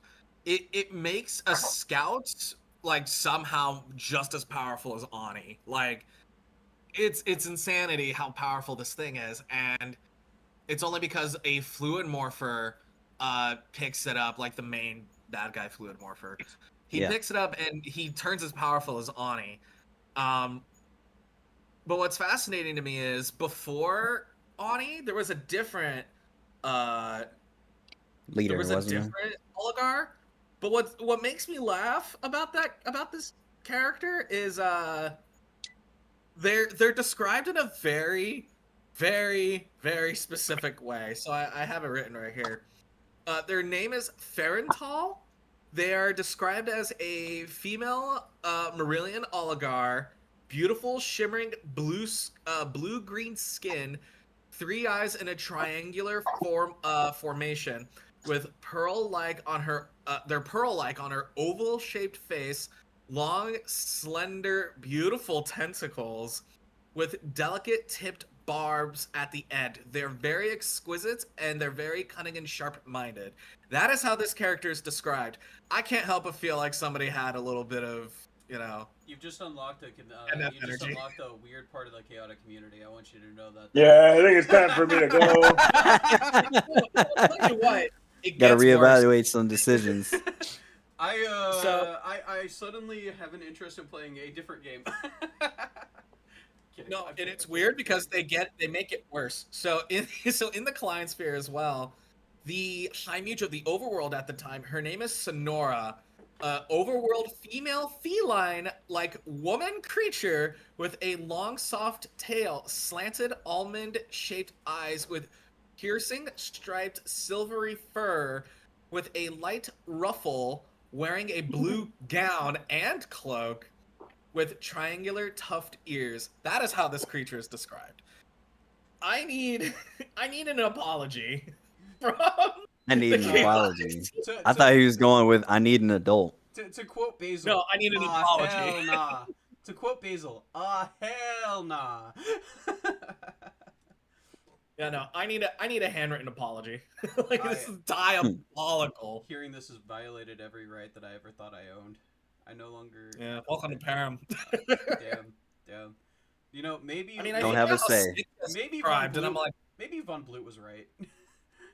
maybe Von Blute had the right. Maybe destroying No, I'll tell you Perim what, isn't though. such a bad idea. I think about the creatures that are in the client sphere, and I think these would make actually like some cool cards. What to me is so cool is the high mage of the underworld. His name is Giratin, and he's described as a powerful-looking warrior mage, tall and broad-shouldered with thick arms and a deep chest, with long taloned hands, massive horns, long fangs, and thick leathery wings, which emphasize his imposing warrior-like physique. Bro, okay, this sounds like it's a different kind of book than what it is. Yeah, I was considering reading it, and I'm not considering that anymore. No, and I'm right. I have to read it, but like I don't want to anymore. It's so funny because I wrote it word for word what the book said. That way I Like can talk. who was asking for a sequel a second Who ago? was Artist. I believe that was Max Lord. 90%. Oh, sure, no. I mean, Oh no. Oh I no. know, maybe We're there's not. some We're rule not. about it. Hey man, most overworlders are honest. We don't lie. It's a good thing I'm an Oh, underworlder. there's actually I realized I was scrolling through the characters. This one's actually important. We meet King Ken Sep in the Client Sphere. And he's not described how I thought he'd be. So he's described as the Royal Mepedian King. He has a horned crested brow with the crown of Mipidum on. That's described as a battle gear. He has crimson scales with large wings, a smaller dragon-like looking warrior and dragon warrior king in stature. Although still rather large in scale, very majestic, he's smaller for a dragon. End of statement, dragon. He has a long spiked tail and golden glowing eyes. Pyrus says, okay, and Scythia has an innuendo with her outfit, but the chaotic novel, that would be a teen to an adult audience. Given how these creatures are described, yeah. Dude, I just want to remind everybody that Epic Story Media says that the average age range for chaotic is 7 to 12 years old. Just as a reminder, okay? Just to throw that out there. I read a lot of, or I do a lot of audiobooks. I do like Dungeon Crawler Carl. I do a lot of what is it called? Progression fantasy and RPG lit. And I've probably read like 800 books or so, and I don't think a single time do they describe characters like that. Like they just introduce characters, and they're like, he's got hair on his head. and that's it. You know, Right. Not super explicit. He's got that was specific. he's got No, a you want to know what's really funny? he's got a You know what's even giant, funny about this book? massive axe hanging at his side. A giant, What a massive, glorious battle axe. a giant, massive, glorious axe. With tufted So- fur. So there's two things about this book that makes me laugh. How characters are described and the fact that there's a chance that religion exists. I say that because going with the first thing, there's a Mepedian Muge that's described as important named Shimo. All we know is that they're a Mepedian Muge. That's it. Like, we don't know what they look like, no nothing. They're just Mepedian Muge. And it's really funny. But what's interesting is Kalai, the main Mugess in this story, High Muge of the Mepedians at the time, it's claimed that she prays to a higher being named Reldiar, or Reldiar, Reldiar. It is hinted to be some sort of Mepedian Muge of some power, very much described in like a godly fashion. I have this. I have this link saved, and I hate that I have this link saved now. I hate this. Oh no, where is this going? What? No, I was talking about the Killian Sphere. I hate that I have the Killian Sphere saved now. Oh, the Client Sphere? Yeah, I have it saved as a bookmark on my computer, and I hate that. It's a good read. You should, Sounds real cool. Now, is there a link to that yeah, book? I'll send you a link on Instagram. Because like it's curious. Also, I have some work and stuff to do in a couple hours, so I may need to get some rest. But yeah, I was about to say, like, is everybody good? Because it's been 4 hours. I mean, like, 4 hours of streaming is kind of brutal. So is everybody okay? Like, do you guys Can be need to stop? brutal. I was gonna say, I think we should bring this all home with something from all. Like, what are we all doing? What are we all up to? Yeah, let's go ahead and do, like, what kind of content are you guys pumping out, or what kind of, like, stuff do you guys have going on? Waldo, what are you doing? Yeah, we'll do. I'm doing a mukbang right now. Mukbang, chaotic mukbang. We got the Bulba mukbang before we got chaotic. We got some macaroni and cheese. Macaroni like and that. cheese before GTA 6. I like that. What else foods do they have? Is it a Bareth Beyond burger? Yep. Is that There's one? the Chaor crunchies, which is cereal. I found out. Where is that? And the pork. It's in the show. Kaz orders it, and he asks for it, and they bring it out of cereal, and I'm like, oh, it's cereal. Cool. All right, Bubba, you got any content coming out soon? You got anything going on? I'm actually, believe it or not a content creator. I don't know what I'm doing here. I make cool stuff, but I don't do like videos and I'm not good at posting on my socials. Oh, yeah. I'm looking for a social media manager. Yeah, I just don't do it. I don't keep up with it. I don't know. Oh, yeah. By the way, Bulba's in the group chat just because Bulba's Bulba. Not gonna lie, that's literally why Bulba's in the group chat. That's fair. I make cool There stuff. we go. Have you guys all seen the proxy maker I made, right? Yeah. Or Yep. the card Very maker. cool stuff. I loved working on that thing. That was fun. Heck yeah. What about you? What about you, Kanga? What do you got going on? What's cooking in the Kanga in the Kanga pots? Obviously just posting every day on my Instagram. I'm really trying to push as many shorts as I can, just trying to push it out, because like I think that it's great that Johnny does like long form content, and I just don't have the equipment right now, so I was just sort of focusing on short form content because it's so easy to do. And I think if we could all kind of focus on a piece of like areas of social media, it'll like help kind of. So yeah, I really love doing shorts because it's just fun and easy to do, and I can think of tons of different ideas. Instagram, and just kind of like, I think my main goal is just really trying to change the perspectives of a lot of the community members. Really trying to get them to push their own collections and show what they have had over the years in their binders. Because if we could get, another 10 creators to post content, that would be amazing. If we got one of every single one of the community members to post one card, like that would be so much content. Even there's a like little over 1,000, like 300 something cards. Like, yeah. Yeah.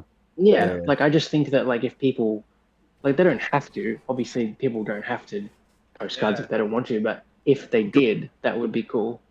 Could we try to schedule something like that? Like a what are those things called where people go out into like a Times Square or whatever and they just like stand still. What are those things called? Oh, I know what you're talking about. Like what is the proper name for that? Flash thing or flash mob? What they do for the Flash Manhattan mob. Head. Yeah. Flash mob, right? So flash mob with chaotic on social media, right? So just definitely one something day like that. out of the blue, everybody posts like one thing. Doesn't matter That would what, be like cool. I something. would You love just flood social media with it, you know? That would be so cool. Like imagine if how many Discord members do we have? Like 9? Is it 9,000 or 30,000? It's like 90 something thousand. Like it's imagine what that would do to like the Instagram algorithm or something like that. That has to do something. Imagine if we got chaotic trending for like an hour on like social media. That would be so cool. I would love that. It would. That would be dope. It would. Yeah, You could definitely organize something like that. That's basically my goal. Put chaotic into the face of people. You know how we did the whole like initiative with the survey? We should do that for this and like schedule a day for just getting everybody. We should. To, like use We like should do that. hashtag chaotic game and like blow it up all over social media. Yeah, we can do that. Like, why is chaotic special? Like, what makes it so special? I feel like that would also get people's perspectives out there too.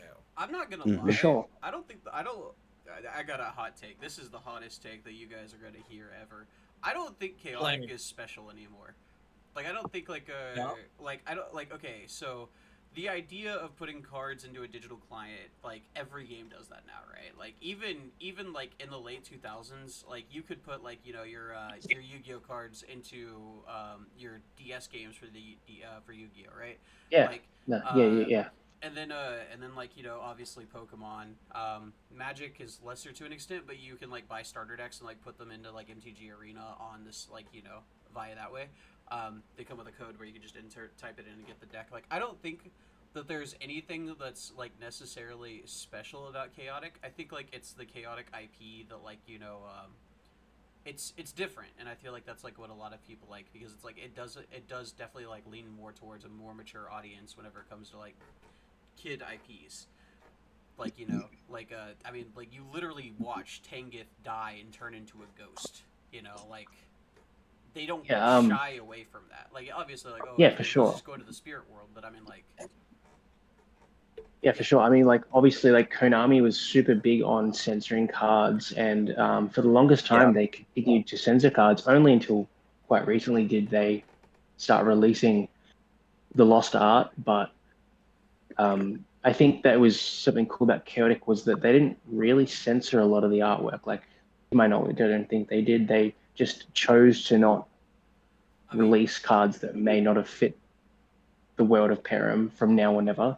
Mm-hmm. But for the most part, they let the artists be pretty free, so that was cool. Yeah, in some cases a little too free, with Hugh Marquand literally being the wrong creature. But,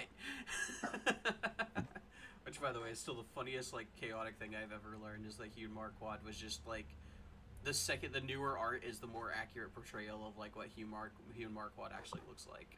So like, the show got Hugh Marquand wrong, the card Hugh Marquand was wrong, and then like, yeah. It's hilarious. That's hilarious to me. The Chaotic definitely was the first game to do the online thing, though. That's huge. It was the first. That's huge. And they were the only, and still are the only ones that do the variable stat stuff. Yeah, but I don't. They have 1,800 different copies of every single creature.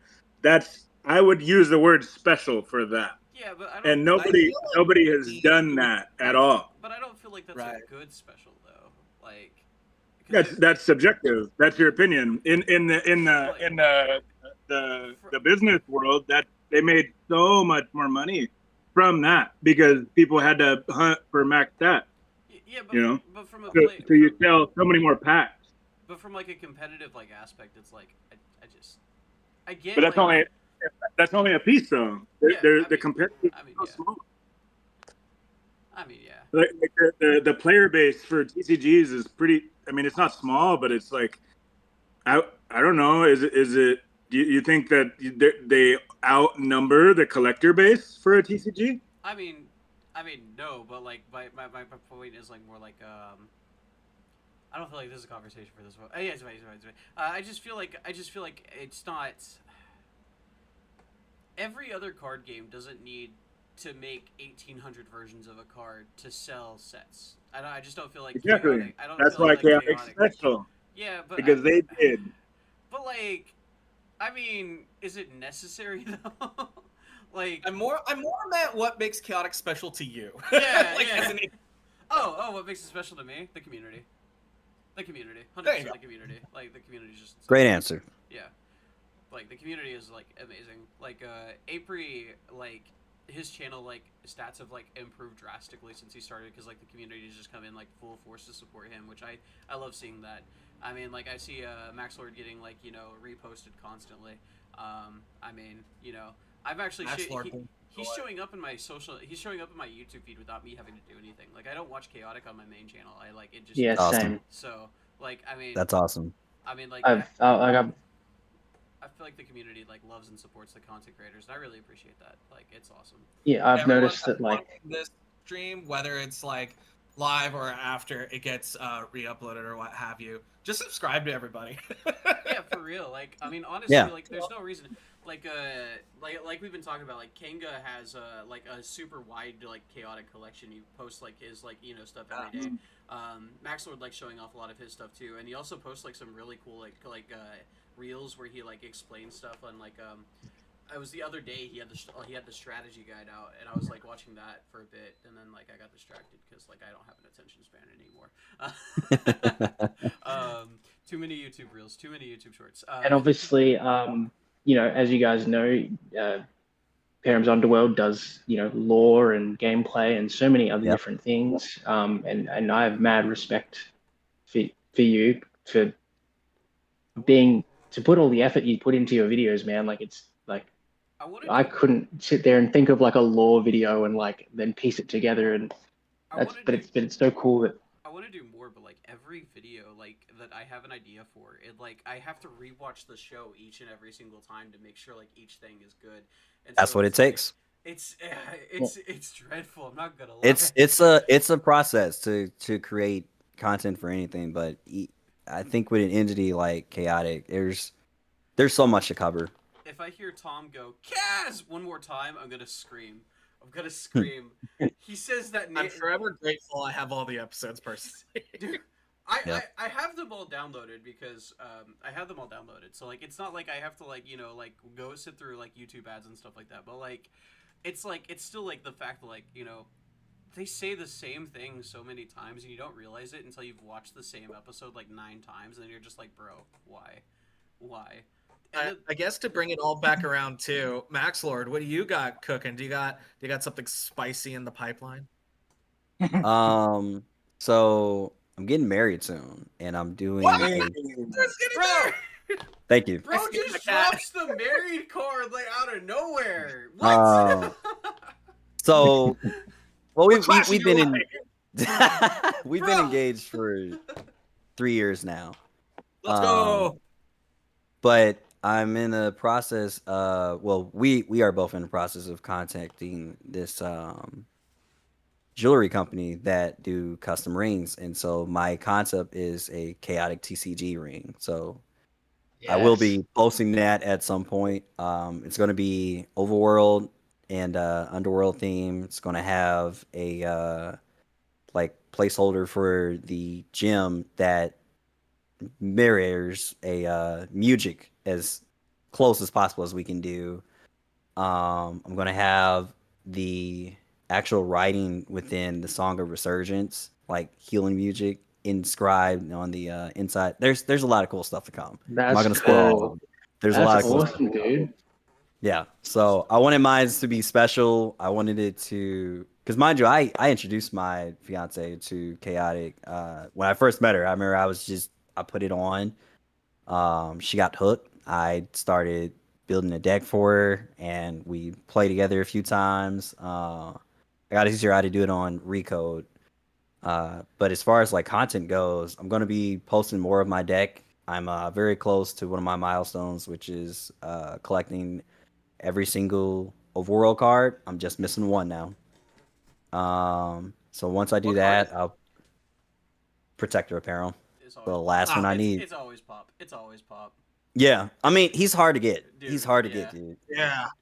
Like I really should have kept my original one. If it's not pop, then it's like Fluid Foe or something like that. Like it's always I'm Right. still. it's always one too. My last card was Nadrin, Hymuge.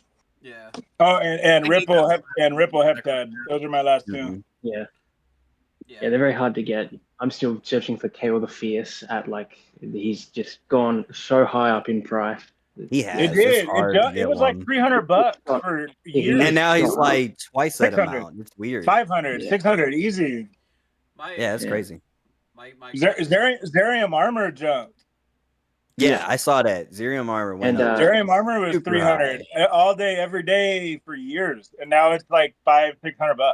Did you see the Mhm. PSA? And then- did you see the PSA 8 Max War that sold for like 800, something like that? $1,000? Oh yeah, I did. almost $1,000. I did. Did you see I mean- did you see the Max Energy Iflar that sold for 2,500? Yep. Yeah. We need reprints. I think we'll get them. Gannon, It as a hasn't reminder, sold yet. add to the list, Gannon. Add to the list. But yeah, So, as far I'm gonna cycle back to Johnny for this one. Johnny, Yeah. what do you got cooking in the pipeline? I mean, like, I'm about to get back to daily uploads. I started my new job, and it's taken a lot of adjusting because like I have to wake up so early in the day, and then I get back around like 6 o'clock in the afternoon, and my roommate gets home at like 9, and he's very loud when he gets back. So I only have like 3 hours to record, but I also only have like a limited amount of time. So I'm getting adjusted to like all that. So it's definitely been like a thing. But I'm getting back to I'm gonna get back to daily uploads. I have a couple things already uploaded right now. I have some more videos that are going live. And then I'm gonna have a weekly videos where I do like the list videos where I go through and go like, oh, these are the best creatures to play in this tribe. This is the best strategies for this deck, stuff like that. Where I like go more in depth instead of just like here's gameplay, you know. Right. And then I'm also gonna be doing those will also be like obviously the videos like the theories and stuff like I'm crafting up like like Clay being Hotech and stuff like that. And then I'm also in 2 weeks, in 3 weeks we're gonna start uploading to my Pokemon channel with like a bunch of like Pokemon stuff, which is gonna be cool. Okay. Awesome.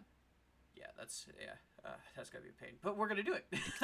Hey, it's all right. That's the life we chose, man. It's it's got its own challenges. We all know we try to make as much time as we can. Like mine requires me to like I'm always gonna have to work ahead just so if I ever have a week where there's just too much going on in the personal life or even at work, I know that I'm still gonna have something uploaded. I know that I still have something that I've already like created a script for. I'm already ready to post and just discuss, and all I gotta do is just share it.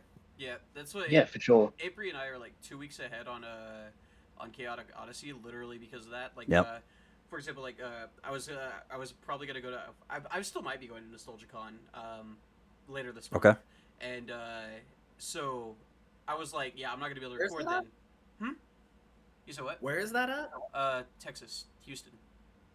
Nice. I just want to make sure when I should fly. Yeah, Mark Thompson is going to be there, and Eric Stewart was going to be there. And I very specifically bought a Zarv card from Bulba a while back ago, very specifically so I get Eric Stewart to sign it. And then I got sick, so I couldn't go to the convention that Eric Stewart was at. And so, I'm like, I want to get this card very specifically signed by Eric Stewart because the only person he's voiced in Chaotic is Zarv. And while I hate Overworlders, like. Eric Stewart. Eric Stewart plays the two kings of anime, the two true kings of anime. he plays Seto fucking Kaiba and Gold D. Roger. I need an Eric Stewart autograph in my collection. Okay, like, No, that's real. like I can't not have one. And I feel like That's awesome. chaotic being unfortunately my life at this point. Bless you. I kind of like feel like Look at that- us Very making cool. a living out of chaotic. You I got would- to, man. It's such a huge opportunity. It would be cool if I could, It's but so good. But for me, it's less about like that, and more like the community, fostering the community, and like getting the community passionate again. I mean, like Yeah. every time Ganon has posted something, and I posted a video like breaking down the announcement, it gets like 7 to 8 times the normal average of views that like my regular videos get, and people are Yep. like waiting for that announcement so they can be excited again. And like I love like seeing like them coming out in full force for that announcement every single time. Hmm. And so it's You- like I love Bulba's about to go like, hey, and you need to stop. No, I'm kidding. No, I was gonna ask if you guys want to do like giveaways or something. I'll sponsor it all. If you want to do, I guess not all of you, but like Jade, if you want to do some kind of giveaway stuff on your channel, I could sponsor you or sponsor it. I'd kill for that. Yeah. I would I've just I would feel bad like asking for that. Like I feel like it's my way of giving back to the community, and like I don't want to ask for other people to help with like that kind of thing, because like I feel That's like why people go to my shop for $10 ultras.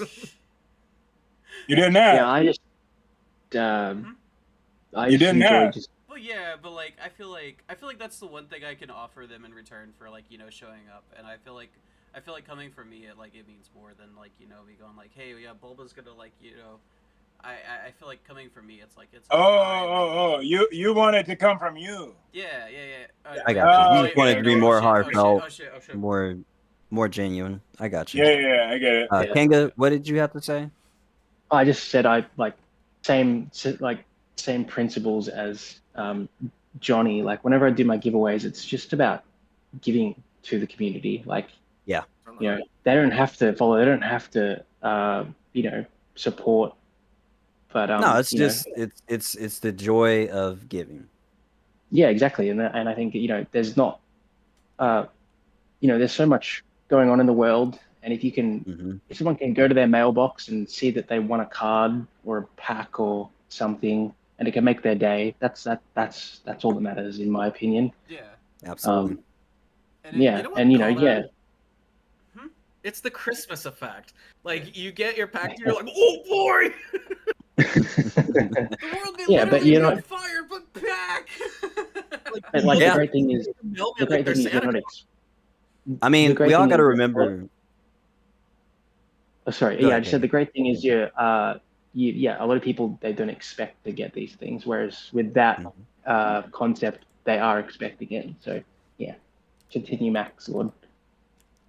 The great thing about doing this is we get to remind people, whether they were part of the initial launch of Chaotic or not.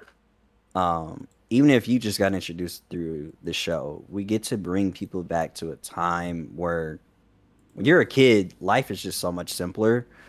It's a lot easier. You just got to. There were so many things we took for granted. There were so many things that we enjoyed, and like genuinely were just super into, regardless of like whatever other people thought of us having this interest, us investing in whatever IP that might be in, whether it was TCGs, it was video gaming, it was anime, all the stuff that's been normalized now, right?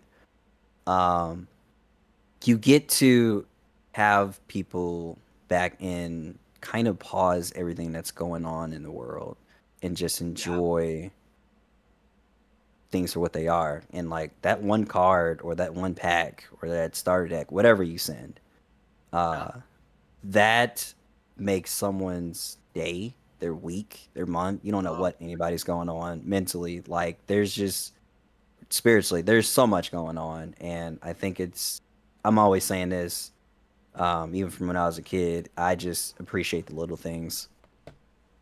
Yeah, you kind of nailed it on the head.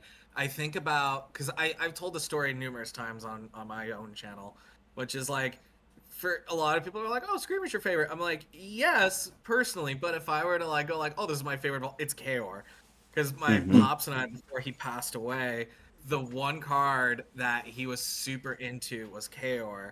And when in my big heyday for cosplay, he wanted to see me do a Chaor the Fierce. And it meant so much to me that he would see that. He unfortunately passed away before he could. So I used his ashes for the in a specific heated jar that I kept on the peck of my suit, which allowed the chest to glow like how it does in the card art. That's awesome. So he literally powered that for me, and it's one of those things where I think about that, and it stemmed from, like you said, it stemmed from the little things. Yeah. Something as small as that can mean like the world to somebody, and that's beautiful. It's beautiful what a children's card game from 2008 can do for you. Yeah. Yeah, It exactly. really is. Yeah. It got the 5 of us in this room. It Yeah, did. for sure. True. I'm blessed to be here. I'm Speaking glad of, I got to meet Yes, everybody. same. speaking of the little things the community does, I mean, Yeah. like I know I've like flashed this card like so many times but it's just like, I was talking to Kanga, and he was like, "What's your most like valuable card in your possession?" I was like, this is just like, Drop. yeah. Well, no, it's not even that. It's something Bulba gave me because he knew that I loved Rage Trot, and so he printed a Rage Trot with 5 max stats. Obviously, it's a proxy. Like, it's not. It literally cannot pass for a real card. This is not a sleeve. This is the card back. Oh. Yeah. This is the card back. It cannot pass for a real card. That's awesome. Yeah. So like, say. Yeah, So I'd have to say, like, this is probably the most like valuable card I own in terms of like sentimentally, because like Bulba is such a great friend, and like the fact that he gave this to me, I hope he can't hear me right now because I don't want him hearing me gush about him. But like, he's such a great friend, and like this is like literally something that has become to mean such a lot to me. So I mean, yeah, it's I would say literally why I keep it I'm on my desk like this. I'm very much like Kanga. I got a Nadrin Max Energy Dawn of Perim from Rudd. I want to say it was either earlier this year or last year.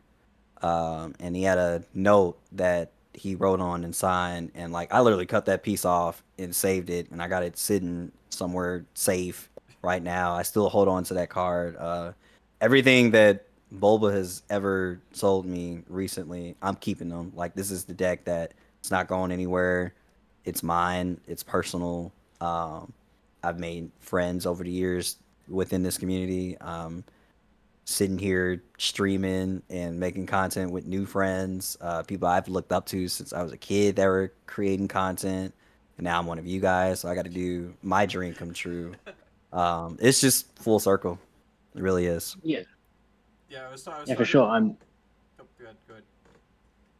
Oh no, I was gonna say, yeah, it's so good to just hear like everyone's connection, and I love that like a lot of our favorite cards are like, they don't have to be the Iflas or the Onis, or the high powered cards. I love that, we have the love and connection to these cards, and they'll be the most simplest, like, yeah, like for me, like obviously I have some amazing cards that I love. Like I've got I love getting community members to sign cards because I think that's cool. So I've got one done by Krull. I've got one, 2 done by Rudd. One now done by Bulba. Yeah, and I just think they're cool. Like my plan is to have a binder filled with community member signed cards awesome. as like a weird little collectible thing. And then eventually I'll try and get voice actors to like sign the cards as well. But it's obviously harder being in Australia. But yeah, that's kind of like a long-term goal. But I just love that. Yeah, our love for this card game is, like the real simple things is what we enjoy. So yeah. Yes. It's a powerful thing. It is. Yeah. Well, I'm gonna go and cry. All right, Um, Bulba, you missed it. We said such wonderful things. You missed it. Sorry. Sorry, my buddy was asking me if I was going to the Collecticon right now. Wait, did you actually not hear nice. us? Huh? No. Yo, boys, we got away with it. We got away with it. Goodness. I was on the phone. Sorry. No, you're good. Damn. He will never know. Nobody tell him. He'll Nobody never tell know. him. The world. It's all right. He can just watch the stream. I'll private the bot. He'll I'll see private what the you bot. said. He'll never know. He'll never know. I'll cut that part out. I'll cut that part out. You guys like That's sing a awesome. song or something? Yes. Oh no. So you know, I Want It That Way by the Backstreet Boys, but we like, yeah, we were in perfect harmony. We were in perfect harmony. Okay. I don't know that song. What? Oh, it's by. Can I hear it? It's by Insane. Can I? Oh no, you know. Can I hear it? No. You missed it. You missed it. You missed it. It was perfect. We literally sounded exactly like them, like 100%. Wish me luck. I'm gonna go to this Collecticon down the street and see if I can find some Chaotic cards. All right. Go. Absolutely. Good luck, man. If you find a I'm hoping. If you find I'm trying to get a Alliance Unraveled booster box for $200. Awesome. What? That would be good. What? I'm just hoping. Oh, Maybe a draw skin Nice. for like Luck, $300 a $300 draw skin would be cool. If you get a draw skin, I think be that nice. would be the best thing ever. If you find rage frogs, make sure you get them. I hear they're going to be a good investment in the future. Somebody eyeballing anything chaotic, just like donkey kick them in the head before they can ask about it. Yep. I'll let you guys know what I find. Absolutely. Nice talking. Pull a rud. Like- Good having you, man. Pull a We rud. gotta go. Find any wild, buy any shocking. wild chaotic stuff you run into. Just pull a rud. Just buy everything. I will try to do that. Yeah. Later. All right, see ya. All right, guys. He looks so tired. So right now I have the stream going on at my on my phone. Somebody commented on my own stream. It looks like Yo video games. It looks like what? I will show you. Okay. Wait, are you streaming it too on the Hard Rock channel? Not the Hard Rock channel, on my personal Twitch Okay. Okay. Awesome. group. Here we go. Oh, where are the flim flam? Oh, you know what? Here we go. I'll just Cursed. Google, why have you failed me? Why must you fail me so often? All right, here we go. Share screen. Somebody said this is us. Ha! I can see it. Pretty cool. That's accurate. I like that. That's amazing. That's awesome. Who's who? Okay, the guy on the far right has got to be Kanga. Looks like Kanga. Unruly. Kanga. Okay, yeah, the guy on the far right looks got to be Kanga. Yeah, that's Maximilian Dude, Unruly, Kenny and Simmons. I'm like, I know who these guys are. That's beautiful. Yeah. No, this was very surreal, man. Like I said, it's very full circle. It was a good opportunity for us all to just get to meet. It's the first time I get to see all you guys on screen and just kick it, I think vibe. this is the first time you and I have ever been in a call, right? Yes, this is. Yeah. This is. So yeah, I am 100% open to doing more of this. So if you guys Yeah. are creating any content and dude, you just yeah. want, We have successfully popped the cherry on this one. yes, We'll send get- it, send it let's my not word it way. like that. Let's not word it that way. Bro's getting married. He cannot go around popping cherries. Okay. I love it. I love it. I love it. He can Yeah. pop codes. How about that? Yeah. I can pop codes and enter codes. We can do all that. Pop codes, enter codes. Don't go to my only scans. When Ganon's ready. That's creative. I Did might that have to part- take did that that. part get left in? I can't remember. Or was that That part is an that was cut out? old Hard Rock Oh, joke. okay. I love watching the Hard Rocks out of context. They're the funniest clips ever. I'm so glad you like them. Oh, speaking of which, you, by the way, you asked all of us what we got going on, but you never said what you got going on. Oh boy, what do I got going on? A lot. I got some voice acting gigs coming up that I'm really excited for. Awesome. Powerline Ultra, Fighter Pack 1, and Elements of the Past are available for pre-order. I'm in the process of getting Chaotic in Powerline right now, and that conversation's going so well. That's cool. I mean, you and Ganon vibe well, so. Very cool. I can see it. Yeah. Yeah. How about chaotic content? He likes me. I like him. How about chaotic content? Chaotic content. I have. If Chaotic was a fighting game, that's a video I'm currently working on. It's almost done. Another one that I got going on is How Well Does My Grandma Know Chaotic, where I try getting her to pronounce names and get her overall vibe with it. And the other one, it's a battle between me and a very, very prolific YouTuber in the TCG space. If anybody plays Yu-Gi-Oh, you probably know who it is. I'm very excited for that one. Okay. Very cool. Yeah. Good deal. Yeah.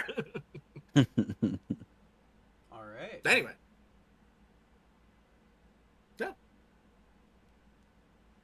All right then. All right, boys. Well, it was What's a up, pleasure. Paige? Like I said, thank you guys for joining. For everybody watching, I appreciate you guys sticking around, even if you didn't. You know, I know everybody's busy. But if you got to check us out and see us meet for the first time, this was really special, and it was special to have you guys with us. All right. It was Special to know you It was all. awesome to do this. Yeah, for sure. Really And- enjoyed it. Yeah, I did. We're gonna do more of this when we have 100%. time. Yeah, of course, We're for gonna sure. do more of this. Yeah. We'll definitely have to schedule more. Yeah, of these in the def- future. Yeah, for sure. And next Every, time, like- We all gotta I meet won't drink Con before. and like do something together. Yeah. Every like couple of months, we should do like some sort of a All I'm Like a saying- meetup. catch up all I'm meetup thing. Yeah. I think we should do a meetup. I would actually, and I think I might have mentioned this to either Hard Rock, Kanga, it might have been both of you guys, but I talked about like I have to go fly out and meet him and actually check out his shop. But I would love to like All right, guys. Here's what we use do. this passport and go to Australia and check out Kanga and just play in real life, show off some of That'd the be cards. cool. All right, guys. Yeah. Here's what we do. Here's what we do. We all go to Hard Rock store and play Okay. Powerline Ultra Yeah. and Chaotic. We play. I'm with it. I have Chaotic locals at my shop. We That'd should be do the cool. chaotic Wait, one you for have sure. Chaotic locals at your shop, Yeah. bro? What? We thought the Yeah, one we was in had Canada. No, we had some players come by the other day. I think we ended the night with. No, we ended with 22 players. Nice. Yeah, it was awesome. I mean, this is a cool thing about being part of this community and us being pillars is we get to recognize just how big this community is. Like Oh, yeah. a lot of people refer to it as a dead game, but the community is very alive, very loud, and I very was gonna much say in we're pretty loud. anticipation. Yeah. Oh yeah. We're really loud. We're really loud. Every time we make a noise, Ganon hears it. Every That's time we good. make a noise, Still, the Ganon just. It's like I said what? Yeah. People said I said what? That was still the funniest Gotta- text messages ever. Got to start fact checking people. Did you It's see- like that one clip from SpongeBob where it's like, I feel a disturbance. That's accurate. Did you see, like, I made the video, and then, like, almost immediately after, Ganon texted Hard Rock and was like, hey, clarify this. Yeah. He was like, you better straighten this out. I'm like, you got it, Dad. Yeah. I was Oh, like, man. damn. I really hope this isn't related to me, but I really hope it is at the same time. That was the funniest day ever because like my roommate was like, dude, this should have just been a live stream because it was like 5 updates in one day, and I was like, dude, it really should have just been a live stream. Yeah, we know what to do in the future, right? Yeah, just go live every time there's a chaotic announcement. I don't need to. I think we should. I don't need to edit the That would- videos anymore. It's like That would be a really cool idea. Just go live. Yeah, Like, we all right, guys, we're here. yeah, And we just sick. join, we talk about it, we, discuss what we're excited about, what we want to see The more only thing I of. will say is this: if I ever post that I'm going to San Diego, raise your eyebrows. if you ever Okay. post that you're going to San Diego, I want an invite. Okay, like. Absolutely. Hook a What? brother You're leaving up. out the Hook a crew? brother up. Yeah. Don't leave the crew out. If I'm posting about San Diego or at now San Francisco, you can either assume it is either chaotic or it's voice work. It's one or the other, and there's nothing in between. There's never. I think every single time I've ever been there since I turned 20, it's only been business. It's only been That's what's business. up. Or it's chaotic voice work. I hope. I know that's on the that's on the list. I All hope. I'm saying is, Sam Shady is a replaceable character. You like the new episode, like a new episode's dropped. Sam Shady pops up and he goes, "What's up, guys? It's Code. I mean." Instead of having Sam Shady in the place now we have Hardly Rockin'. I'm just saying. Hardly rocking. That's crazy. Hardly Hard knock Rockin'. with hard Hardly knock. rocking. Hard Rockin'. And his entire team is musicals related. Okay, I'm just saying. Fighting game related. Sam Shady is replaceable. All I'm saying. Hardly Sam Rockin'. Shady's Entirely musical based team, and he plays like the game like a fighting game. Spam attack, back step. Spam attack, I love that so much. This is a very well thought out concept that he's I been know, it's excited literally off for the a top of my while. head just now. Literally off the top of my head just now. The episode writes itself. I'm just saying, Gannon, if there is a way to get Hard Rock into it, Hardly Rock it. I'm just saying. Sam Shady, Hardly Rock. Was an homage to a game tester. All I'm saying, because Sam Shady was made based off of the guy who designed the chaotic TCG system, right? And so I'm just saying, if we're paying homage to chaotic employees, I'm just saying, Hardly Rockin', or I'm Yusa Rudd. I'm just saying, names are there. Ooh, would this love brings up a idea, and then I'm gonna let you guys go on this note. But me and Kanga talked about doing a banner with the content creators and having all our favorite cards in the background, and then us on there. So if we ever meet up, just have that shown somewhere. That'd be cool. I think that's something we should totally do. You know what sucks? Yeah, about, for sure. You know what sucks about that though? Screamer What's doesn't that? have a card. I have a good feeling he'll be. He will. He'll get a Just press. pull my Grolls and Gorks screamer card. Hey, Just rip it from the TV It's show. got stats. Just rip it from the TV that's show. that. Yeah. Yeah. I mean, I have a proxy of it from the TV show, with the same stats and everything. So, What is his ability on the TV show? Does he ever use one? so the ability is that he can switch Oh yeah, his Battle battle Gear. gear with a current unengaged creature you control. Is there a cost, or he could just do it? You could just do it. Is it once per turn, or is it At the beginning.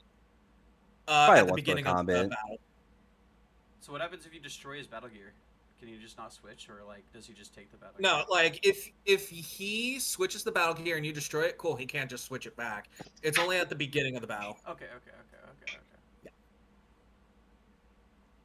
Yeah, because he can't. Because we've never seen mid attack switch battle gear, so it's reasonable to assume it's only at the beginning. He's an Underworlder, right? Yeah. Yeah. Okay. Cool. I'm not tripping. Yep, he is with Takinom's army at the Second Marillion Invasion, Nice. To explain. which means he's Team Chaor, by the way. True. Not Team Von And Blue. that's the best team. Hey, Team Von Blue is the best team. Okay, I'm all for Chaor. Okay. But Okay. no. See, Von Blue is the embodiment of an Underworlder. Chaor isn't as close to an Underworlder as Von Blue is, because Von Blue is fine with taking over everything. He is very deceptive. Yeah. He's the He will epitome lie, of everything Purse wrong cream connection. with the person. Chaor, Yes. Yes, that's exactly what I was thinking. Chaor isn't sneaky, conniving. He's not even really a liar. Like, if he tells you he's gonna punch you in the face, he's gonna punch you in the face. Like, he's not gonna go for like a gut punch like Von Blut would. Like Von Blut would yell face punch and then just gut punch somebody. Like, I mean, like I can see Von Blut. Well, I will leave it like this: no one ever challenged Chaor's rule, but everyone challenged Lord Von Blut's rule. Well, yeah, he's a horrible. Fair enough. He's a horrible leader. He's a horrible leader. Yeah. Have you guys ever seen The Lion King? Have you guys ever seen The Lion King? Whenever Scar takes over.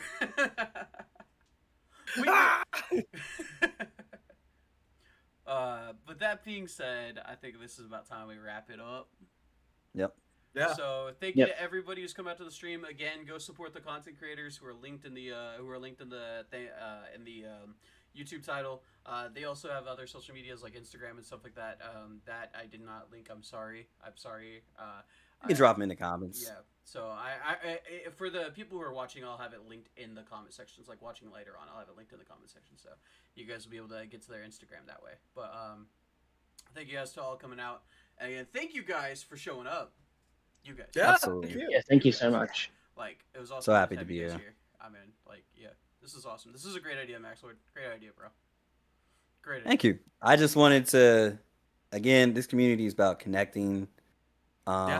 It's about indulging, engaging, encouraging each other, and just enjoying each other's presence, enjoying this game, and enjoying watching all of us thrive in it. Yep. And now everybody who is watching after the hand, all of you guys, ping Rudd on Instagram and tell him to join the next one.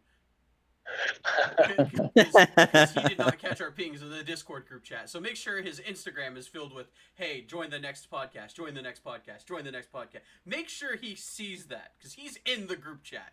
This is what the fan base wants. This is what we want, guys. This is what we need. This is what we need! Let's force Rudd back into the community. He doesn't have a say in it.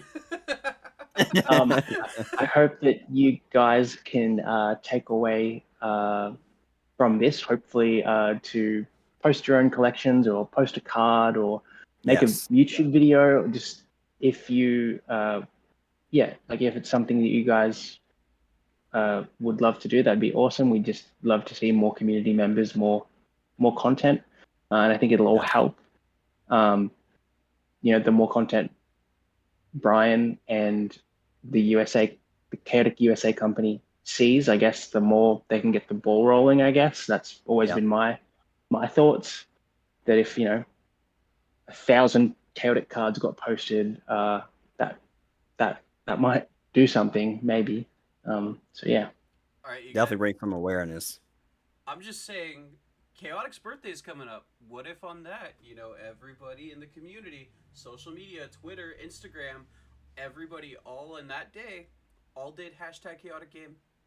Just post their favorite #ChaoticGame. Instead of theory, I think we should take the lead on that. Yeah. I think all of us should go and even hashtag it.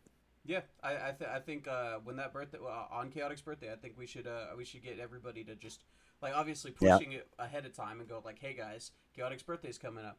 I'm just saying, guys. I think that'd be awesome. I think getting chaotic in people's face again. I think that'd be awesome. We should do that. We will. I agree. We got thousands of people to sign a survey that wasn't publicly endorsed by Ganon himself. Okay, I think that we can get thousands of people to say, "Hey, by the way, this is my favorite card. #ChaoticGame." Yep. Yep. That's it. That's how simple it is. That's how easy it is, just to show, hey, remember this? And remember this card game? And as a reminder, it was all Kanga's idea. It was all Kanga and Max Lord's idea. Give that man credit. It was all Kanga and Max Lord's idea. It was all their Everybody give Kanga a kiss. Everybody give There you go. But I also encourage us all to share our ideas and our eat whatever your idea is, whether it's small or big. I think hard rock crossovering Powerline Ultra with Chaotic. That's so cool. I think that's the most coolest thing ever, because I don't know if you know this, Captain Hard Rock, but I love Final Fantasy. I love Mortal Kombat, Killer Instinct, all those adventure RPG sort of games. really near and dear to my heart. So I genuinely think what you do is so cool. Yeah. Because I grew up with Final Fantasy, grew up with Killer Instinct. I still have like a Nintendo 64 with Killer Instinct and Mortal Kombat. That's And- I awesome. love that. Sorry, Super Nintendo. Yeah. Anyway, I get you. Yeah, No, it was also on the 64 too. yeah. Anyway, I appreciate your contributions. Because again, it's so left field. You're doing something that no one else is doing.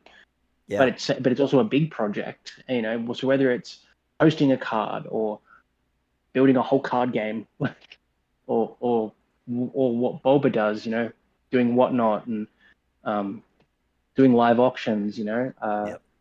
it all helps. So like if someone in the community decides tomorrow that they want to, I don't know, make a new social media platform specifically just for chaotic cards, I don't know, like Yep. develop an app or whatever, like I think that's important. Yeah. It is. It's important. I think all of what we do is important, and it's even more important that we're making an impact to this community, and that the community knows we're here for you guys. Yeah, like all of us are here for you guys. I mean, Hard Rock, he'll take a 8-year break, but he's here for you guys too. Don't worry. It is good to be back, though. Feels good to be back. Absolutely. Oh, Powerline Ultra in chat. You can give him a hug. He says, "Can I?" War said, "Can I think warm thoughts to him instead? Don't want to buy a plane ticket to go kiss somebody." Yeah, you can give him a hug. Like you That's have fair. you have to give him love. You have to give Kanga love.